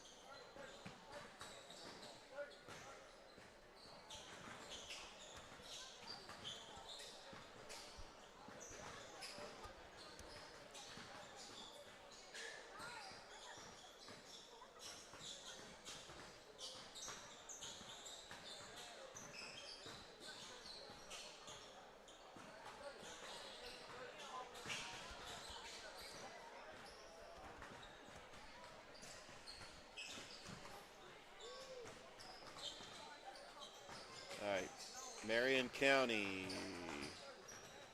Let's see.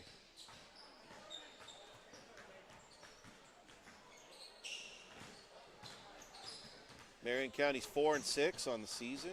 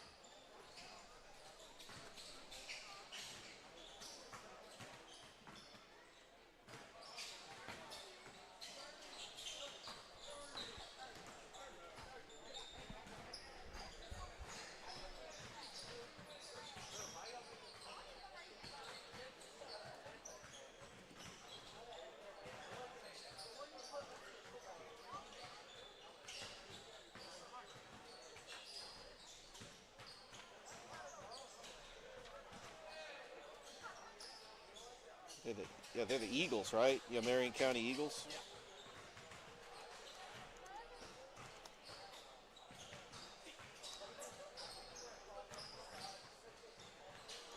This is the Knights, right?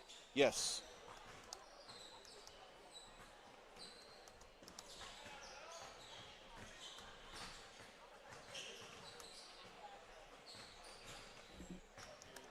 Thank you. Thank you. No problem.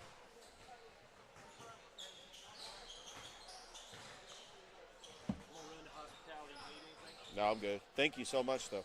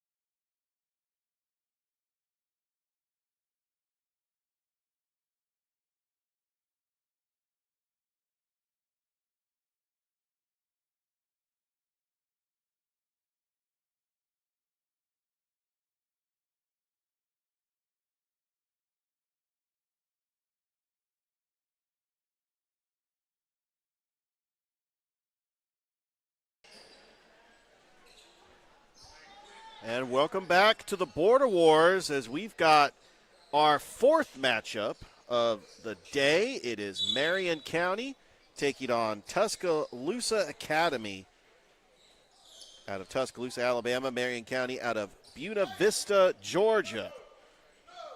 We are ready for this one. Georgia Alabama Sports Live. Richard Holdridge, Mike Peacock on the call.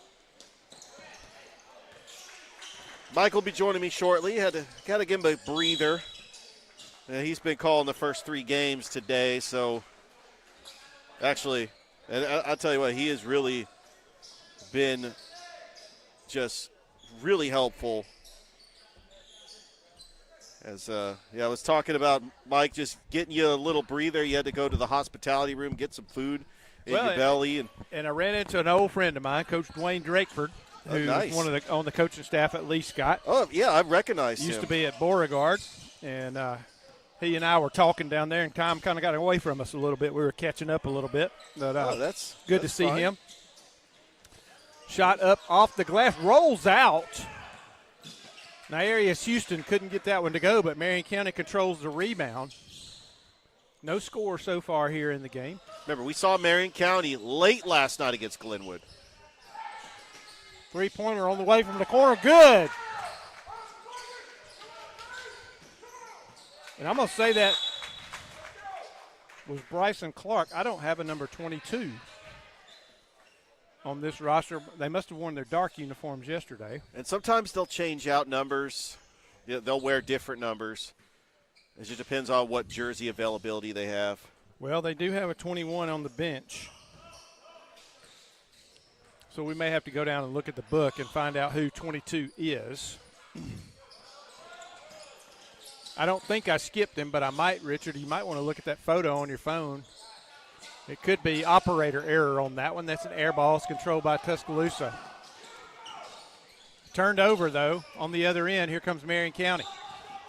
1-on-2, knocked away, and it'll remain with Marion County. That was Jamarcus Carter.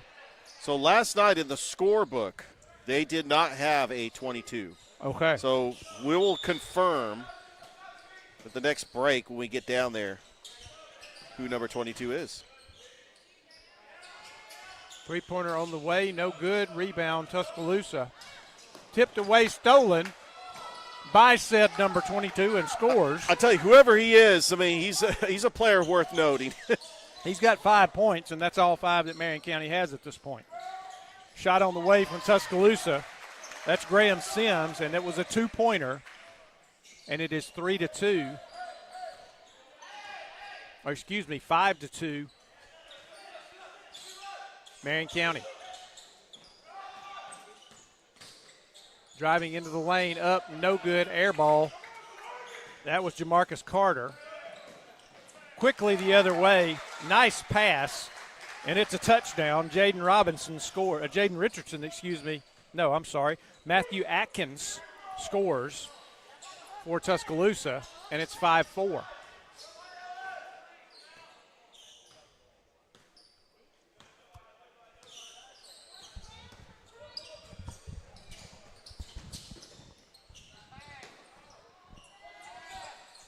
Two-pointer from the top of the key. Rebound controlled by Tuscaloosa. Here come the Knights. Quickly. Drive off the glass, no good. Rebound, though, offensive rebound. Patrick Stell in traffic grabs that rebound, goes up strong. He's fouled, and he'll shoot 2. The foul is going to be on Jamarcus Carter for Marion County. Tuscaloosa Academy, by the way, is undefeated with a 6-0 record. They won yesterday against Notre Dame Academy out of, I want to say, Duluth, Georgia, 59-57. That first free throw was short, no good. Stell with the second free throw is up and good. 5-5 now. Marion County ran out quick to a 5-0 lead, and now Tuscaloosa has recovered, and it's 5-5. And the clock operator didn't start the clock. He's going to run a couple of seconds off. And we are going to do the same here. Run it down to 5:03. And Marion County will inbound. We're going to have to get a couple of numbers, Richard, because I don't have a number 20 on this roster. I'm wondering if that's Tay Moses. He was number 0 in yesterday's game. 22 might be Tay Moses. Yep. Because he's running the point. He's got 5 points already. Shot in and out. We're going to have to go take a look at the scorebook when we get an opportunity. Make sure we have these names correct, so our friends at Buena Vista don't throw rocks at us. Well, we appreciate our fans in Buena Vista. Absolutely. They've been sharing our stuff. I mean, we're really excited to get to call their games. Ball knocked away and stolen. Oh, that was slapped away, but it's going to be a foul before the shot. Really nice block right there by Sankey Holloman coming down. I tell you what, Mike, I'm very thankful that Chaco and Buena and Marion County both are in this border wars, because they face off on January the 17th, a huge region game between Marion County and Chaco. And I talked about it on the broadcast yesterday. That is a hidden gem. That whole conference with Central Talbotton and Chatco, Taylor County, Schley County, look at, they play some good athletics there. Those small Really towns good. just outside of Columbus. Second free throw is good by Lawson Young. And it's 6-5 now, Tuscaloosa. And there's a foul from behind. That's going to be charged to Graham Sims, I believe. And LaDana Crawford will go to the line for Marion County.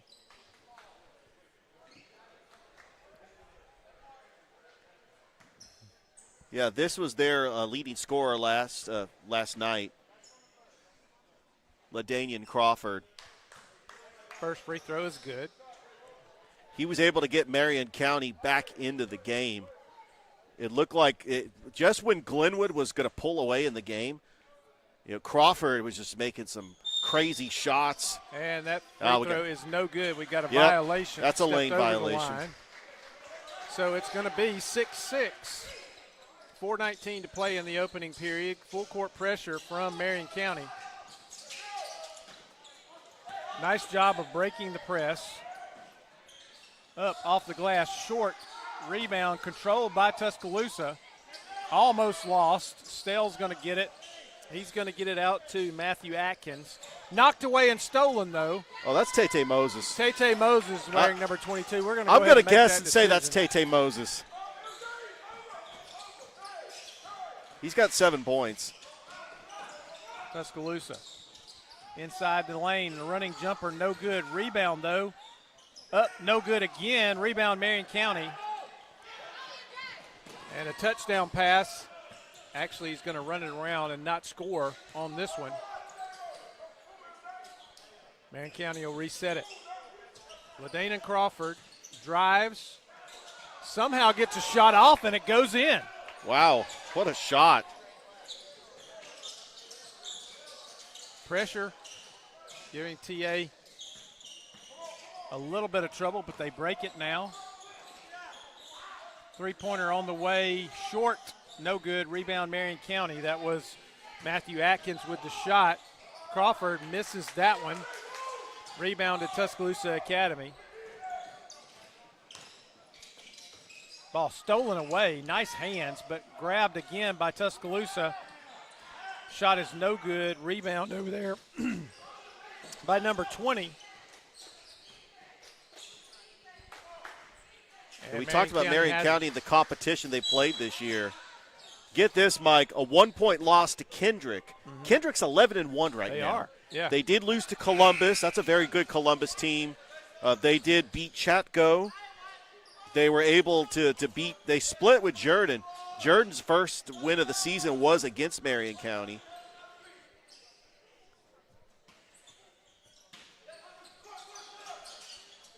Yeah, familiar with playing all those Muskogee County schools in non-region play. Trap up top. Marion County still controls.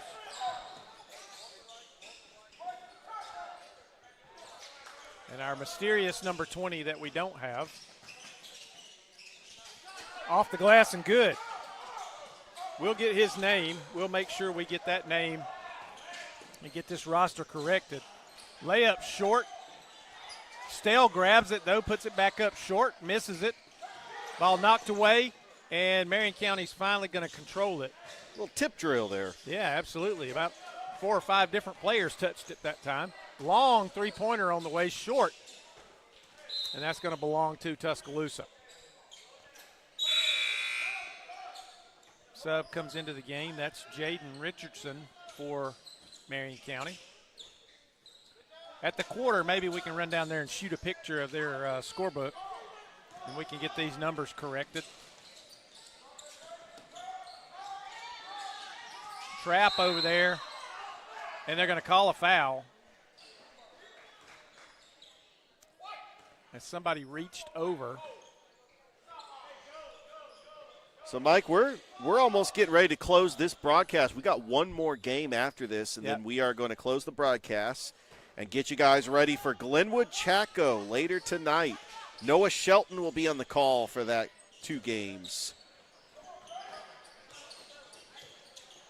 Atkins with it. Gets it into the lane. That is Ellis Hameter. His shot is no good. Tuscaloosa just can't get it to fall right now. And here's an offensive foul. Yeah, it draws the charge. I will refrain from commenting on that because he was leaning and falling before contact was made, so that's usually going to end up with a it blocking was a foul. questionable call. We had a call like that in the Glenwood Marion County game last night. 12-6 Marion County. 1:19 in this opening period.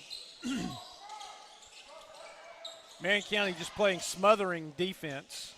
A three-pointer on the way. It is no good. Stale's going to save it, though.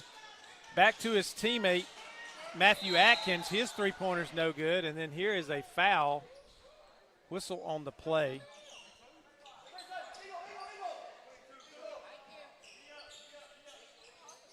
That's going to go against Tuscaloosa's Isaac Henderson. Offensive foul or a blocking foul or moving screen, I guess you would call it. And we're under a minute in this opening period. Nice pass inside, but the shot is missed by Cam Crawford, and Tuscaloosa will get the rebound. Really nice feed right there. The shot just rattled around and fell out.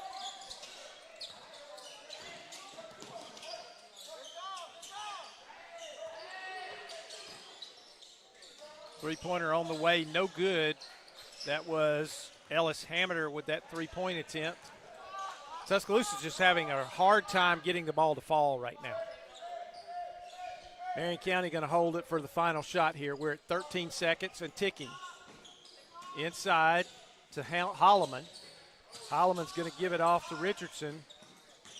Crawford now going to drive up and good. LaDana Crawford to close the first period. And that's going to give Marion County a 14-6 lead at the end of one period of play. We'll take a quick break and we'll come back to Border Wars on Georgia Alabama Sports Live. Football is back, and the only thing that makes it better is some delicious food from Zaxby's. They're a proud sponsor of Georgia Alabama Sports Live. And I can tell you that everyone on this team loves their chicken. Get all the favorites, such as their signature chicken sandwich, or try the new chicken finger tacos with your favorite drink. From amazing salads, wings, chicken fingers, and some of the best drinks around, there isn't a better way to enjoy our broadcast without getting some fantastic meals from Zaxby's. Check out the two here in Phoenix City, one off Crawford Road and the other on US 80. Thank you again to Zaxby's for sponsoring Georgia Alabama Sports Live, and make sure you call them for all your catering and tailgating needs this football season.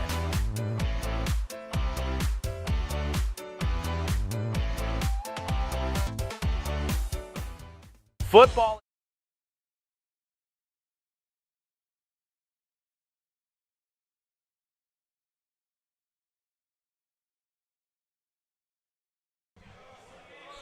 Back at Border Wars, we're getting the mystery of the roster solved as we speak. Richard went down and got a photo of the official book for Marion County. We're going to get those corrected. Tuscaloosa Academy with the basketball to begin the second quarter. They trail by 8. And that pass knocked away. Good defense from Marion County. Yeah, number 22 is Marcus Irby. Number 20 is Tate Moses. And okay.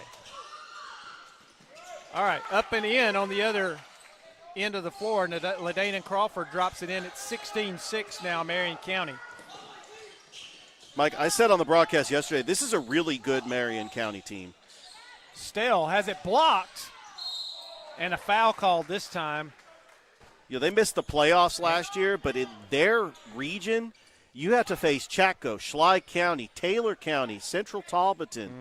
Now you got Crawford County, and then also you got Webster County and Stewart County you got to face as well. Good basketball, good athletics over in that area. I love just the passionate fan bases in those small towns. I mean, they get up for football, but they also get up for basketball as well. Into the game, Naarius Houston for Marion County. Yeah, I was able Henderson's first free throw was no good, by the way. Second free throw on the way. It is I also missed no it. good. Yeah, and lane it will violation. not count lane violation. I had the opportunity to go visit Chatco because it's right by my work. It's 10 minutes down the road in Casita.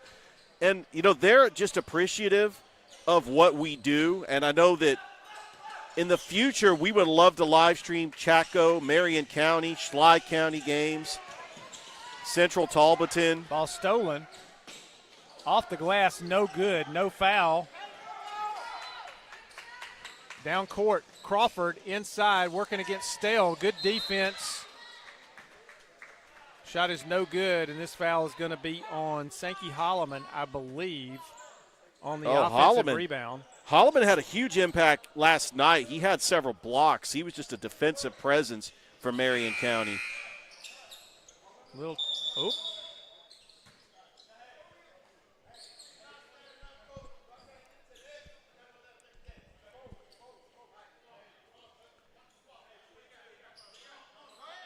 They're going to let him in the game. Sub just walked onto the floor after they'd inbounded the ball. That's usually a technical foul. Yeah. But they let him get away with it that time. Tuscaloosa trails by 10. They have the basketball, and they turn it over. Crawford leading the break, 3-on-2. He drives in all the way and lays it up and in. What a move by Crawford. Little scoop layup is good. Now the pressure defense full court. Here comes Tuscaloosa. They've got numbers, but they can't get anything in. Pass knocked away and stolen. And, Richard, the defense is just giving problems to Tuscaloosa Academy right now. Marion County's got hands everywhere. And a pass to himself, and you can't do that. That's before the shot. Well, I'll tell you what, I was excited to see Chatco yesterday against Lee Scott, and I'm looking forward to seeing them against Glenwood. I can't wait for that January 17th matchup, Chatco versus Marion County. That'll be a good one. If we could find a way to live stream in that on Georgia Alabama Sports Live. Of course, there's logistics, connectivity, permission from the school. But, we've entertained the idea of expanding outside of the Columbus area. Cross-court pass thrown away. Hameter tried to make a cross-court pass, but his man had left to come toward the lane, and it goes out of bounds. And Tuscaloosa Academy calls timeout. 18-6, 6:15 to go. I think this is going to be a 30-second timeout. But I see down on the end of the bench for Marion County there, I see their superintendent, Jamie Peninsello. We call him Mr. P. Oh, there you go. I know him. They were in my territory when I first started with my day job, Serve Pro. So when was the high school known as Tri-County? That's been, I'm not sure how many years it's been since they all split off and became Marion County. And that was the mixture of Schley County, Chatco, and Marion County. Yes. Marion County got a beautiful school, beautiful gym now. Used to be out on the far end of Buena Vista. Now it's on the Columbus side of Buena Vista. Beautiful football stadium. Great athletic facilities at Marion County, by the way. And good folks. Crawford drives the lane, goes up, off the glass, good. Boy, he is good at that man. scoop layup. He is having a phenomenal game. I'm curious to see what his point total is. I think he's got at least 8 right now. Yeah, we'll get the official stats at halftime. Isaac Henderson shot is no good. The follow by Stell is also no good, and Tuscaloosa just cannot find the net. It's like a lid on the basket. 20-6, Marion County leads. 5.5 minutes to go in this first half.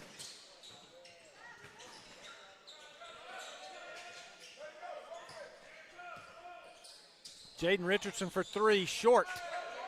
Into the game for Tuscaloosa, and I guarantee you that's an offensive lineman that's in the game no for question. them now. That is Shayla Hill, 6'2", 350 pounds. Shot is up. It's no good, but he's fouled. That'll be Matthew Atkins going to the line for the Knights. Yeah, saw him a little bit when Tuscaloosa Academy was playing Notre Dame Academy yesterday.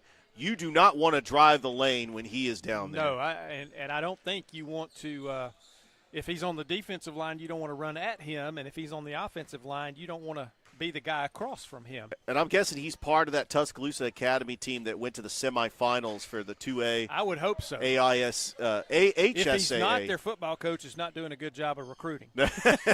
Exactly. No, first year in the AHSAA for Tuscaloosa Academy. Very successful year. As did Glenwood had a very successful year in the first year, Yeah, too. you were on the As call did Lee Scott. for the game against Alabama Christian Academy on the NFHS Network. Yep. We appreciate them allowing us to Georgia Alabama Sports Live to Ball utilize lost. our resources for Turned the right NFHS. back over, though. Yes, that was fun to be able to do that.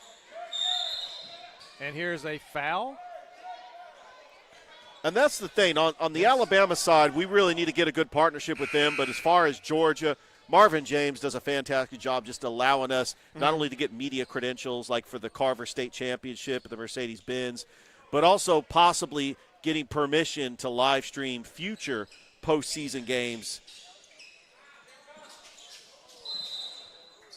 Maybe for the NFHS Network or possibly even for Georgia Alabama Sports Live. And we had the privilege of live streaming softball and the girls flag football, the quarterfinal between Washington County and Columbus. I don't know if that pass hit something or if it was a 5-second call, but at any rate, it's a turnover from Marion County.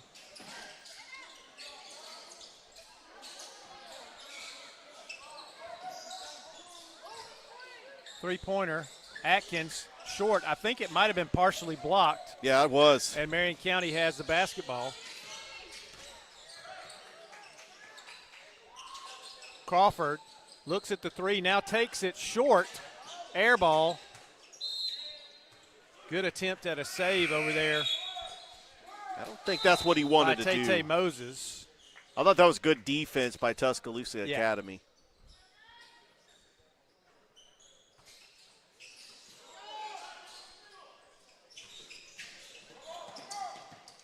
Pressure defense for Marion County. Drive in the lane, knocked away, got it back, missed it, and the ball's loose on the floor, and this is going to be a tie-up, and it's going to go to Tuscaloosa. I'm telling you, some of the shots that Tuscaloosa have missed, Richard, have been point-blank shots. Yeah, the easy And buckets just they should can't got. get it in the bucket right now. They only have 7 points, and we're halfway through the second quarter in this game.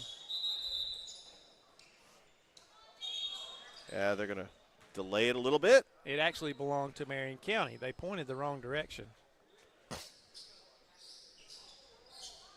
Now they're going to wipe up some sweat. I tell you, on Mike, this other Marion end. County, they're known as the Eagles, but their colors are black and red, Yep. which you would think that their nickname could possibly be the Bulldogs, but they are the Eagles. Well, and they do use a oblong circle with an M in the middle of it as their logo, much like the Georgia logo. Yeah. But we have another red and black team that are nicknamed the Bulldogs, Morgan County. As Stell They're gonna knocks take it on away Lee and Scott. steals it.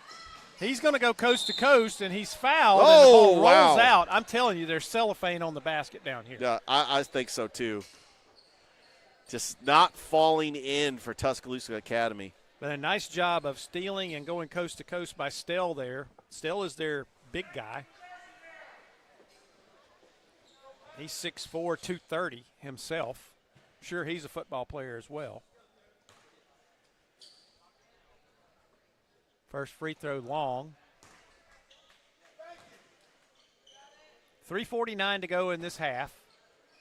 20-7 Marion County. Marion's been stuck on 20 now for about 3 minutes without a bucket themselves. And Tuscaloosa can't hit that free throw either. And it's 20-7 still.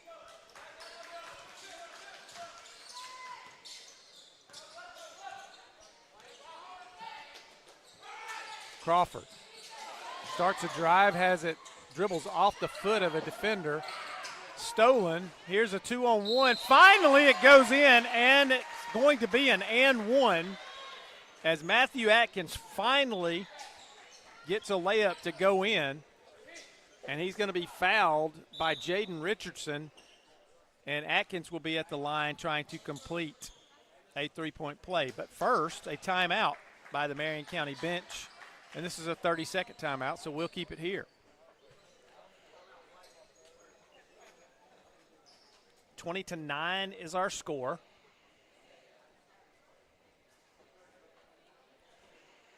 Don't forget, later tonight we got Glenwood and Chaco, girls and boys. That is going to be recapping this whole entire tournament, Border Wars Showcase. Not tournament. That was last year. Noah Shelton on the call. And that's very appropriate. Noah Shelton, who graduated from Glenwood in 2020. He's done a lot of games, for Beam, called the championship 2 years ago. He's done coaches shows with Coach Dusty Perdue and Coach Ryan Nelson. We're excited. I can't wait to watch that game. I'll be at the comfort of my home. Probably got it on my phone, possibly. At the line is Atkins. He's trying to complete the three-point play, and he does. 20-10. So we finally got off that 20-7 score, and it's 20-10 Marion County. Now Marion County looking to get off that 20. They've had it for quite a while. That pass is thrown away. Yeah, good job by Tuscaloosa Academy just getting back into this game. They're still down by 10. Pressure defense, full court from Marion County. They do get it across, barely. In the lane, good. Another three-point opportunity for Matthew Atkins. We could possibly have a 6-point swing here. 3:08 left in the period, or in the half. And Atkins, for the second straight possession, at the line trying to complete a three-point play. 20-12 now. This could end up being 20-13 if he hits this free throw. Don't forget, we got Morgan County Lee Scott Academy coming up next. That shot is good, and it's 20-13. Full court pressure now from Tuscaloosa, handled easily by Marion County. Shot is up, no good. That was MJ Irby.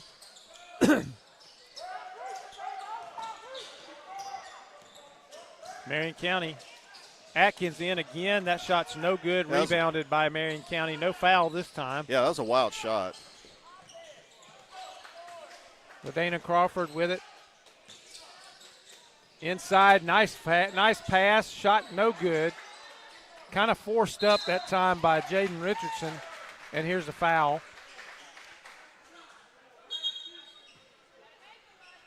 That foul is going to be on MJ Irby.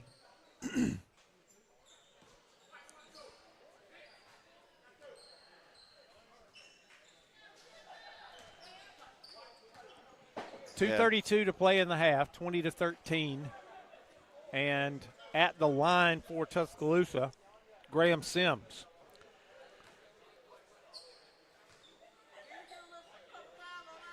First free throw is no good.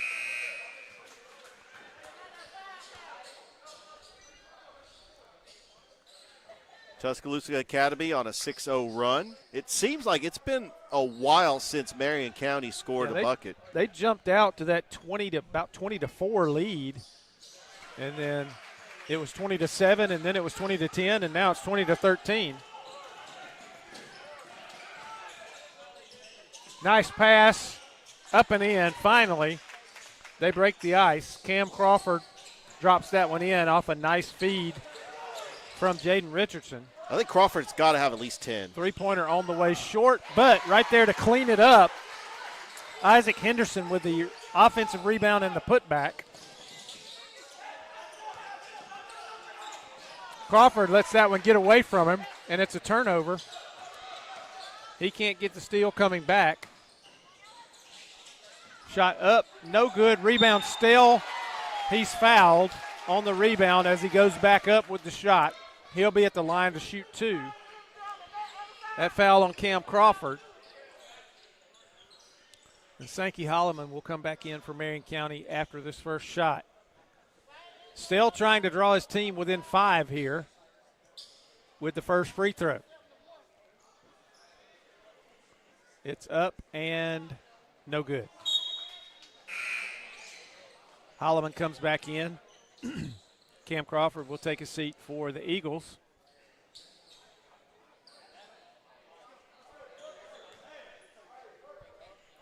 Still, again, we'll try to bring him within 5 and cannot do it. Another offensive rebound from Henderson, but a bad pass, and Marion County's coming quickly the other way.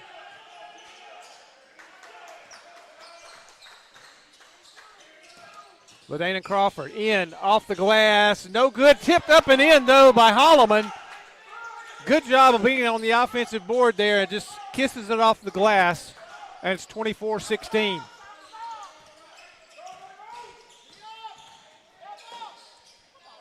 Layup short, no good. That was Ellis Hammer, and another missed layup for Tuscaloosa Academy. Up, off the glass, good. Jaden Richardson with the drive and scores, and it's back to a 10-point lead. Here's a blocking foul. That's going to be on LaDana Crawford. He tried to get the offensive foul, just didn't have good enough position on the move there, and that's a block.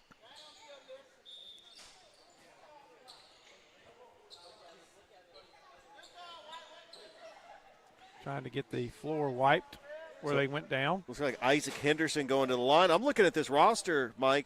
Tuscaloosa Academy's got a player named Danilo Stojakovic. Yes. I wonder if he's related to the famous outside shooter for the Sacramento Kings in the early 2000s. Peja Stojakovic. Peja, yeah. But his first name is Danilo. When Yeah. I think of the name Danilo, I think of Danilo Gallinari. Yeah. Which the Hawks had no business trading him away. But, hey, hindsight's 20/20. First free throw's good from Henderson. Second one on the way short.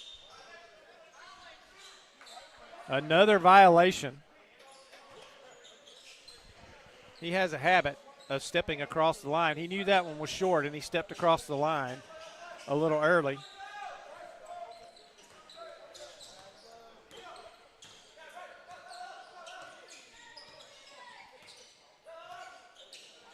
Marion County. Inside, outside, Crawford for 3, short. Rebound Tuscaloosa. 26-17, 35 seconds to go in the half. Atkinson, nice move, Atkins, nice move off the glass. A running layup goes in, and it's 26-19, and the Knights are only down 7. 20 seconds.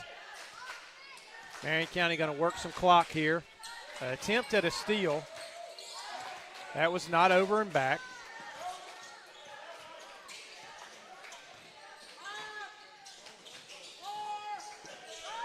Three seconds, 2 seconds.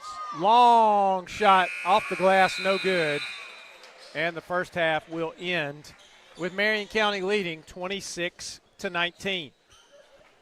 So we're going to go away for halftime. We'll be back in a few moments here. Again, Marion County leads Tuscaloosa Academy 26-19. You're watching Border Wars on Georgia Alabama Sports Live. My name is Quinteria Perry, and this is my CVCC story. I've graduated from CVCC with my associates in medical assistant, and I received my certification from CVCC. The training that I got from CVC and being prepared to come and do clinicals helped tremendously. I started looking at scholarships, and the ambassador scholarship was interesting to me because you did events to earn your scholarship and you meet people. My favorite part about my job is meeting patients every day. They will crack me up every day. They make my day better. I would recommend CVCC to anyone that asks because of the scholarships, the teachers, the small stuff that you can't get at a university. They actually take the time out for each student.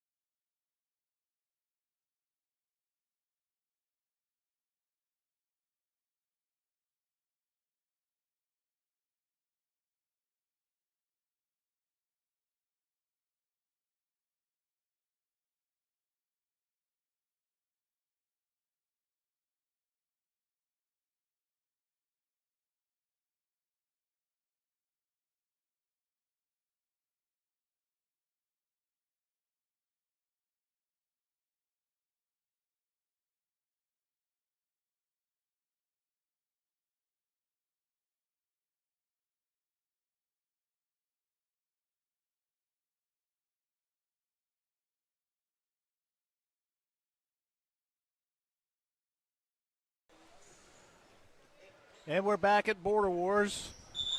Second half about to get underway. Marion County leads Tuscaloosa Academy 26-19. Yeah, Mike, we did get something to eat in the hospitality room. Big shout out to Amber Crisco, who is the mother of Clara Crisco, plays for the Glenwood Lady Gators. Just keeping the hospitality room, just making sure it's stocked with plenty of food and drinks. Yep, I just enjoyed a barbecue sandwich. Yep, they had Zaxby's, they had sandwiches, little sliders, and even breakfast items this morning. They had some donuts and some little chicken minis from Chick-fil-A. Yep.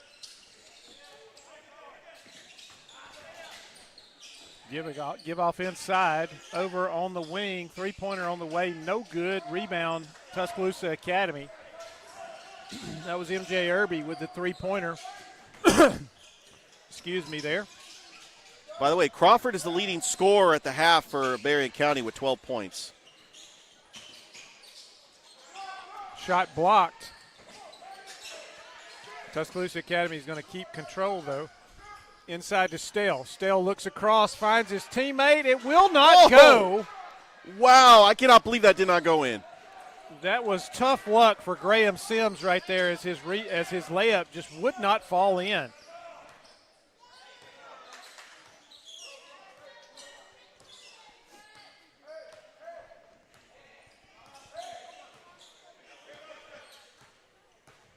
Marion County going to slow it down a little bit. Try to get back in the gear that they had in the first quarter. Big first quarter out of Marion County.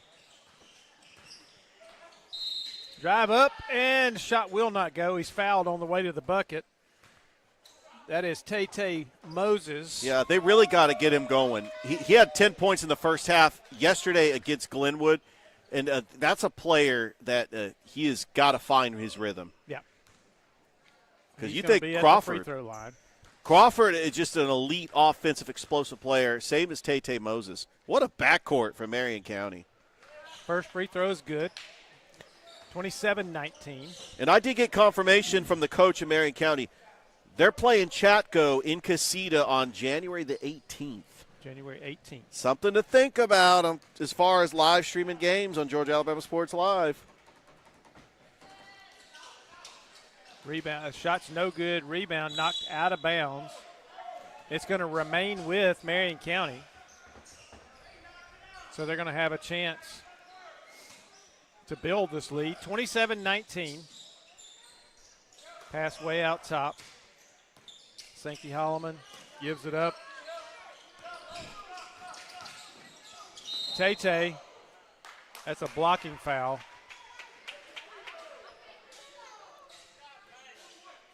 Yeah, Tay Moses is an explosive starts player. The drive.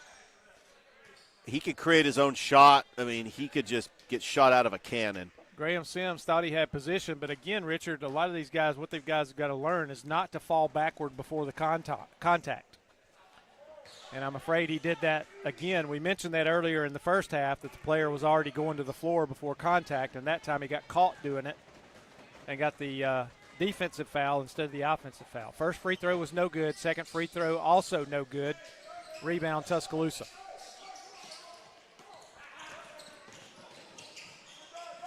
Out of control.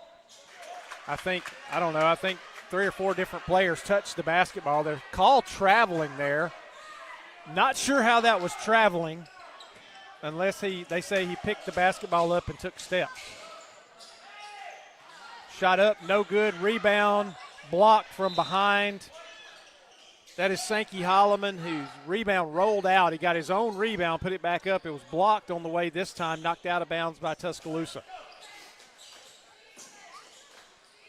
Holloman with it out top. Over to MJ Irby. Irby starts a drive, kicks it out. Tay Moses, shot, no good, long. Rebound, Marion County had it for a moment. Nairius Houston had his hands on it, but it was knocked out by the Knights, and Marion will inbound. Pass intended for Houston is going to be tied up. Who's got possession here? That is going to stay with Marion County. And I would guarantee you also, we talk about football players, I guarantee you Naeris Houston is also a football player no for the question. Eagles. Ball's lost. Inside, nice pass. Oh, what a play. Count the bucket. And one here for Sankey Holloman. Nice give right there. Holloman goes up strong, lays it in, and he's fouled. And he'll try to complete a three-point play. So Marion County is out of the GHSA Class 1A Division II. The defending champions of basketball is Green Forest. Remember, they beat Manchester in the championship. Missed the playoffs last year. He does complete the three-point play. Yeah, good play there. 30-19. Still, cross court. Shot on the way. That was Ellis Hammeter. Shot is no good. Rebound knocked out of bounds. It was batted around a few times and knocked out of bounds. It'll belong to the Knights. Bad inbounds pass, but nobody was looking, and Tuscaloosa recovers it.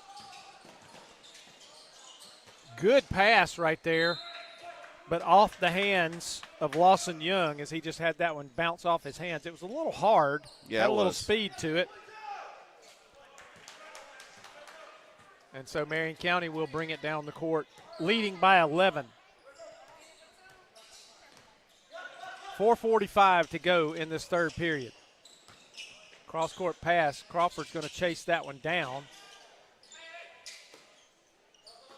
Moses over to Crawford. He's going to start a drive. Free throw line. Loses it, and it's stolen. Nice pass. And a foul. Lawson Young got a nice feed from Graham Sims right there. Laid it up and in, and he was fouled in the process. He'll have a chance to complete a three-point play, and the Knights will have a chance to cut this lead to 8. 30-21, Marion County leads. Shot is up, and it is good. 30-22. Tuscaloosa trying to dig their way back into this when they have trailed the entire ball game.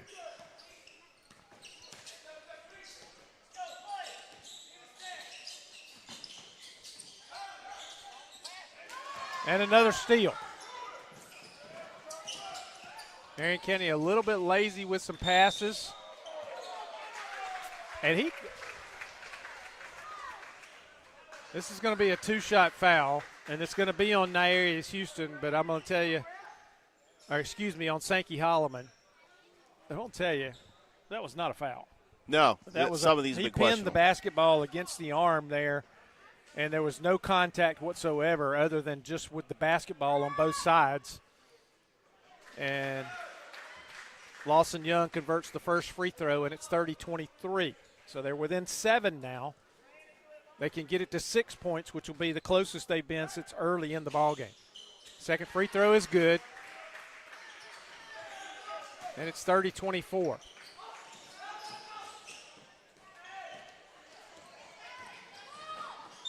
And here's a nice layup up and in. MJ Irby.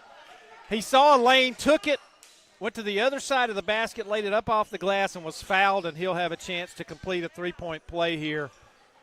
Really nice job by Irby.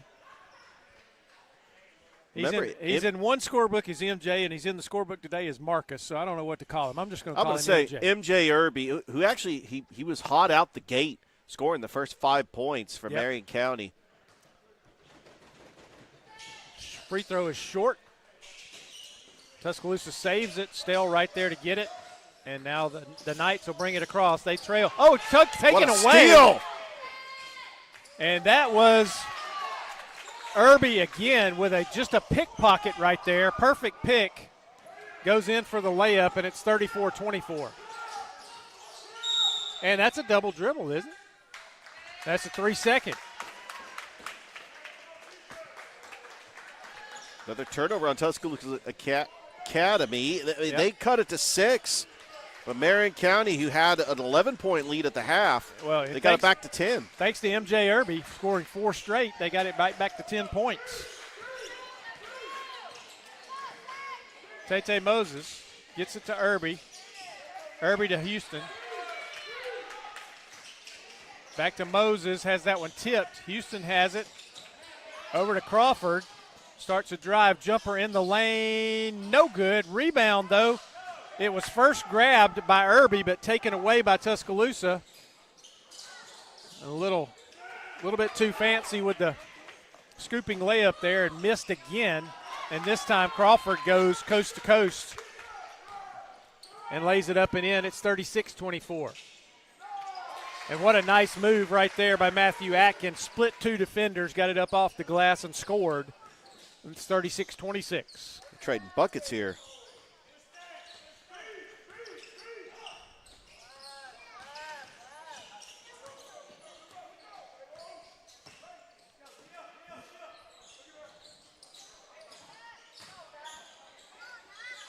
Oh, nice drop off inside. Now here's Houston finds Sankey Holloman under the bucket for an easy layup. 38-26, 2:10 to go in this third quarter. Nice move right there to get an open shot, make himself open, Lawson Young, but he misses the shot and rebound Marion County.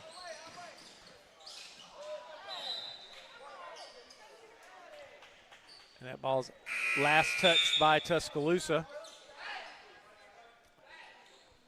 Isaac Henderson back into the game for the Knights. And Lawson Young will take a seat. Into the game for Marion County, Jamarcus Carter and Bryson Clark and Jaden Richardson. Get some guys some breathers, keep their legs fresh. 1:55 to go in the third. All the way out top to Holloman. Holloman now to Jaden Richardson. Richardson works against the defense, starts a drive, puts up a shot, no good, rebound Tuscaloosa. And Atkins with it for the Knights. Hammeter off the glass, no good again. Stale up, his shot's no good, but he's going to be fouled. And Stale's going to need to do something different here at the free throw line. I think he missed 4 straight in the first half. Yeah. He needs to convert on some of these to keep his team in striking distance. A minute and a half left in the third period. They trail by 12. First free throw is no good.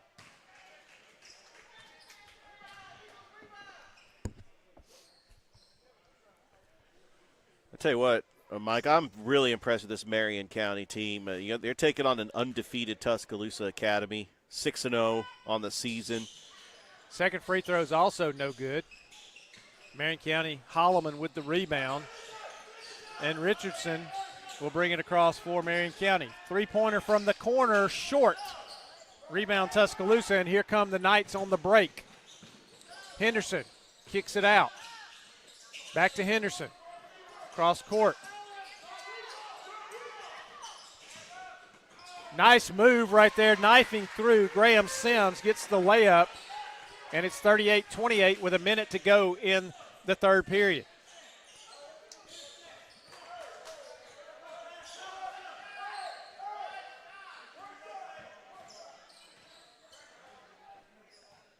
.45 seconds in this third quarter. MJ Irby works solo, has it knocked away and stolen.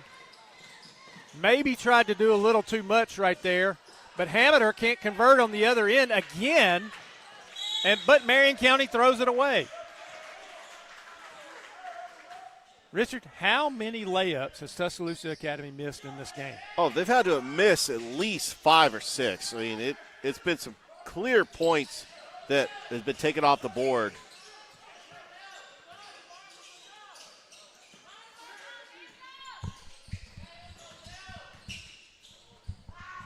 Henderson for three, in and out, no good, but Tuscaloosa's going to get the rebound. Hammeter drops that one in. Ellis Hammeter, a 10-footer. Oh, and that one's off the board at the end. It would have been good had it gone, but your score at the end of 3 periods, Marion County 38, Tuscaloosa Academy 30. We'll take a quick break, and we'll be back for the fourth and final period of this game from Border Wars on Georgia Alabama Sports Live. hammering down high prices at Glenn Smith GMC in Opelika. New full-size GMC Sierras discounted up to $12,500 off. GMC Terrains with a roomy cabin and pro safety discounted $6,500 off. Enjoy your holidays with no payments until February. Choose from over 500 new and used on the lot or on the way. GlennSmith.com. Get ready to smile. We're hammering down high. Georgia Alabama Sports Live wants to say thank you to one of our presenting sponsors, Buffalo Rock, and their partnership with everything that we do. And without businesses like Buffalo Rock, we wouldn't be able to go cover softball, volleyball games, every type of high school sport you can think of, local college games, and professional. So thank you to those businesses that support us, and specifically Buffalo Rock. And next time you're watching a Georgia Alabama Sports Live broadcast after a nice long day, why not enjoy it with a nice, refreshing sorry? Back at Glenwood, Tuscaloosa Academy with the possession to start. Here's a foul. That's going to be called on Jaden Richardson of Marion County. 38-30, the Eagles lead the Knights. 5 seconds into the fourth quarter. Tuscaloosa Academy trying to claw their way back in this game. If they could hit layups and free throws, they would be right in the thick of it, because they have missed a good many of both of those. And that's made the difference so far in the score. Hammeder's going to bring it across for the Knights. Gets it to Henderson. Atkins, the leading scorer for the Knights, gets loose in the lane, goes off the glass, good. Matthew Atkins lays another one in. He don't miss layups. 38-32 now. They're within 6 points. Richardson up, collision, no call either way. Misses the layup. And here come the Knights. And that pass knocked out of bounds.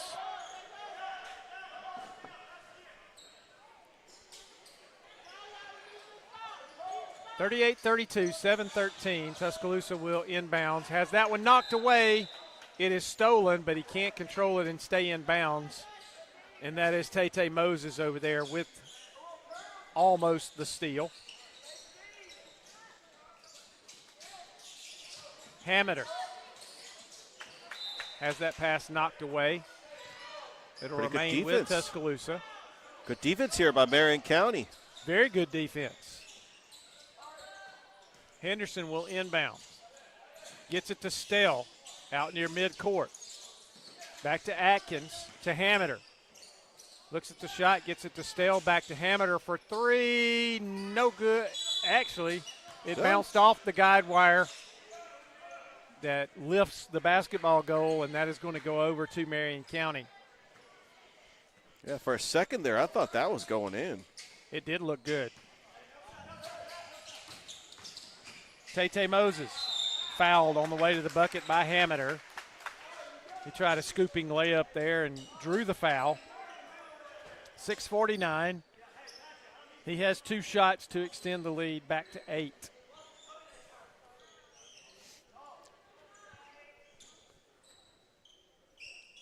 Tay Moses trying to extend this lead.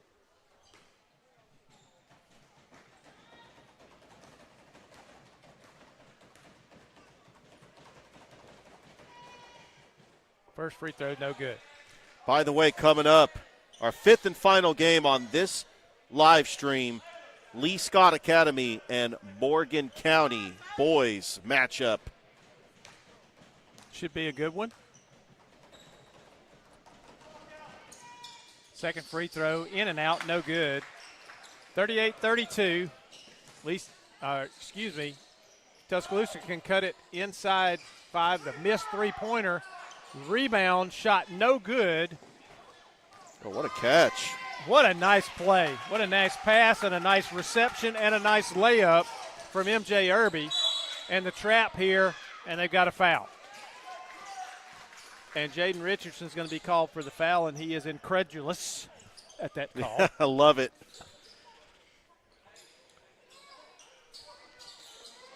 40-32. And LaDana Crawford will come back in for Marion County. Tuscaloosa to inbound right here below us. 6:27 to play. Hameter working against Crawford, brings it across. Here's a whistle and a foul. Lawson Young had it. That foul is on Tate Moses. It'll be on the floor. And Tuscaloosa will inbound on the inline. Hameter will trigger it in. Pass out to Atkins. Atkins going to dribble around, start in the lane, leaves a pass for Stell. It was to his feet, though. And Stell couldn't get to it, and Marion County takes it, and they have possession. Crawford with it out at the circle now, and he'll set the offense.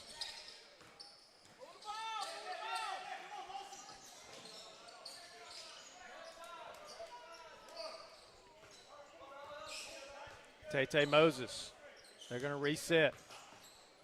Drives into the lane, and he's fouled. I believe that's going to be on Lawson Young. Really good drive right there by Tate Moses. Going one-on-one with Young, draws the foul. He'll shoot 2. Question is, can Marion County convert free throws now? Yeah, that's the difference of the game. First shot is no good. Yeah, and now Marion County is missing 3 throws. It's going to allow Tuscaloosa Academy to come back in this game, make it a couple possession game, and then they can start playing the foul game. There's still plenty of time. There's 5:40 left to go here in this game. Absolutely. Second free throw on the way from Moses. It is up. It is good. 41-32, a 9-point lead, 5:40 to go in the ball game. Hameter's going to bring it across for the Knights. Loses it, and it's stolen by Tate Moses. He goes in, lays it up and in. Fast break there for the Eagles. And a slippery spot as they lose their footing there. Going to need to wipe up the floor.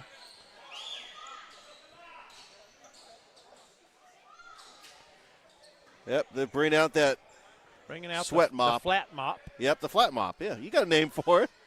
They got 2 of them, one on opposite sides of the gym. Yeah. Those are great. That's a great invention, and another one of those, why didn't I think of that things? Yeah. You know, I mean, instead of using a towel, you basically make a round towel, put it on a flat disc, put it at the end of a mop handle, and voila, you have a Great sweat invention. wicker. You know, and you can put the logos on there, charge a little extra for the personalized sweat mop. So you're saying we could possibly get a Georgia Alabama Sports Live We sweat could. mop? We could. Absolutely could. 43-32, 5:22 to go. Tuscaloosa has the basketball. Marion County has stretched it out, back out to 11. The Knights got as close as 6. Here's a foul on the floor. No shot there. Nope, that's going to be an offensive foul. That's going to be a moving screen on Stell. That play could be huge. It could be. He missed the layup when he went in, so I'm not sure how huge, but it was a moving screen on Stell. And we're approaching the 5-minute mark, and Marion County leads by 11. And Marion County could slow it down with no shot clock because they just eat up time here. Try to escape with a win. Richardson loses it, but it's gathered in by Crawford. He's going to spin in the lane, and he travels. I tell you what, Mike, I love seeing these public schools in the border wars. I talked to Coach Purdue yesterday on the broadcast for Calvary, Morgan County. It would be really fun next year to include Muskogee County schools in the border wars. It really would. Can you imagine seeing Glenwood take on Shaw or Glenwood take on Columbus? Absolutely. Henderson. Three-pointer on the way from Hammeter. No good. Rebound, Marion County.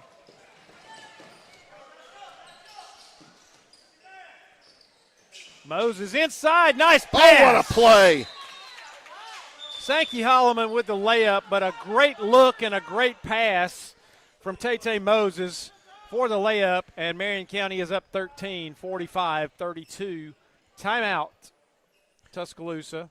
This is going to be a 30-second timeout. I keep saying on the broadcast, this Marion County team is good. They've already beaten Chatco, and they have beaten Jordan. They have a team that could go toe-to-toe with some of these public schools, especially in Muskogee County, higher classifications. Yep. But I'm telling you, don't sleep on this Marion County team. I think that they're going to be a playoff team. They missed the playoffs last year because they're in a tough region. But I like what I've seen so far with this Marion County Eagles team. All right, Tuscaloosa trailing by 13, working against full court pressure. A lot of full court pressure. Going to have to get it across. They finally do. And then Henderson loses it. Isaac Henderson there. Pass was kind of down toward his shins a little bit. He let that one get off his hands. So a turnover. The pressure does create a turnover. And, Mike, we see the Morgan County Bulldogs making their appearance in the gym. Talked to their coach yesterday. They stayed at a hotel last night. Madison's about a 2.5-hour drive from here, so they felt like, I don't think we're going to go home. And a bad pass. We'll just get a hotel. Tay Moses throws that one away. They got to move. They can't dribble and be stationary with it. They're going to have to move around because Tuscaloosa's trying everything they can to get a turnover here.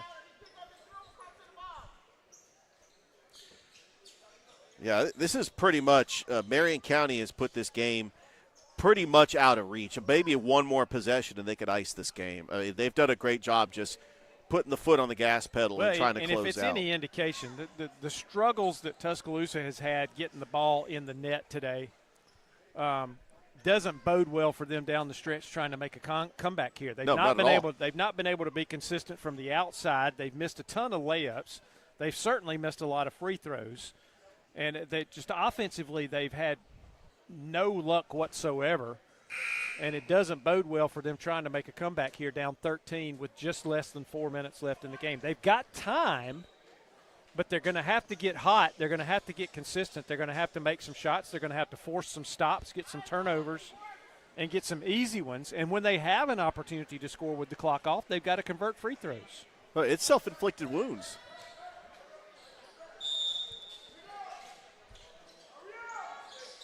Tuscaloosa brings it across. Hammeter to Henderson. Henderson, free throw, and he drags the pivot foot, and he's called for traveling.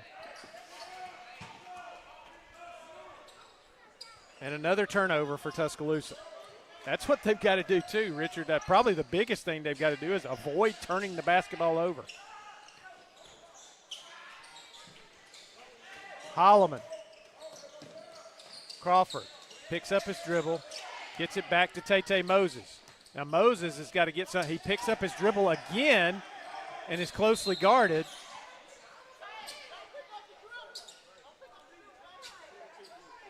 And once again, he's out near midcourt and picks up the dribble instead of just moving against the defense. And that's a mistake.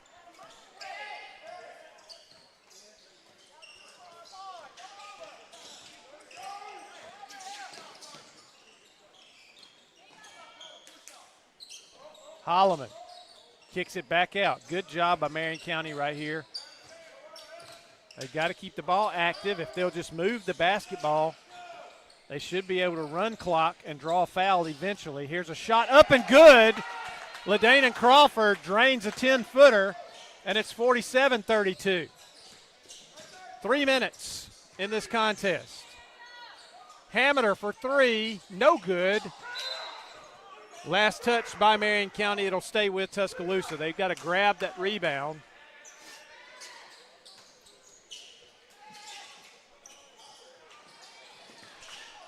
And here goes. This is going to be an easy layup. Yep. And that is MJ Irby, lays it up and in, and it's 49-32. A 17-point advantage, biggest of the game for Marion County. And this is going to stay with Tuscaloosa. It goes off the foot of a Marion County player. Lawson Young got a little bit out of control right there.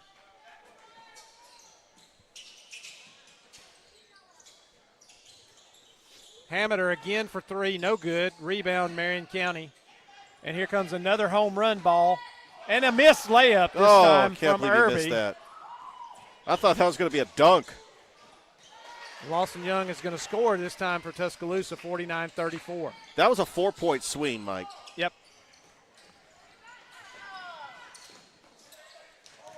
And a turnover. This is what makes coaches go gray-haired, Richard. Yeah. And another missed layup. Unbelievable. This is driving both coaches crazy. Another missed layup for Tuscaloosa. It's really in a boys' game. Now, if this is a girls' game, understand. Girls' games have a ton of missed layups. But in boys' basketball, you usually don't see this amount of missed layups. Hammeter again for three. Long, no good. Rebound, short, no good. Rebound, up and in by Henderson. They convert there and get a bucket. 49-36. And this one's knocked out of bounds. And it's a turnover. Oh, my goodness. Did it get deflected off of a Tuscaloosa Academy player? It did, absolutely. There's no way the ball could have gone that direction if it wasn't off of a Tuscaloosa player. That was a lucky bounce. And they give it to Tuscaloosa. No, that had to. This is why we need instant replay. There's no way that wasn't knocked out by Tuscaloosa. I thought it was too. Shot off the glass, no good. Henderson with another rebound. This time Marion County gets the rebound and the foul. A lot of hacking going on. It's going to get frustrating if these guys, they're just going to try to foul and they're going to be slapping a lot. Marion County's got to keep their composure and realize it's just a strategy of the game. And just in case anybody's wondering, that Lee Scott Morgan County game was scheduled for 2 o'clock. So we are going to be approximately 45 minutes behind schedule. Yes, we are. Just in case you're wondering, it coming out to the pit to see Glenwood later tonight. You kind of make your dinner plans. It's looking like it's a 45-minute delay so far. 1:25 to go in this one. Richardson at the line for Marion County. First free throw is no good. Subs coming in for Tuscaloosa. Mills Turnip Seed is in, as is Ever Sykes. First action for both of those young men today. Second free throw on the way from Richardson is no good. Rebound originally with Tuscaloosa, and they're going to get control. Good hustle by Hammeter right there to chase that one down and gain possession.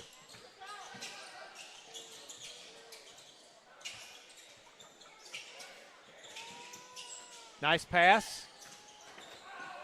This one knocked away by Tay Moses. It was intended for Lawson Young.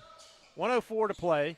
Now into the game for Tuscaloosa, and I do not have a number 0. So really don't know who this one is. Could it be Danilo Stojakovic? It could be.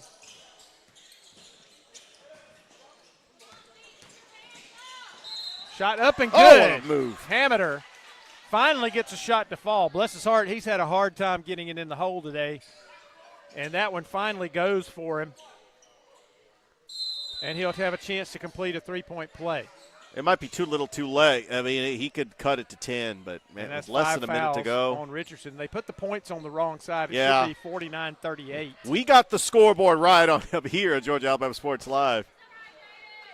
Should be 49-38. Now There they get you it go. right. Now they get it fixed. That's usually when the crowd's supposed to cheer. But Free throw is no good. Marion County grabs it. 45 seconds. Crawford Cross court now to Holloman. Holloman down in the corner. That was Christian Smith, who's in the game for Marion County. He's going to be fouled. In case you're wondering, their region play starts in the new year. They will take on Webster County on the 3rd, and then they will go to Butler, Georgia to take on Taylor County. But I got my eye on that January 18th game against Chatco. First free throw from Christian Smith is good. 50-38. Into the game for Tuscaloosa. Graham Sims back in. Into the game for Marion County now. And I do not have a 32. So, not sure who that is. A youngster, I'm assuming. Second free throw, no good. And a foul on LaDanon Crawford. And there's no reason for that foul whatsoever. Just let him have the basketball, let him go.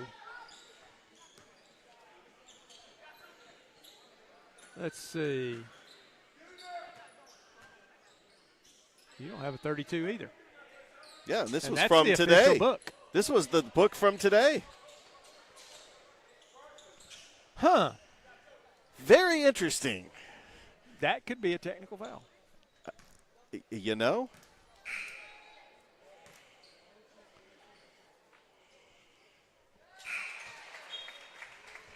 And now they've caught it. They did catch it. Let's see. Now they're going to get together with the officials. I think the bookkeeper for Tuscaloosa Academy has realized There is no 32. there is no number 32. According to their books. The mystery player. You know, this is really made for a Hollywood movie. You always hear about the Ringer. My favorite Ringer movie of all time is The Benchwarmers. Oh, yeah. With the player that shows the birth certificate says, I am 12, and slips the umpire a $100 bill. Yes. Classic movie. I love that movie so much. And here is the technical foul. They'll complete this one, and this will be a technical foul because a player who is not in the book is on the floor. There's a first time for everything. He's either wearing a number that he does not normally wear. That could be a possibility.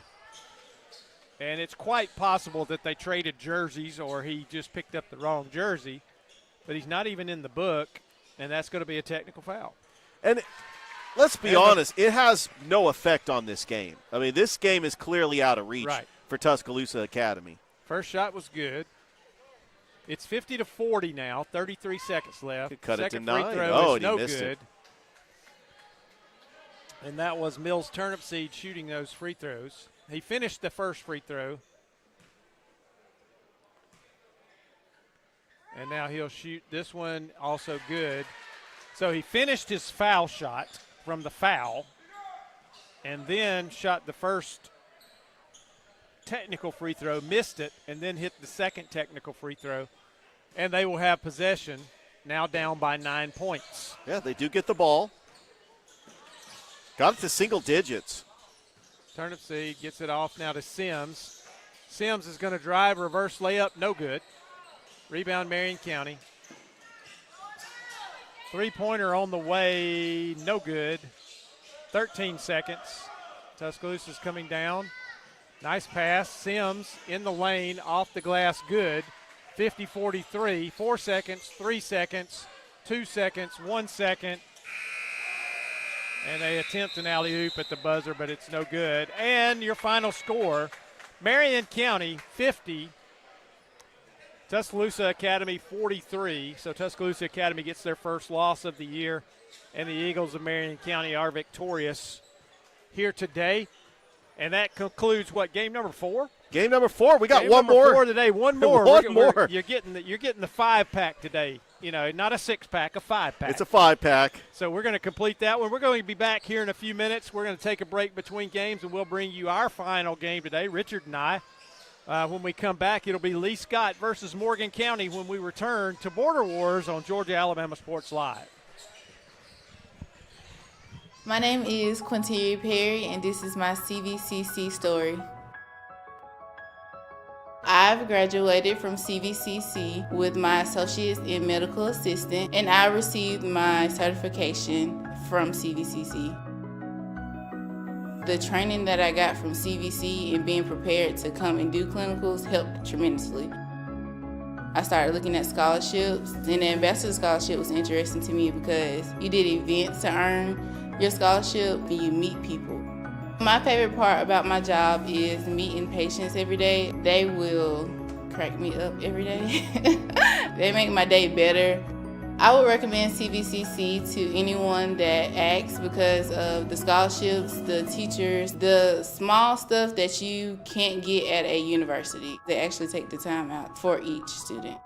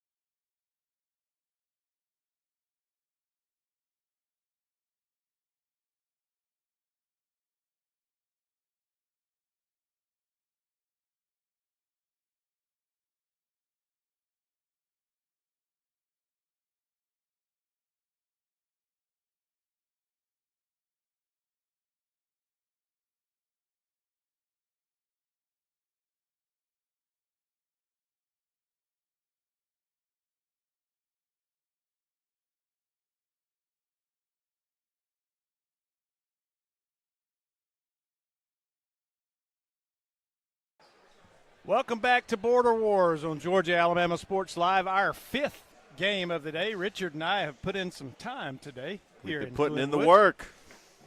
Hey, the grind is a blessing. And this game is going to feature Lee Scott Academy, the Warriors versus the Bulldogs of Morgan County. Out of Madison. They are a 2A Madison, school. Georgia. Out of the GHSA in the same region with Callaway. Also Pike County, Cook, Rutland. Yep. Good Jackson. region. Oh, yeah. They'll be in the same classification at 2A with all the Muskogee County schools minus Northside. Yep. And we'll jump it off. Jumping it up for Morgan County, Zakai Locus. And he'll be working against Parker Wright for Lee Scott.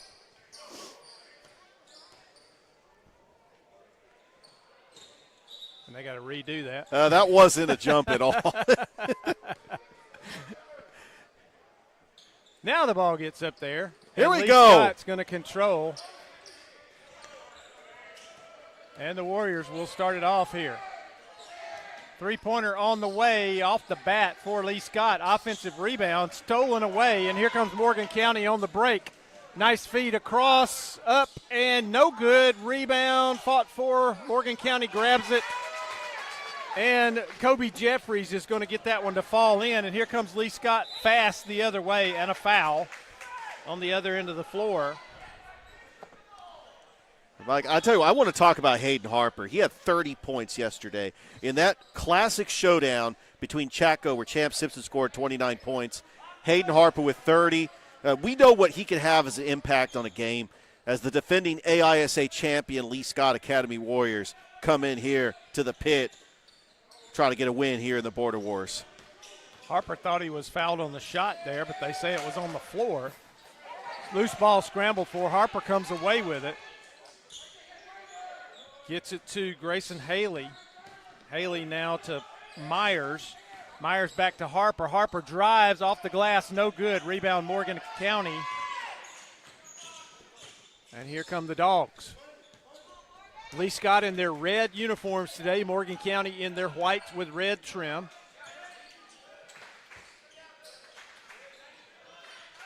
And so there's no confusion. Lee Scott does have blue and red colors. They do.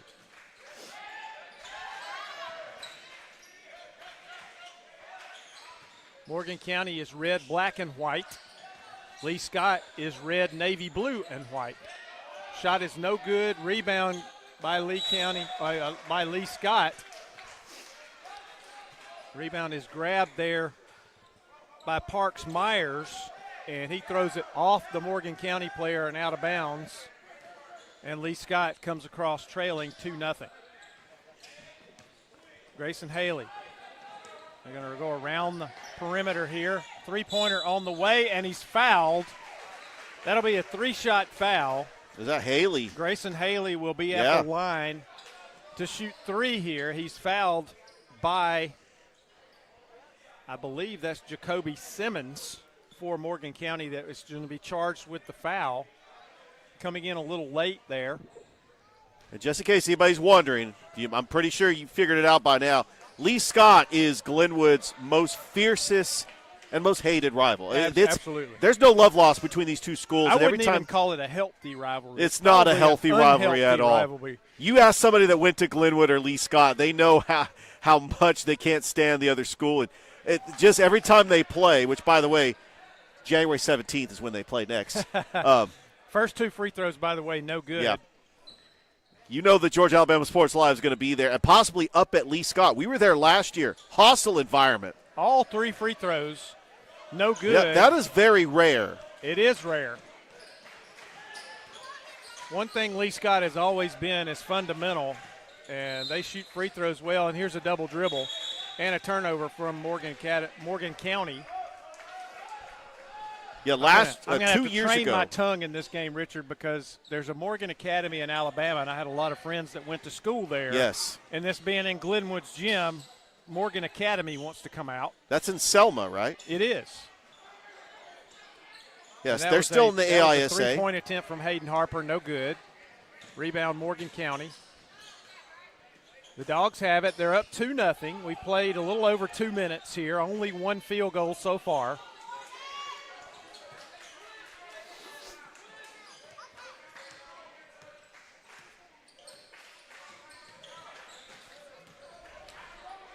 Layup up and good. Oh, what a move. Nice move by Zakai Locus, and he scores, and it's 4-0 Morgan County.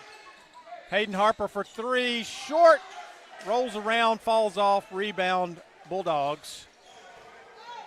And here come the guys in white. 4-0, approaching the 5-minute mark in this first period. Lee Scott missed three free throws, and they do not have a field goal yet, and here is a foul. And we'd like to welcome our audience that's watching us from Madison, Georgia. We appreciate your support of Georgia Alabama Sports Live. Locust draws the foul there on the way to the basket. Wholesale subs for Lee Scott. William Lyles comes in. Chapman Harris comes in. Try to pick up the other one here in just a second. Zellner. All right, Morgan drives, pass off the Locust. He scores again. He's got all 6 points for Morgan County. Yeah, we saw them yesterday against Calvary Christian. This is a very good team. Harper in off the glass, good. Knifing through the lane, laying it up. Hayden Harper, first 2 points for Lee Scott in the ball game. Yeah, Jaden Elder was the player of the game yesterday against Calvary Christian. He's a UAB commit. He's going to play football at UAB. Shot falls in. That's Jaden Elder. Jalen Elder. Killed that one off the back of the rim, and it dropped in, and it's 8-2. And here's a moving screen. Yeah, Mike, Morgan County's football team went to the quarterfinals last season. They were undefeated going into that game against Callaway. Callaway ended up winning that game to win the region, but they were, at one time, they were one of the top teams in 2A. Yep. They are very athletic. And they have some football players on this roster as well.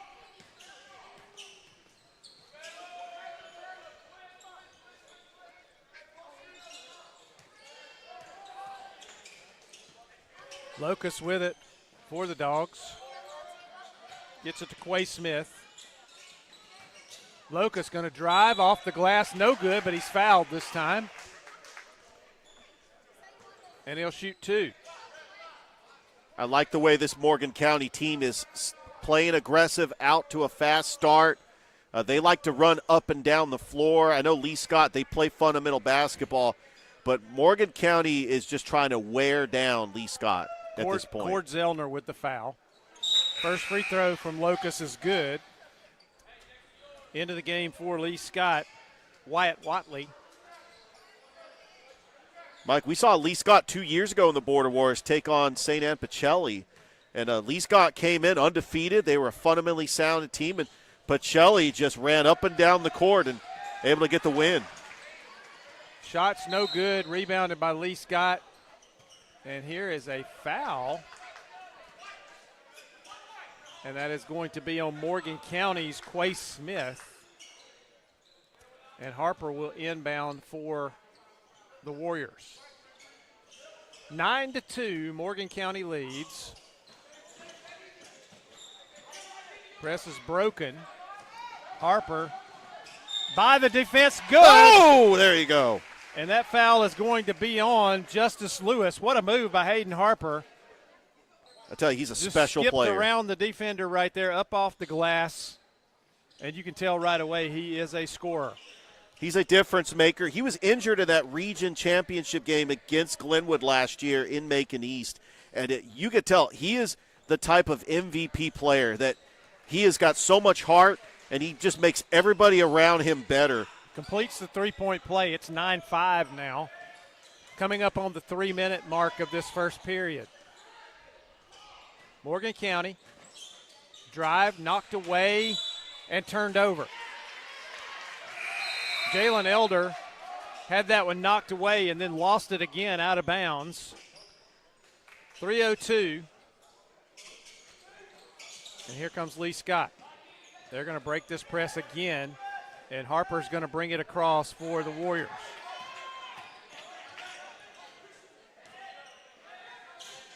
Drive to the basket, kick out. Harper over in the corner for three, no good. Rebound Morgan County. Nice job of getting the pass off before traveling. And Locust, good defense by Harper right there. He stood his ground and made Locust pull up, and he left the shot short. And now Harper's going to drive. Going to kick it back out top. Harper out top again. Starts to drive to the bucket, and he's going to be fouled. That's going to be a reaching foul. That foul's going to be on Justice Lewis. 2 shots coming for Chapman Harris. 9-5, 2:19 to go in the opening period. Lee Scott can cut it to 2 here. First free throw's good. 9-6 into the game for Morgan County. Garrett Ward comes in. Justice Lewis will sit down, as does Christian Monfort.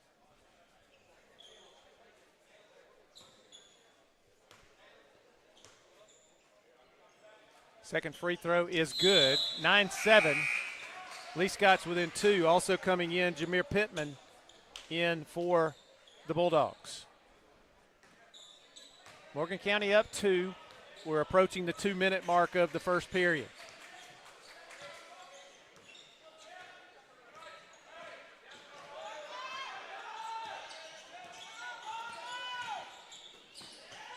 Drive to the basket.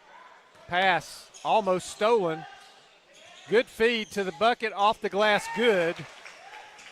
That's Garrett Ward who scores.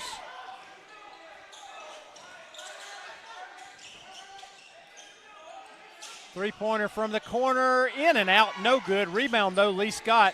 Back to Harper for 3, good. Yeah, you Hayden get him Harper. going. Hayden Harper will make you pay. 11-10. Offensive rebound leads to a three-pointer, and the Warriors are within 1. 1:27 to go in this first period. Morgan County sets their offense. Three-pointer on the way. Might have got a piece of it. Harder might have got a small piece of that one. It's no good. It's rebounded by Lee Scott.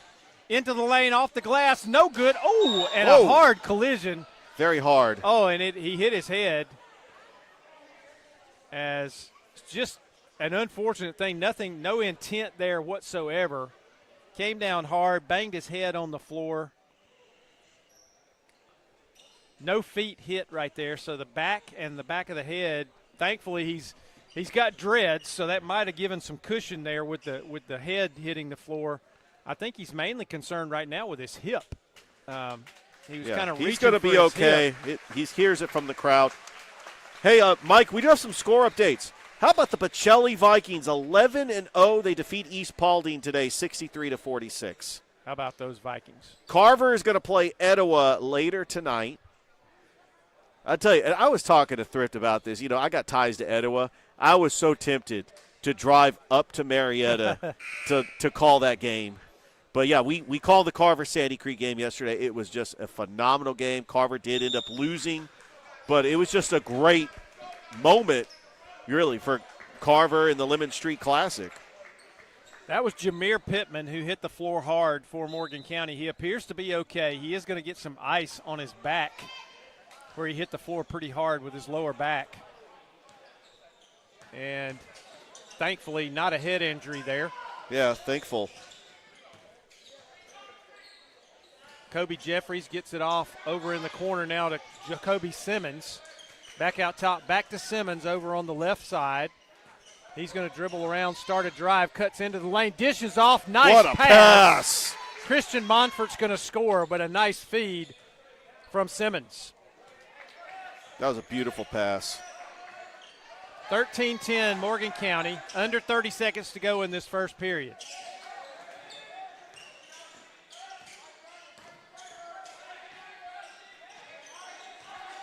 Hayes Harper. If I'm Hayden Harper, I would try to hold for this final shot. Good feed, lost it, got it back, lost it. Harper going to drive. Inside, goes up, off the glass, no good. He's fouled with 2.7 seconds left. What a smart basketball play. He's right a very there. smart basketball player. I knew he was going to take the final shot. I mean, Hayden Harper's a playmaker. You put the ball in his hands, he can make something magical happen. He's also a great facilitator. Well, he saw that opportunity to draw a foul right there, and he's going to try to hit these 2 free throws. First one is good. Great court vision, too. 2.7 seconds left. That's 13-11. Has a chance to bring them within 1 here with 2.7 seconds left in the quarter. You know, Colin Cowherd uses the term high IQ. He reminds me of a high IQ, a Chris Paul, a John Stockton, just a high IQ point guard. He's going to be something special at the next level.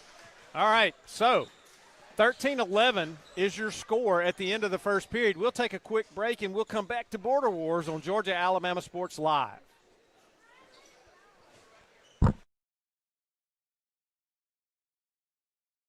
We're hammering down high prices at Glenn Smith GMC in Opelika. New full-size GMC Sierras discounted up to $12,500 off. GMC Terrains with a roomy cabin and pro safety discounted $6,500 off. Enjoy your holidays with no payments until February. Choose from over 500 new and used on the lot or on the way. GlennSmith.com. Get ready to smile.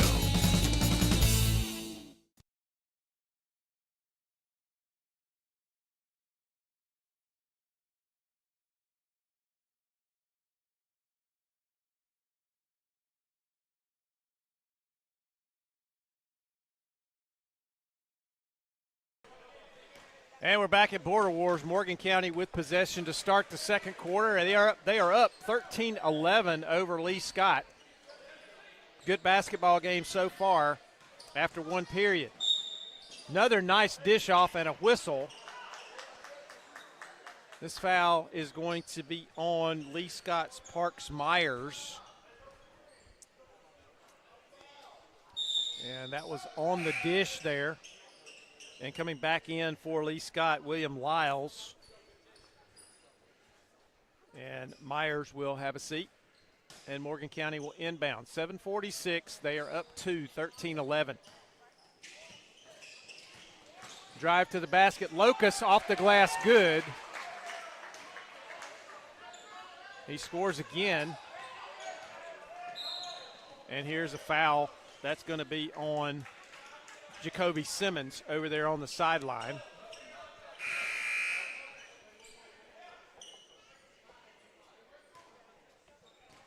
And Lee Scott will inbound. Simmons will take a seat. Locust has been the guy so far, Zakai Locust. He's got at least, I think he's got 10 of the 15 points for Morgan County in this contest.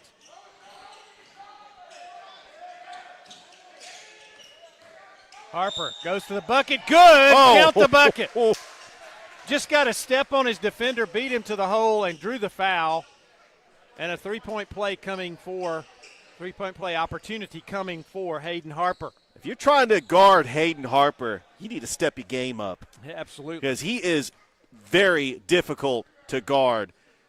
Just a great finesse player Free with throw's some good. 15-14 now. Some layup moves and just knows where to be, right place, right time.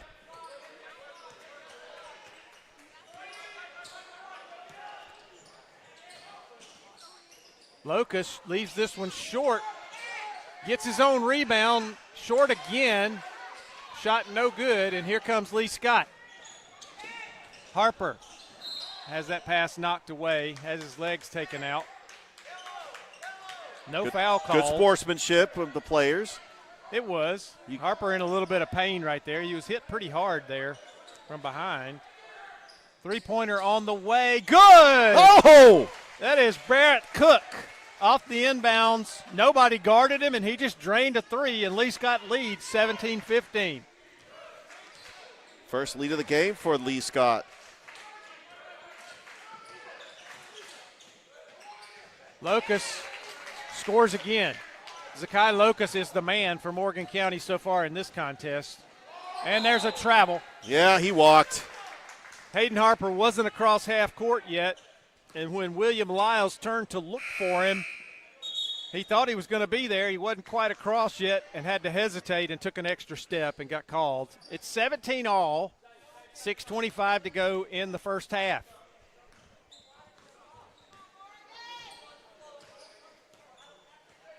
Locust with it out in the circle. Starts a drive, dishes off. That's going to go. It's going to be saved, but Lee Scott's going to grab it. And now it's picked off by Morgan County. Then here come the Dogs again. Drive to the bucket, lost, gained back, knocked out of bounds by Lee Scott, so Morgan County will inbound on the end line. Locust will trigger it in under his own basket. 6 minutes exactly left in this second quarter. Kobe Jeffries spins, shoots, scores. Off the low block, spun into the lane, dropped the shot in, and it's 19-17 Bulldogs. Nice pass, knocked away though. Lee Scott has it in the corner. Harper's going to get it out top now, and he'll reset the offense. Grayson Haley with it. Starts down the lane. He's bumped hard by Jeffries. And that foul will go on Kobe Jeffries. And going to the line will be Grayson Haley. Subs coming for both teams after this first shot. First one is good. Grayson Haley converts. Justice Lewis back in, as is Quay Smith for Morgan County. And back in for Lee Scott, I believe, is Chapman Harris. Second free throw was no good, 19-18. Morgan County with the 1-point lead. Nice kick out. Jeffries shot long. Rebound is going to be out of bounds off Morgan County. That one got over everything. It just kind of surprised everybody. Yeah, it did. And out of bounds. Lee Scott.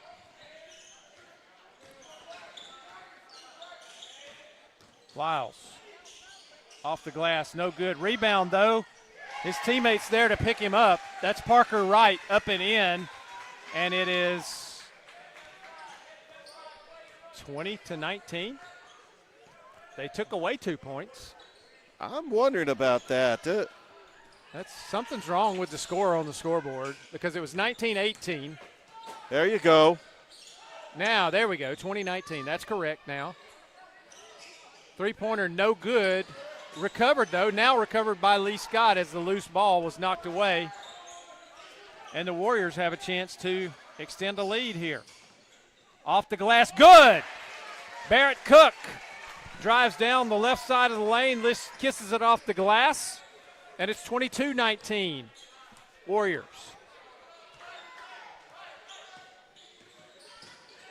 Locust has it knocked away. It's recovered by his teammate. Shot is up, no good, but he's fouled. That is Jalen Elder, who will go to the line. Yeah, the UAB commit is going to go to the line for 2 foul shots. He's got to be a receiver or a defensive back. I'm thinking he's a defensive back. Could be a receiver. You're right.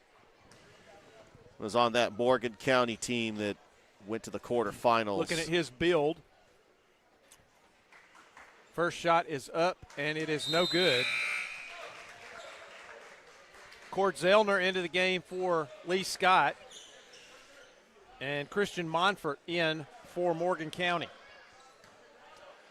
Just a reminder. 22-19 Lee Scott.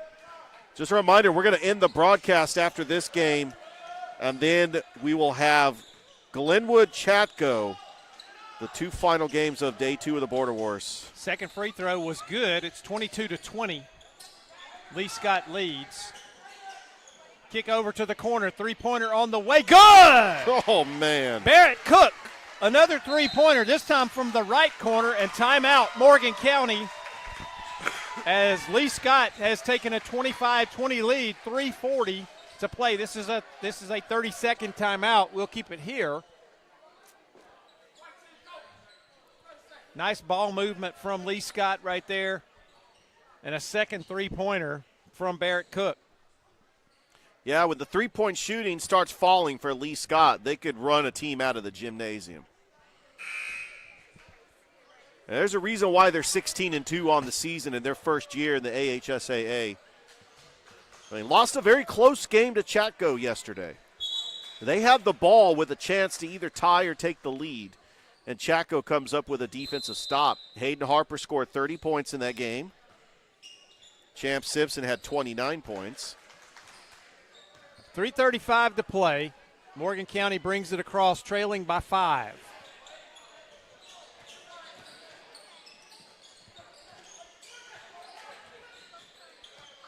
Elder into the lane, kicks it out.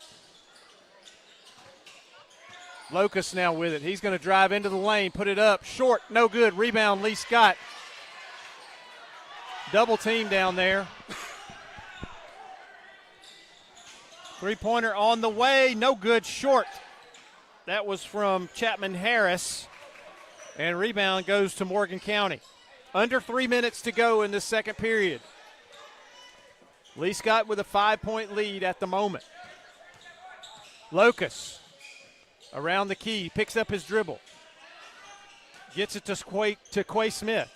Smith starts a drive over in the corner now to Elder. Elder spins, looks, throws a bad pass, picked off by Lee Scott.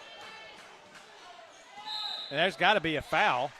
Yeah, it's a foul. Grayson Haley comes in the lane, and nobody was stationary, so it's going to be a defensive foul, and I believe that's going to be on Zakai Locust. 2.5 minutes to play in this first half. And Grayson Haley at the line. First free throw, no good. Haley struggling a little bit from the line. I think he is the guy who missed the three on the three-shot attempt earlier.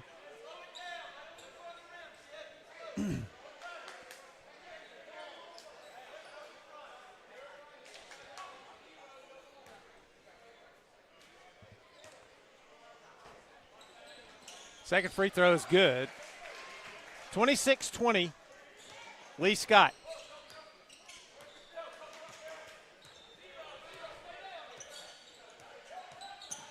And Locust loses his feet and the basketball. Picked up. And a wild shot, no good.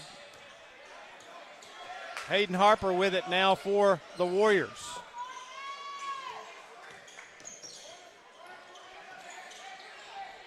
Harper gets it back. Yeah, and he traveled. And he traveled. Double dribbled something. Or a double dribble. Or a turnover. Yep. One of those two. Yeah, when in doubt, if you don't know what it is, just call it a turnover. Just a turnover.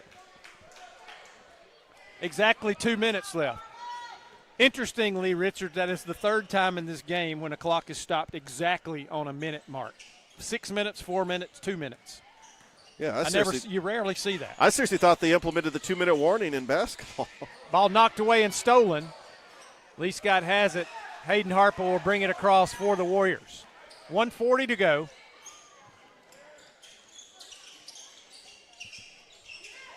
Wyatt Watley with it. Pressured over there. Hayden Harper with it out in the circle. They move it around the perimeter. A drive off the glass. No good. And somehow that wasn't a travel or anything there. Knocked away from behind, though. Oh. Harper's going to drive to the basket. Good. 1:13 to play, and it's 28-20 Lee Scott. Crazy exchange there. Really was. He picked his pocket.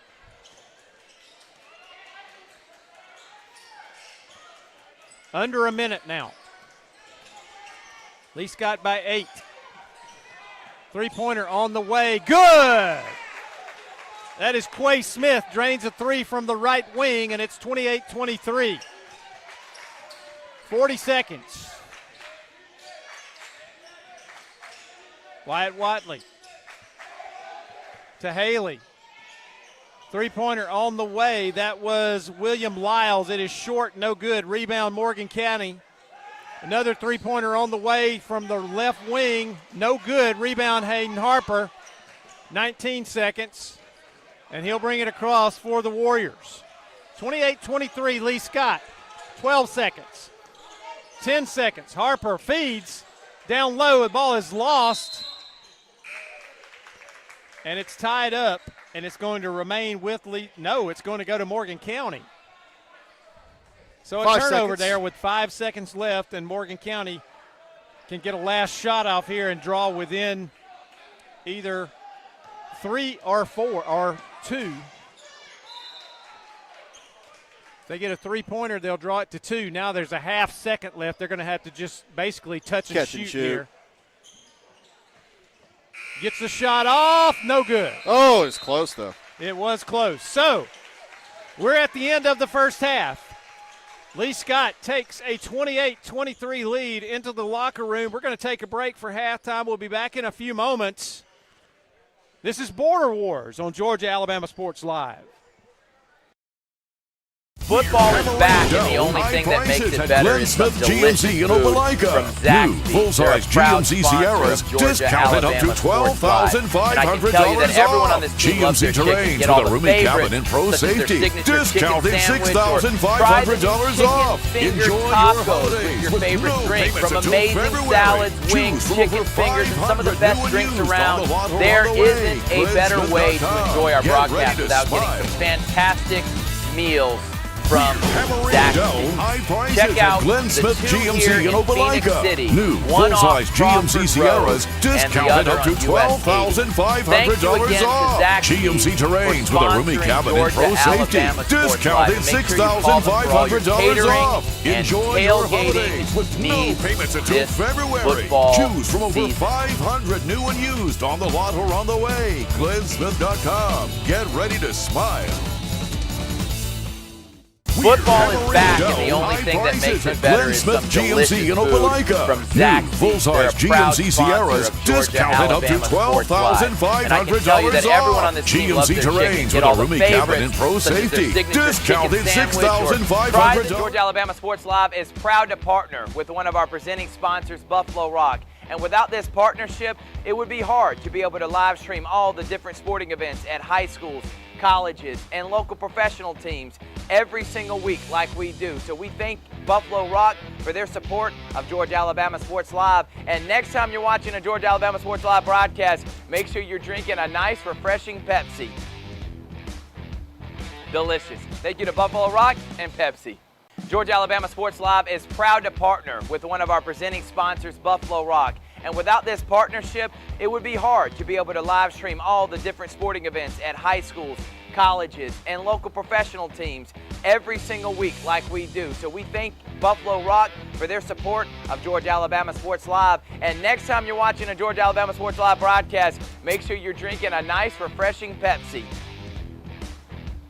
Delicious. Thank you to Buffalo Rock and Pepsi. Georgia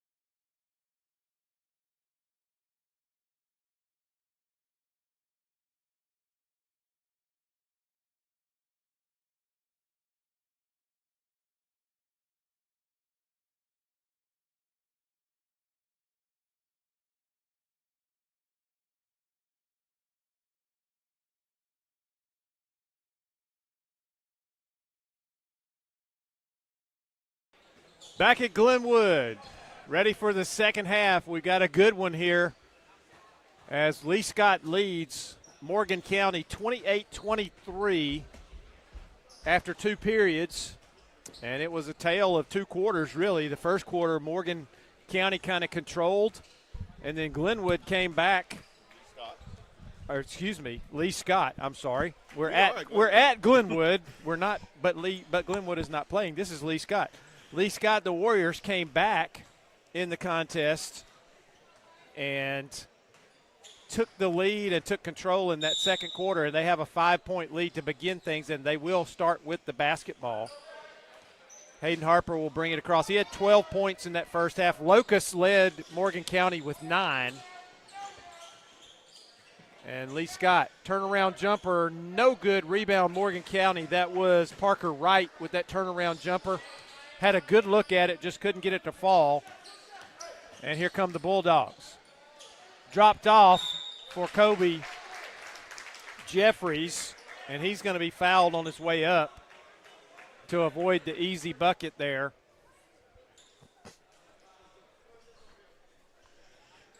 .34, we're just underway here in the second half. Yeah, leading scorer for Morgan County is Zeke Locust with 9 points. Hayden Harper's got 12 points for Lee Scott. First free throw is no good. 7:34 to go. Jeffries with another free throw here. Try to draw within 4. Free throw is up, and it's good. 28-24. Full court pressure. Hayden Harper working against Jeffries now. Man-to-man defense for Morgan. Picks up the dribble. Inside pass. Good look right there. Up off the glass. No good. Rebound recovered by Lee Scott. Recovered again. Oh, wow. And that is Parks Myers who cleans up the trash there. Finds that one in the lane. Lays it up and in. And it's 30-24. Up off the glass for Morgan County. That's Jacoby Simmons who lays it off the glass. And here comes Harper. He's going to slow it down. And here come the Warriors. Off the glass, no good. A little too hard, Grayson Haley. And here comes the break, and that is Locust. He's now got 11. And it's 30-28 as Morgan County is drawn within 2.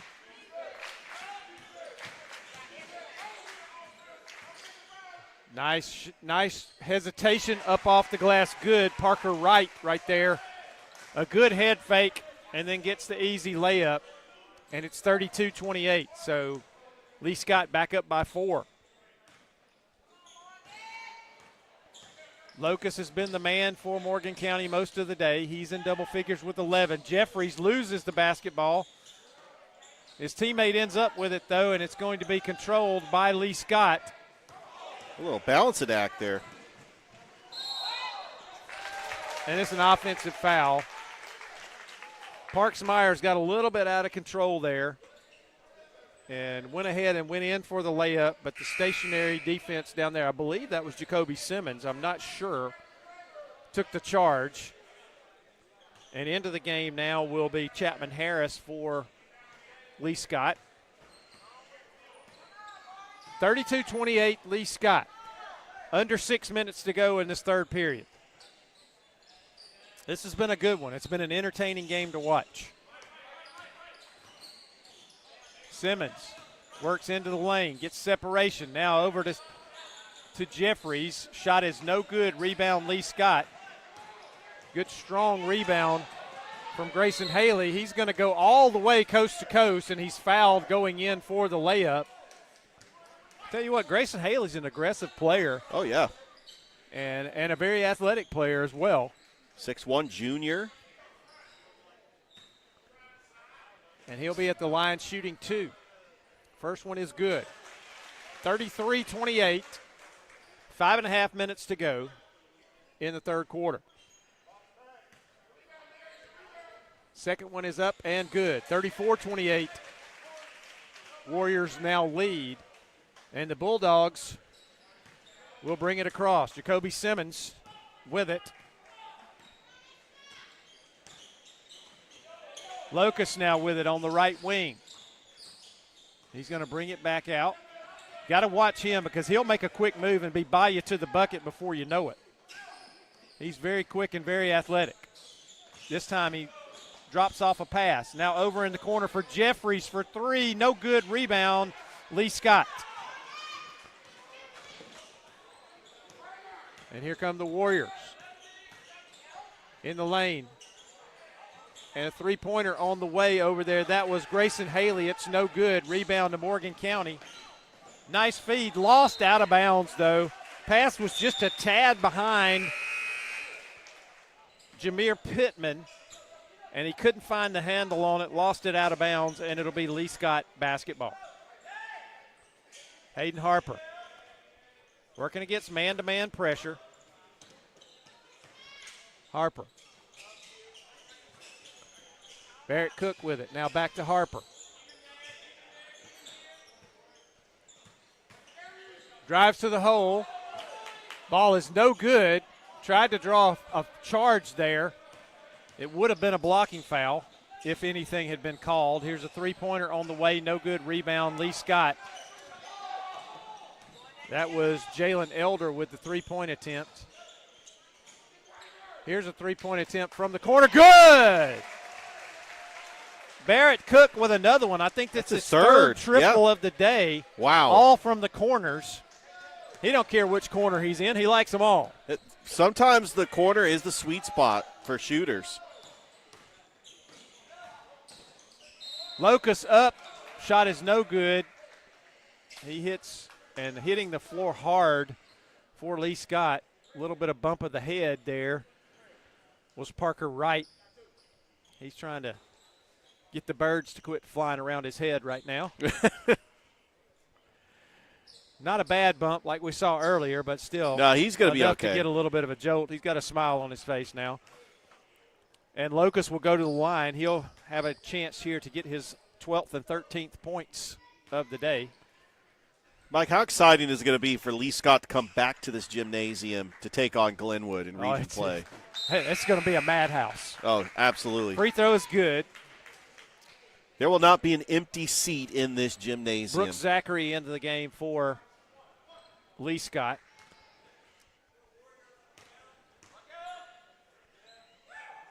Second free throw is no good. It rolled in and out. Oh, wow. Went all the way down and spun out. Haley brings it across.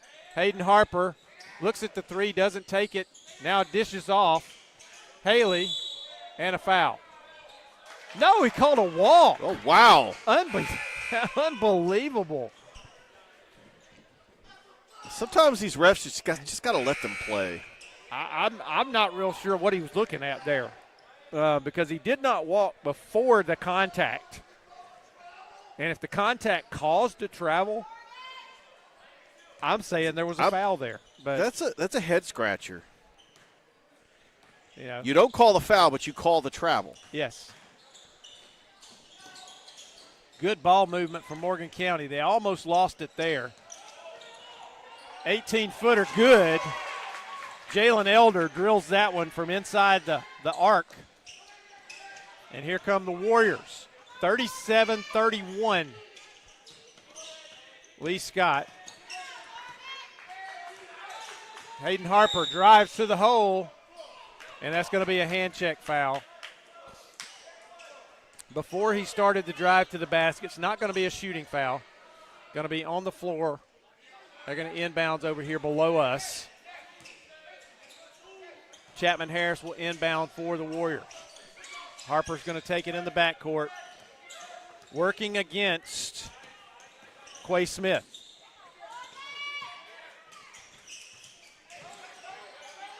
All lost momentarily.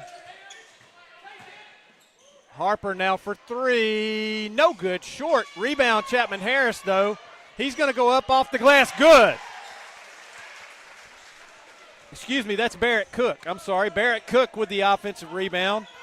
Not used to seeing him shoot anything but three-pointers from the corner. All the way on the way to the hole. Shot is no good. Simultaneous possession of that rebound. And I'll tell you how strong Christian Monfort is. He just grabbed the basketball and shifted his arms and threw a Lee Scott player almost into the wall over there. That's strength.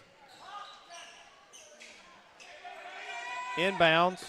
Barrett Cook takes it, feeds his teammate up off the glass. No good, but he gets the rebound. Cook gets the rebound. It's knocked away, and it ends up with Morgan County. Barrett Cook, an active player. He's a good-sized kid, too.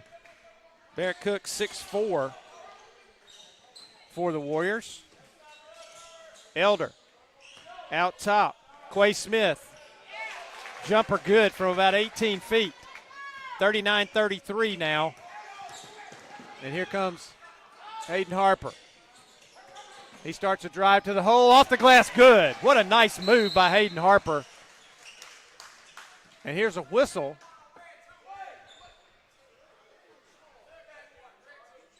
Delay a game warning on Hayden Harper. I guess he touched the basketball after it went through. And he called it delay. He might have touched the net of the basket because. Again, like you said a few moments ago, sometimes you just need to let stuff go. There's not a lot to let stuff go. I mean, you disrupt the flow of the game to call a delay a game that really didn't mean anything. Yeah, we got 5 more games to play after this. Sometimes you just got to let stuff go. Quay Smith with it for Morgan County. Out top to Locust. Locust is going to drive to the hoop. He's going to dish off now. Quay Smith again. Inside, that's knocked away and stolen. Barrett Cook with it. Hayden Harper going to the hole. He is fouled. He's hit hard. And it's basically take your pick who you want to call that foul on because 2 of them hit him. He was a sandwich there. I believe that was on 23, Christian Monfort. By the way, Mike, this will be the last game of our feed. We're going to close the broadcast after this game. The game that's coming up next is Marion County Girls taking on Valley, but we will not have that game. We'll have 3 games before Glenwood takes on Chatco, the Gators and Lady Gators, later tonight, starting with the girls team taking on the Chatco Lady Panthers. Okay. You can catch that on Georgia Alabama Sports Live. Noah Shelton will be on the call. So that foul was on Garrett Ward for Morgan County, and Hayden Harper will be at the line shooting a pair here. Lee Scott up 41-33, 1:03 to play in this third quarter.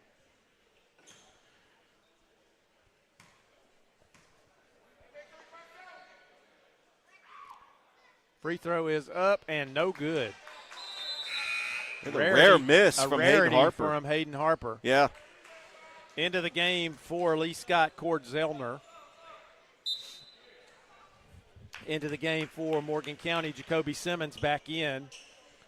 And Garrett Ward will sit down. Second free throw coming for Hayden Harper.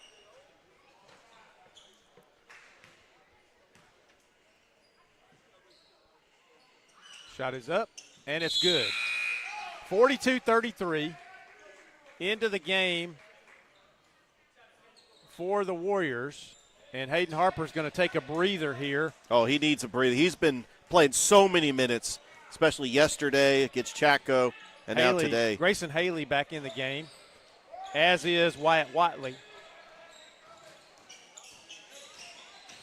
Locust can't get a shot, going to dish off now. Locust going to drive to the basket, up, off the glass, no good. Rebound fought for, controlled by Morgan County, and that is Justice Lewis that grabs it, puts it up and in, and it's 42-35. Up and in, Barrett Cook goes to the hole, does a nice job of avoiding an offensive foul call right there, lofts it up off the glass, just a little kiss off the glass, and it goes in. It's 44-35. 10 seconds to go here in the third period. Locust, nice pass over to the corner. Lost by Jeffries. Half-court shot. Oh, it's off. And they're going to let that go. Yeah, they'll let it go. as they would have had to reset it for less than a second right there if they had reset the clock. They know it's not worth trying to get a catch and shoot when it's physically impossible. Right. 44-35 is your score. We'll take a quick break between quarters here, and we'll be back for the final quarter of action. You're watching Border Wars on Georgia Alabama Sports Live. Football is back, and the only thing that makes it better is some delicious food from Zaxby's. They're a proud sponsor of Georgia Alabama Sports Live. And I can tell you that everyone on this team loves their chicken. Get all the favorites, such as their signature chicken sandwich, or try the new chicken finger tacos with your favorite drink. From amazing salads, wings, chicken fingers, and some of the best drinks around, there isn't a better way to enjoy our broadcast without getting some fantastic meals from Zaxby's. Check out the two here in Phoenix City, one off Crawford Road and the other on US 80. Thank you again to Zaxby's for sponsoring Georgia Alabama Sports Live, and make sure you call them for all your catering and tailgating needs this football season.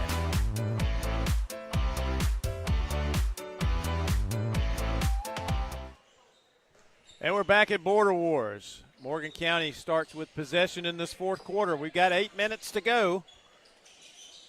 Good one so far. Locust spins. Oh, drops it in. What a nice move from Zakai Locust for Morgan County. And it's 44-37, Lee Scott.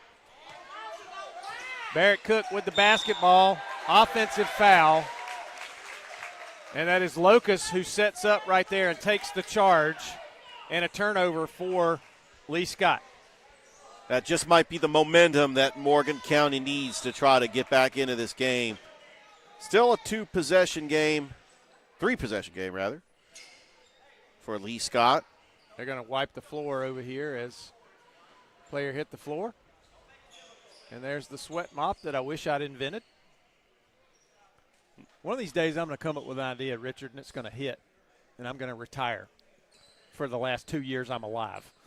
Well, you know, the guy that invented the pet rock made over $1 million. Oh, absolutely. Yeah. I mean, I got that from the movie Office Space.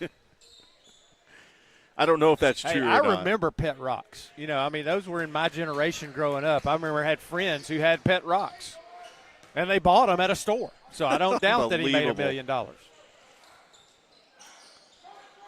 Jeffries inside, goes to the basket, no good. He traveled before he shot, but it wasn't called. Missed the shot anyway. Nice pass. Good for three. Good from the corner again. That's 4 of those for him. Barrett Cook loves the corners. If you make a pan of brownies, all 4 corners are going to be gone if Barrett Cook's in the house. And he's got 16 points. Might be the leading scorer. 47-37, Lee Scott. We'll have to check the stats. Jeffries fouled. No basket there. He'll shoot 2. Yeah, we'll have to check the official stats. I think Hayden Harper's got 16. Barrett Cook's got 16. Yep. They have complemented each other well today, and they are shadowing Hayden Harper everywhere he goes. And who wouldn't if you know anything about Lee Scott, if you've done any scouting whatsoever, you know you need to keep your eyes on number 2. First free throw, no good. But Barrett Cook has been deadly from three-point range today, and every one of his three-pointers have been from a corner. By the way, Lee Scott will be home to Lynette next Saturday. In case you're wondering when the next home game is. Second free throw is good. And I tell you, I don't know how Lynette is, but they used to be really good. Barely gets it in right there above the 5-second call. Yeah, they're pretty good. They're a 2A school. Up and in. Nice job right there by Parker Wright to get that shot up and in, and it's 49-38 Warriors.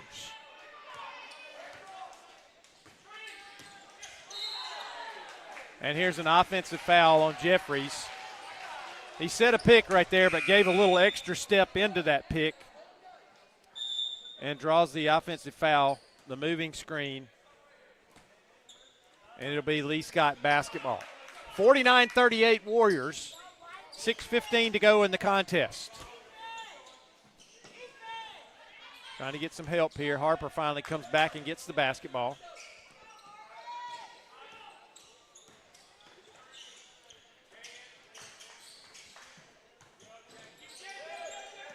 And a bad pass and stolen. Locust is going to go in. He's going to feed it off the glass. No good. Oh, wow. They fight for it. Locust comes up with it. He's going to spin, get another pass off. This one is good. That's Jalen Elder who drops it in over there, and it's 49-40, 5:48 to go. Timeout, Morgan County. This is going to be, I believe, a full timeout, so we'll take a quick break with them. It's Border Warriors on Georgia Alabama Sports Live. Georgia Alabama Sports Live wants to say thank you to one of our presenting sponsors, Buffalo Rock, and their partnership with everything that we do. And without businesses like Buffalo Rock, we wouldn't be able to go cover softball, volleyball games, every type of high school sport you can think of, local college games, and professional. So thank you to those businesses that support us, and specifically Buffalo Rock. And next time you're watching a Georgia Alabama Sports Live broadcast after a nice long day, why not enjoy it with a nice refreshing sorry? The best lemon lime soda around. Thank you to Sorry and Buffalo Rock for our partnership on Georgia Alabama Sports Live. Georgia Alabama. 5:48 to go here at Glenwood. Lee Scott with a 49-40 lead over Morgan County. Lee Scott inbounding after the timeout. They get it in. Hayden Harper's got it. Gets separation against the press. Ball tipped away. Lee Scott's going to keep possession, though. Ooh. And there's a blocking foul as he moved under and hard contact with the floor. I think maybe an elbow there. As Grayson Haley went to the hoop, player moved under him. And here comes that sweat mop again. Here comes the sweat mop.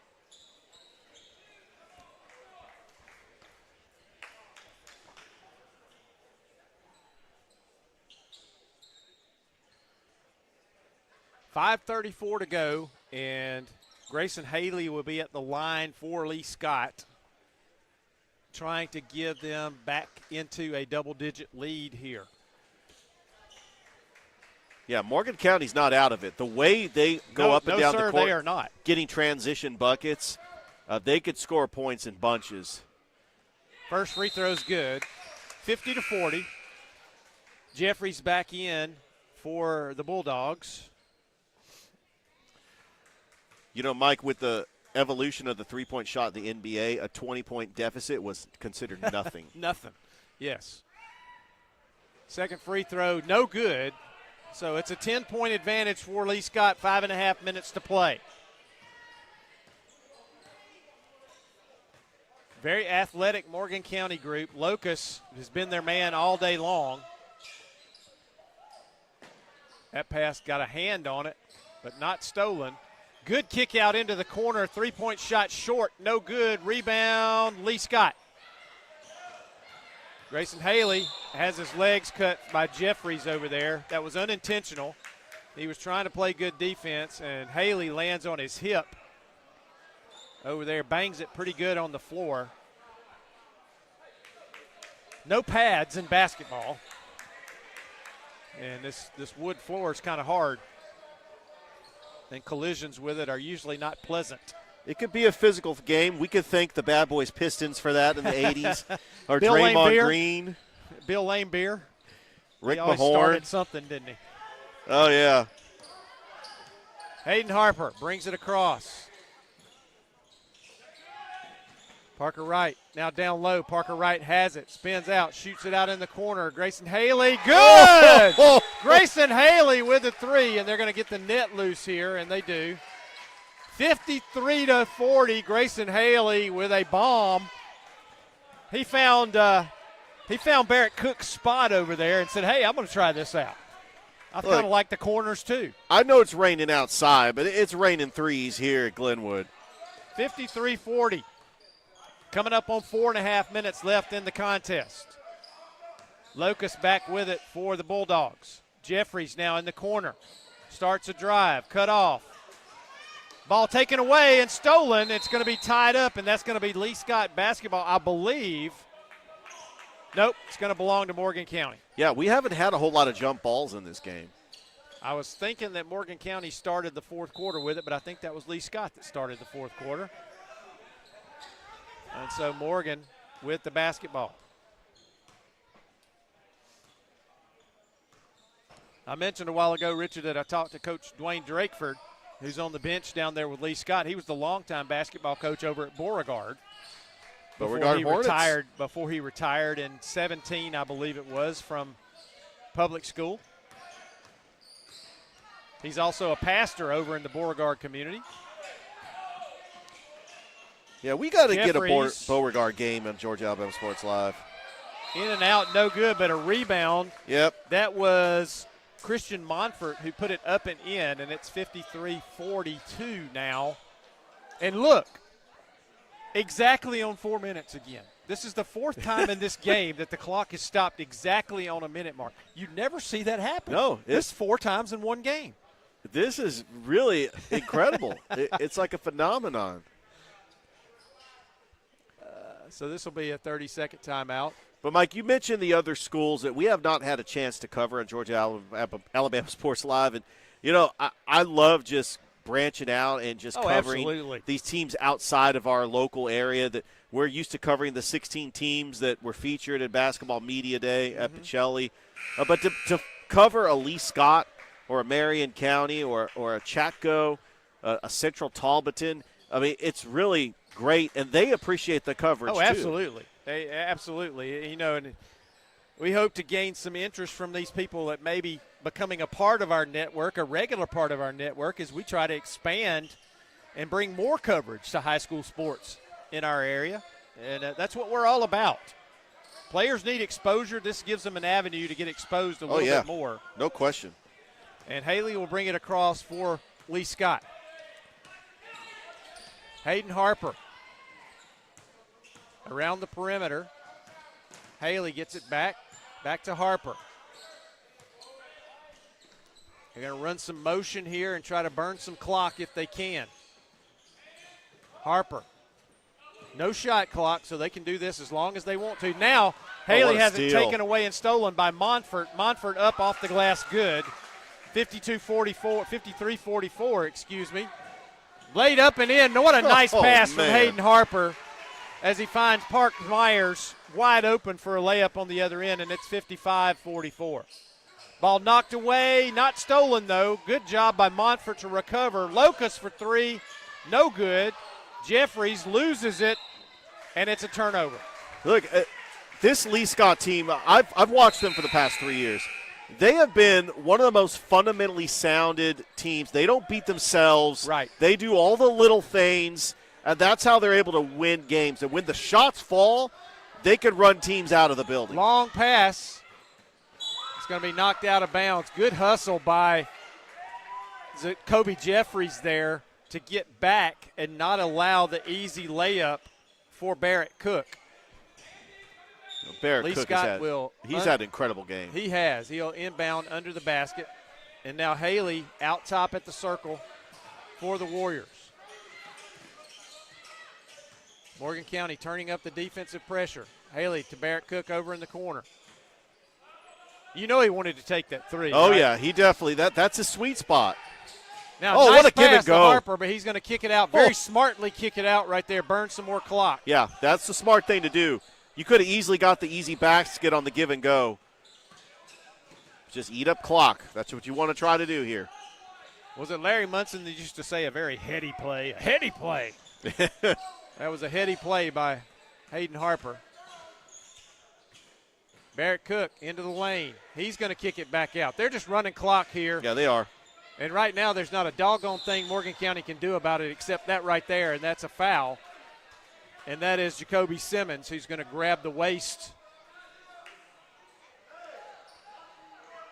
That is only the fourth team foul. That's only the fourth foul. You're right. So they've got another one to give here. Inbounds way out top. They keep possession, and there was a bad pass. It's out of play.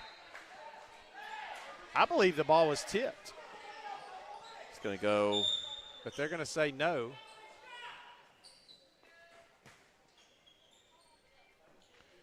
I know that Parker Wright thought it was tipped out of his hand.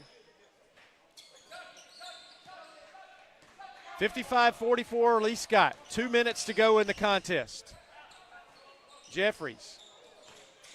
Quay Smith. Back over for three. In and out. No good. Jeffries is going to be fouled, though.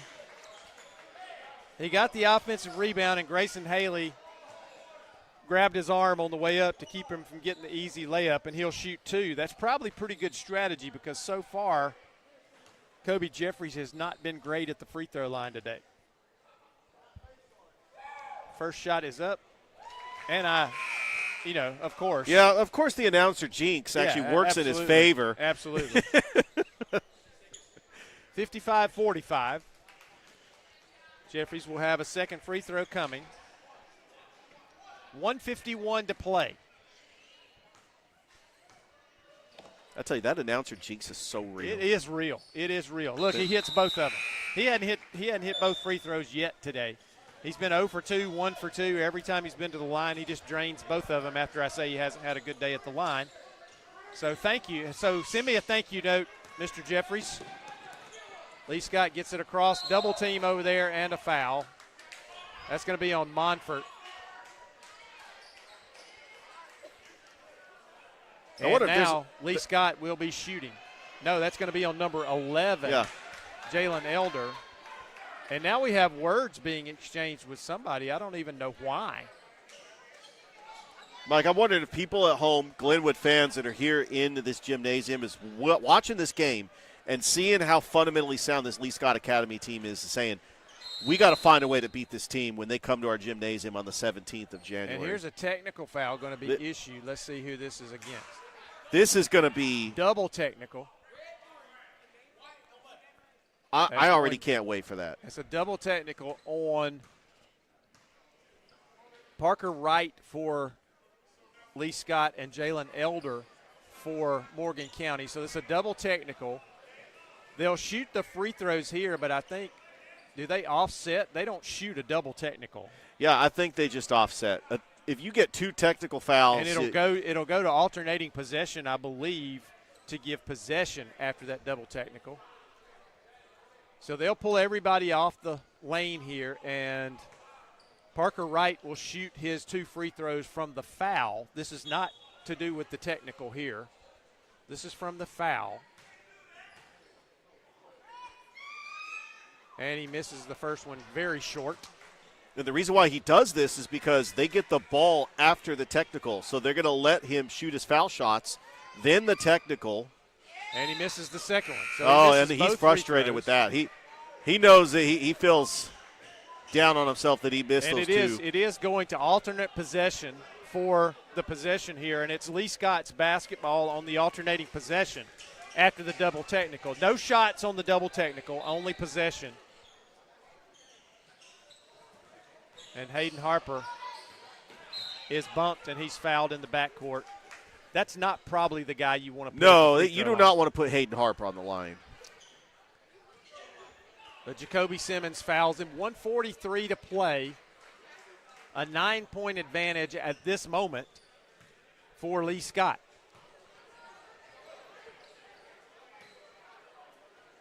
But just to let, he has missed a foul shot, and it had nothing to do. He's missed a couple today. He has nothing to do with an announcer jinx. Oh boy, that just did it.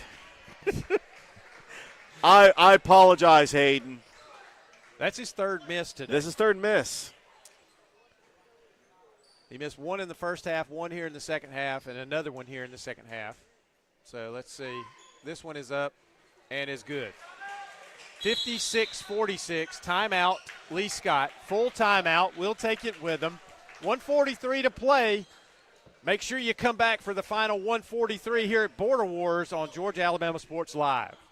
We're hammering down high prices at Glenn Smith GMC in Opelika. New full-size GMC Sierras discounted up to $12,500 off. GMC Terrains with a roomy cabin and pro safety discounted $6,500 off. Enjoy your holidays with no payments until February. Choose from over 500 new and used on the lot or on the way. GlennSmith.com. Get ready to smile.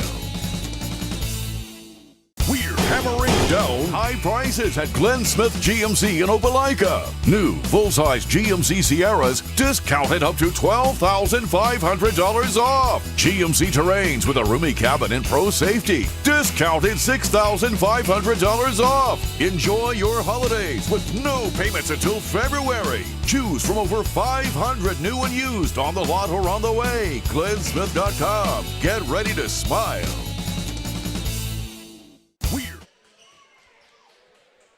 And we're back at Glenwood. 1:43 to play. Lee Scott with a 10-point, 56-46 advantage over Morgan County.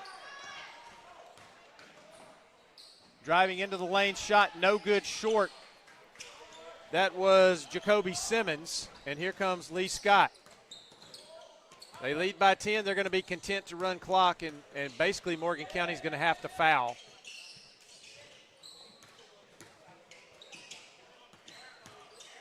So far, no foul called.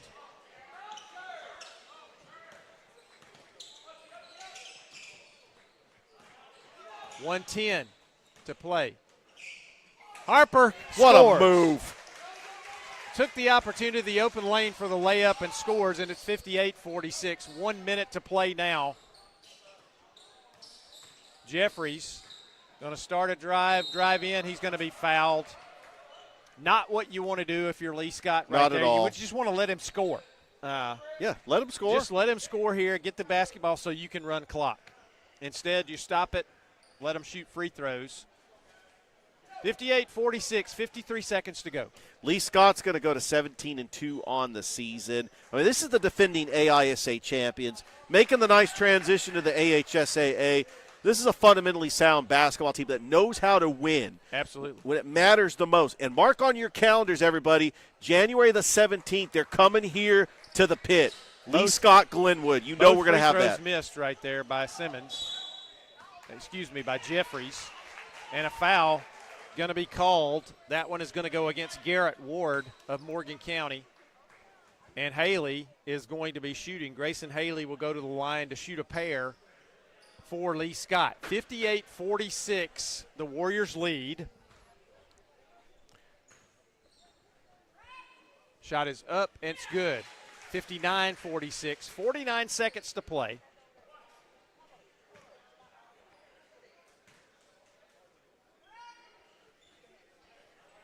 Second free throw, no good. 45 seconds. The drive, a whistle. It's going to be on the floor before the shot. And again, Richard, the one thing you don't want to do right here if you're Lee Scott is foul. No, this is not a wise decision. Just let him score. Jacoby Simmons at the line to shoot a pair, and that's 5 fouls. Just delaying this game. Let's see. One book has 5, one book has 4. That is 5. 5 fouls. Yeah, the refs are talking it over. He's saying that he got fouled out. It really doesn't matter what the bench has. There's going to be a book discrepancy.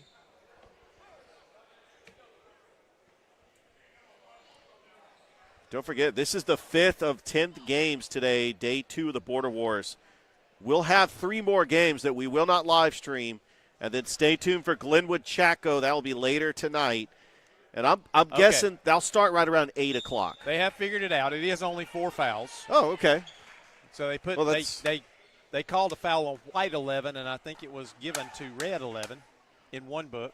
Free throw's good. It's good to know. 59-47.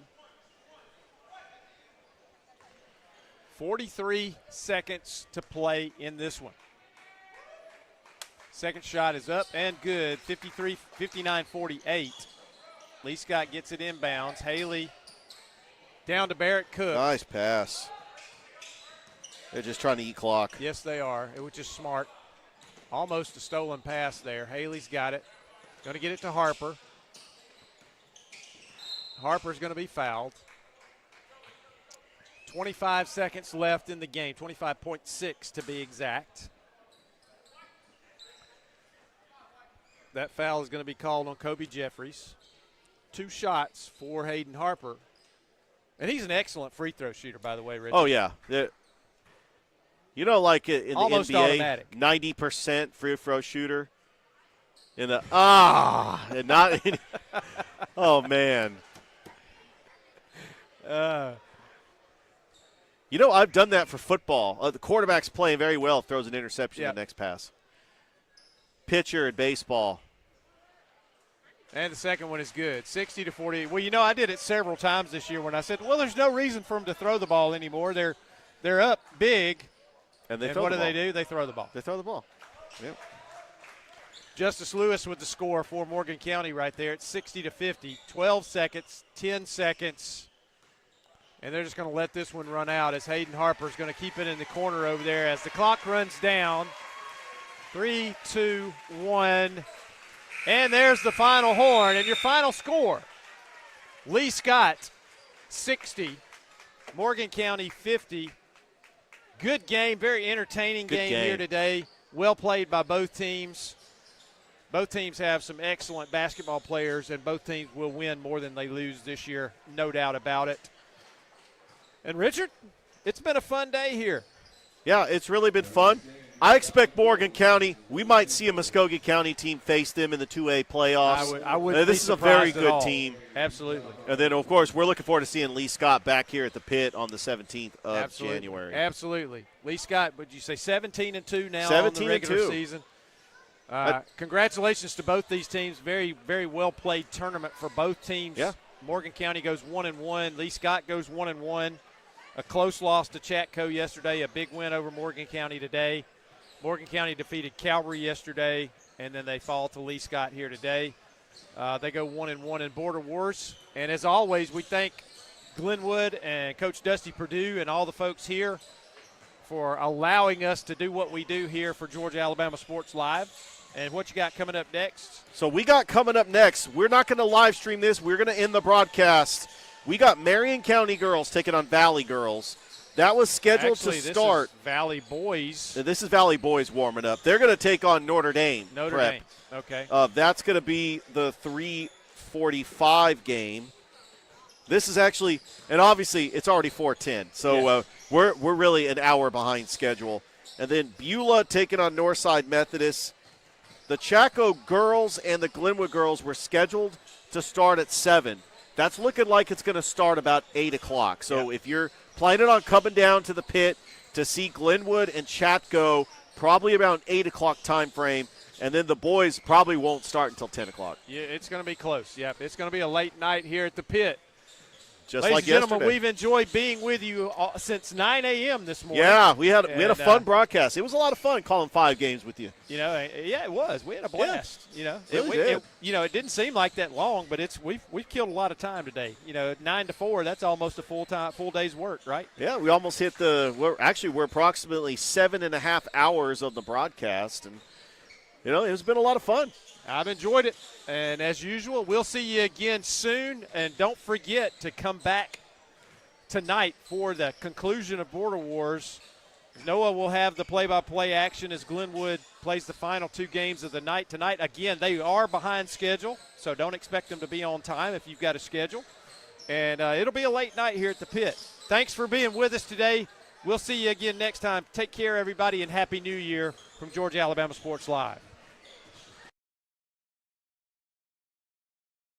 We're hammering down high prices at Glenn Smith GMC in Opelika. New full-size GMC Sierras discounted up to $12,500 off. GMC Terrains with a roomy cabin and pro safety discounted $6,500 off. Enjoy your holidays with no payments until February. Choose from over 500 new and used on the lot or on the way. GlennSmith.com. Get ready to smile. We're hammering down, high prices at Glenn Smith GMC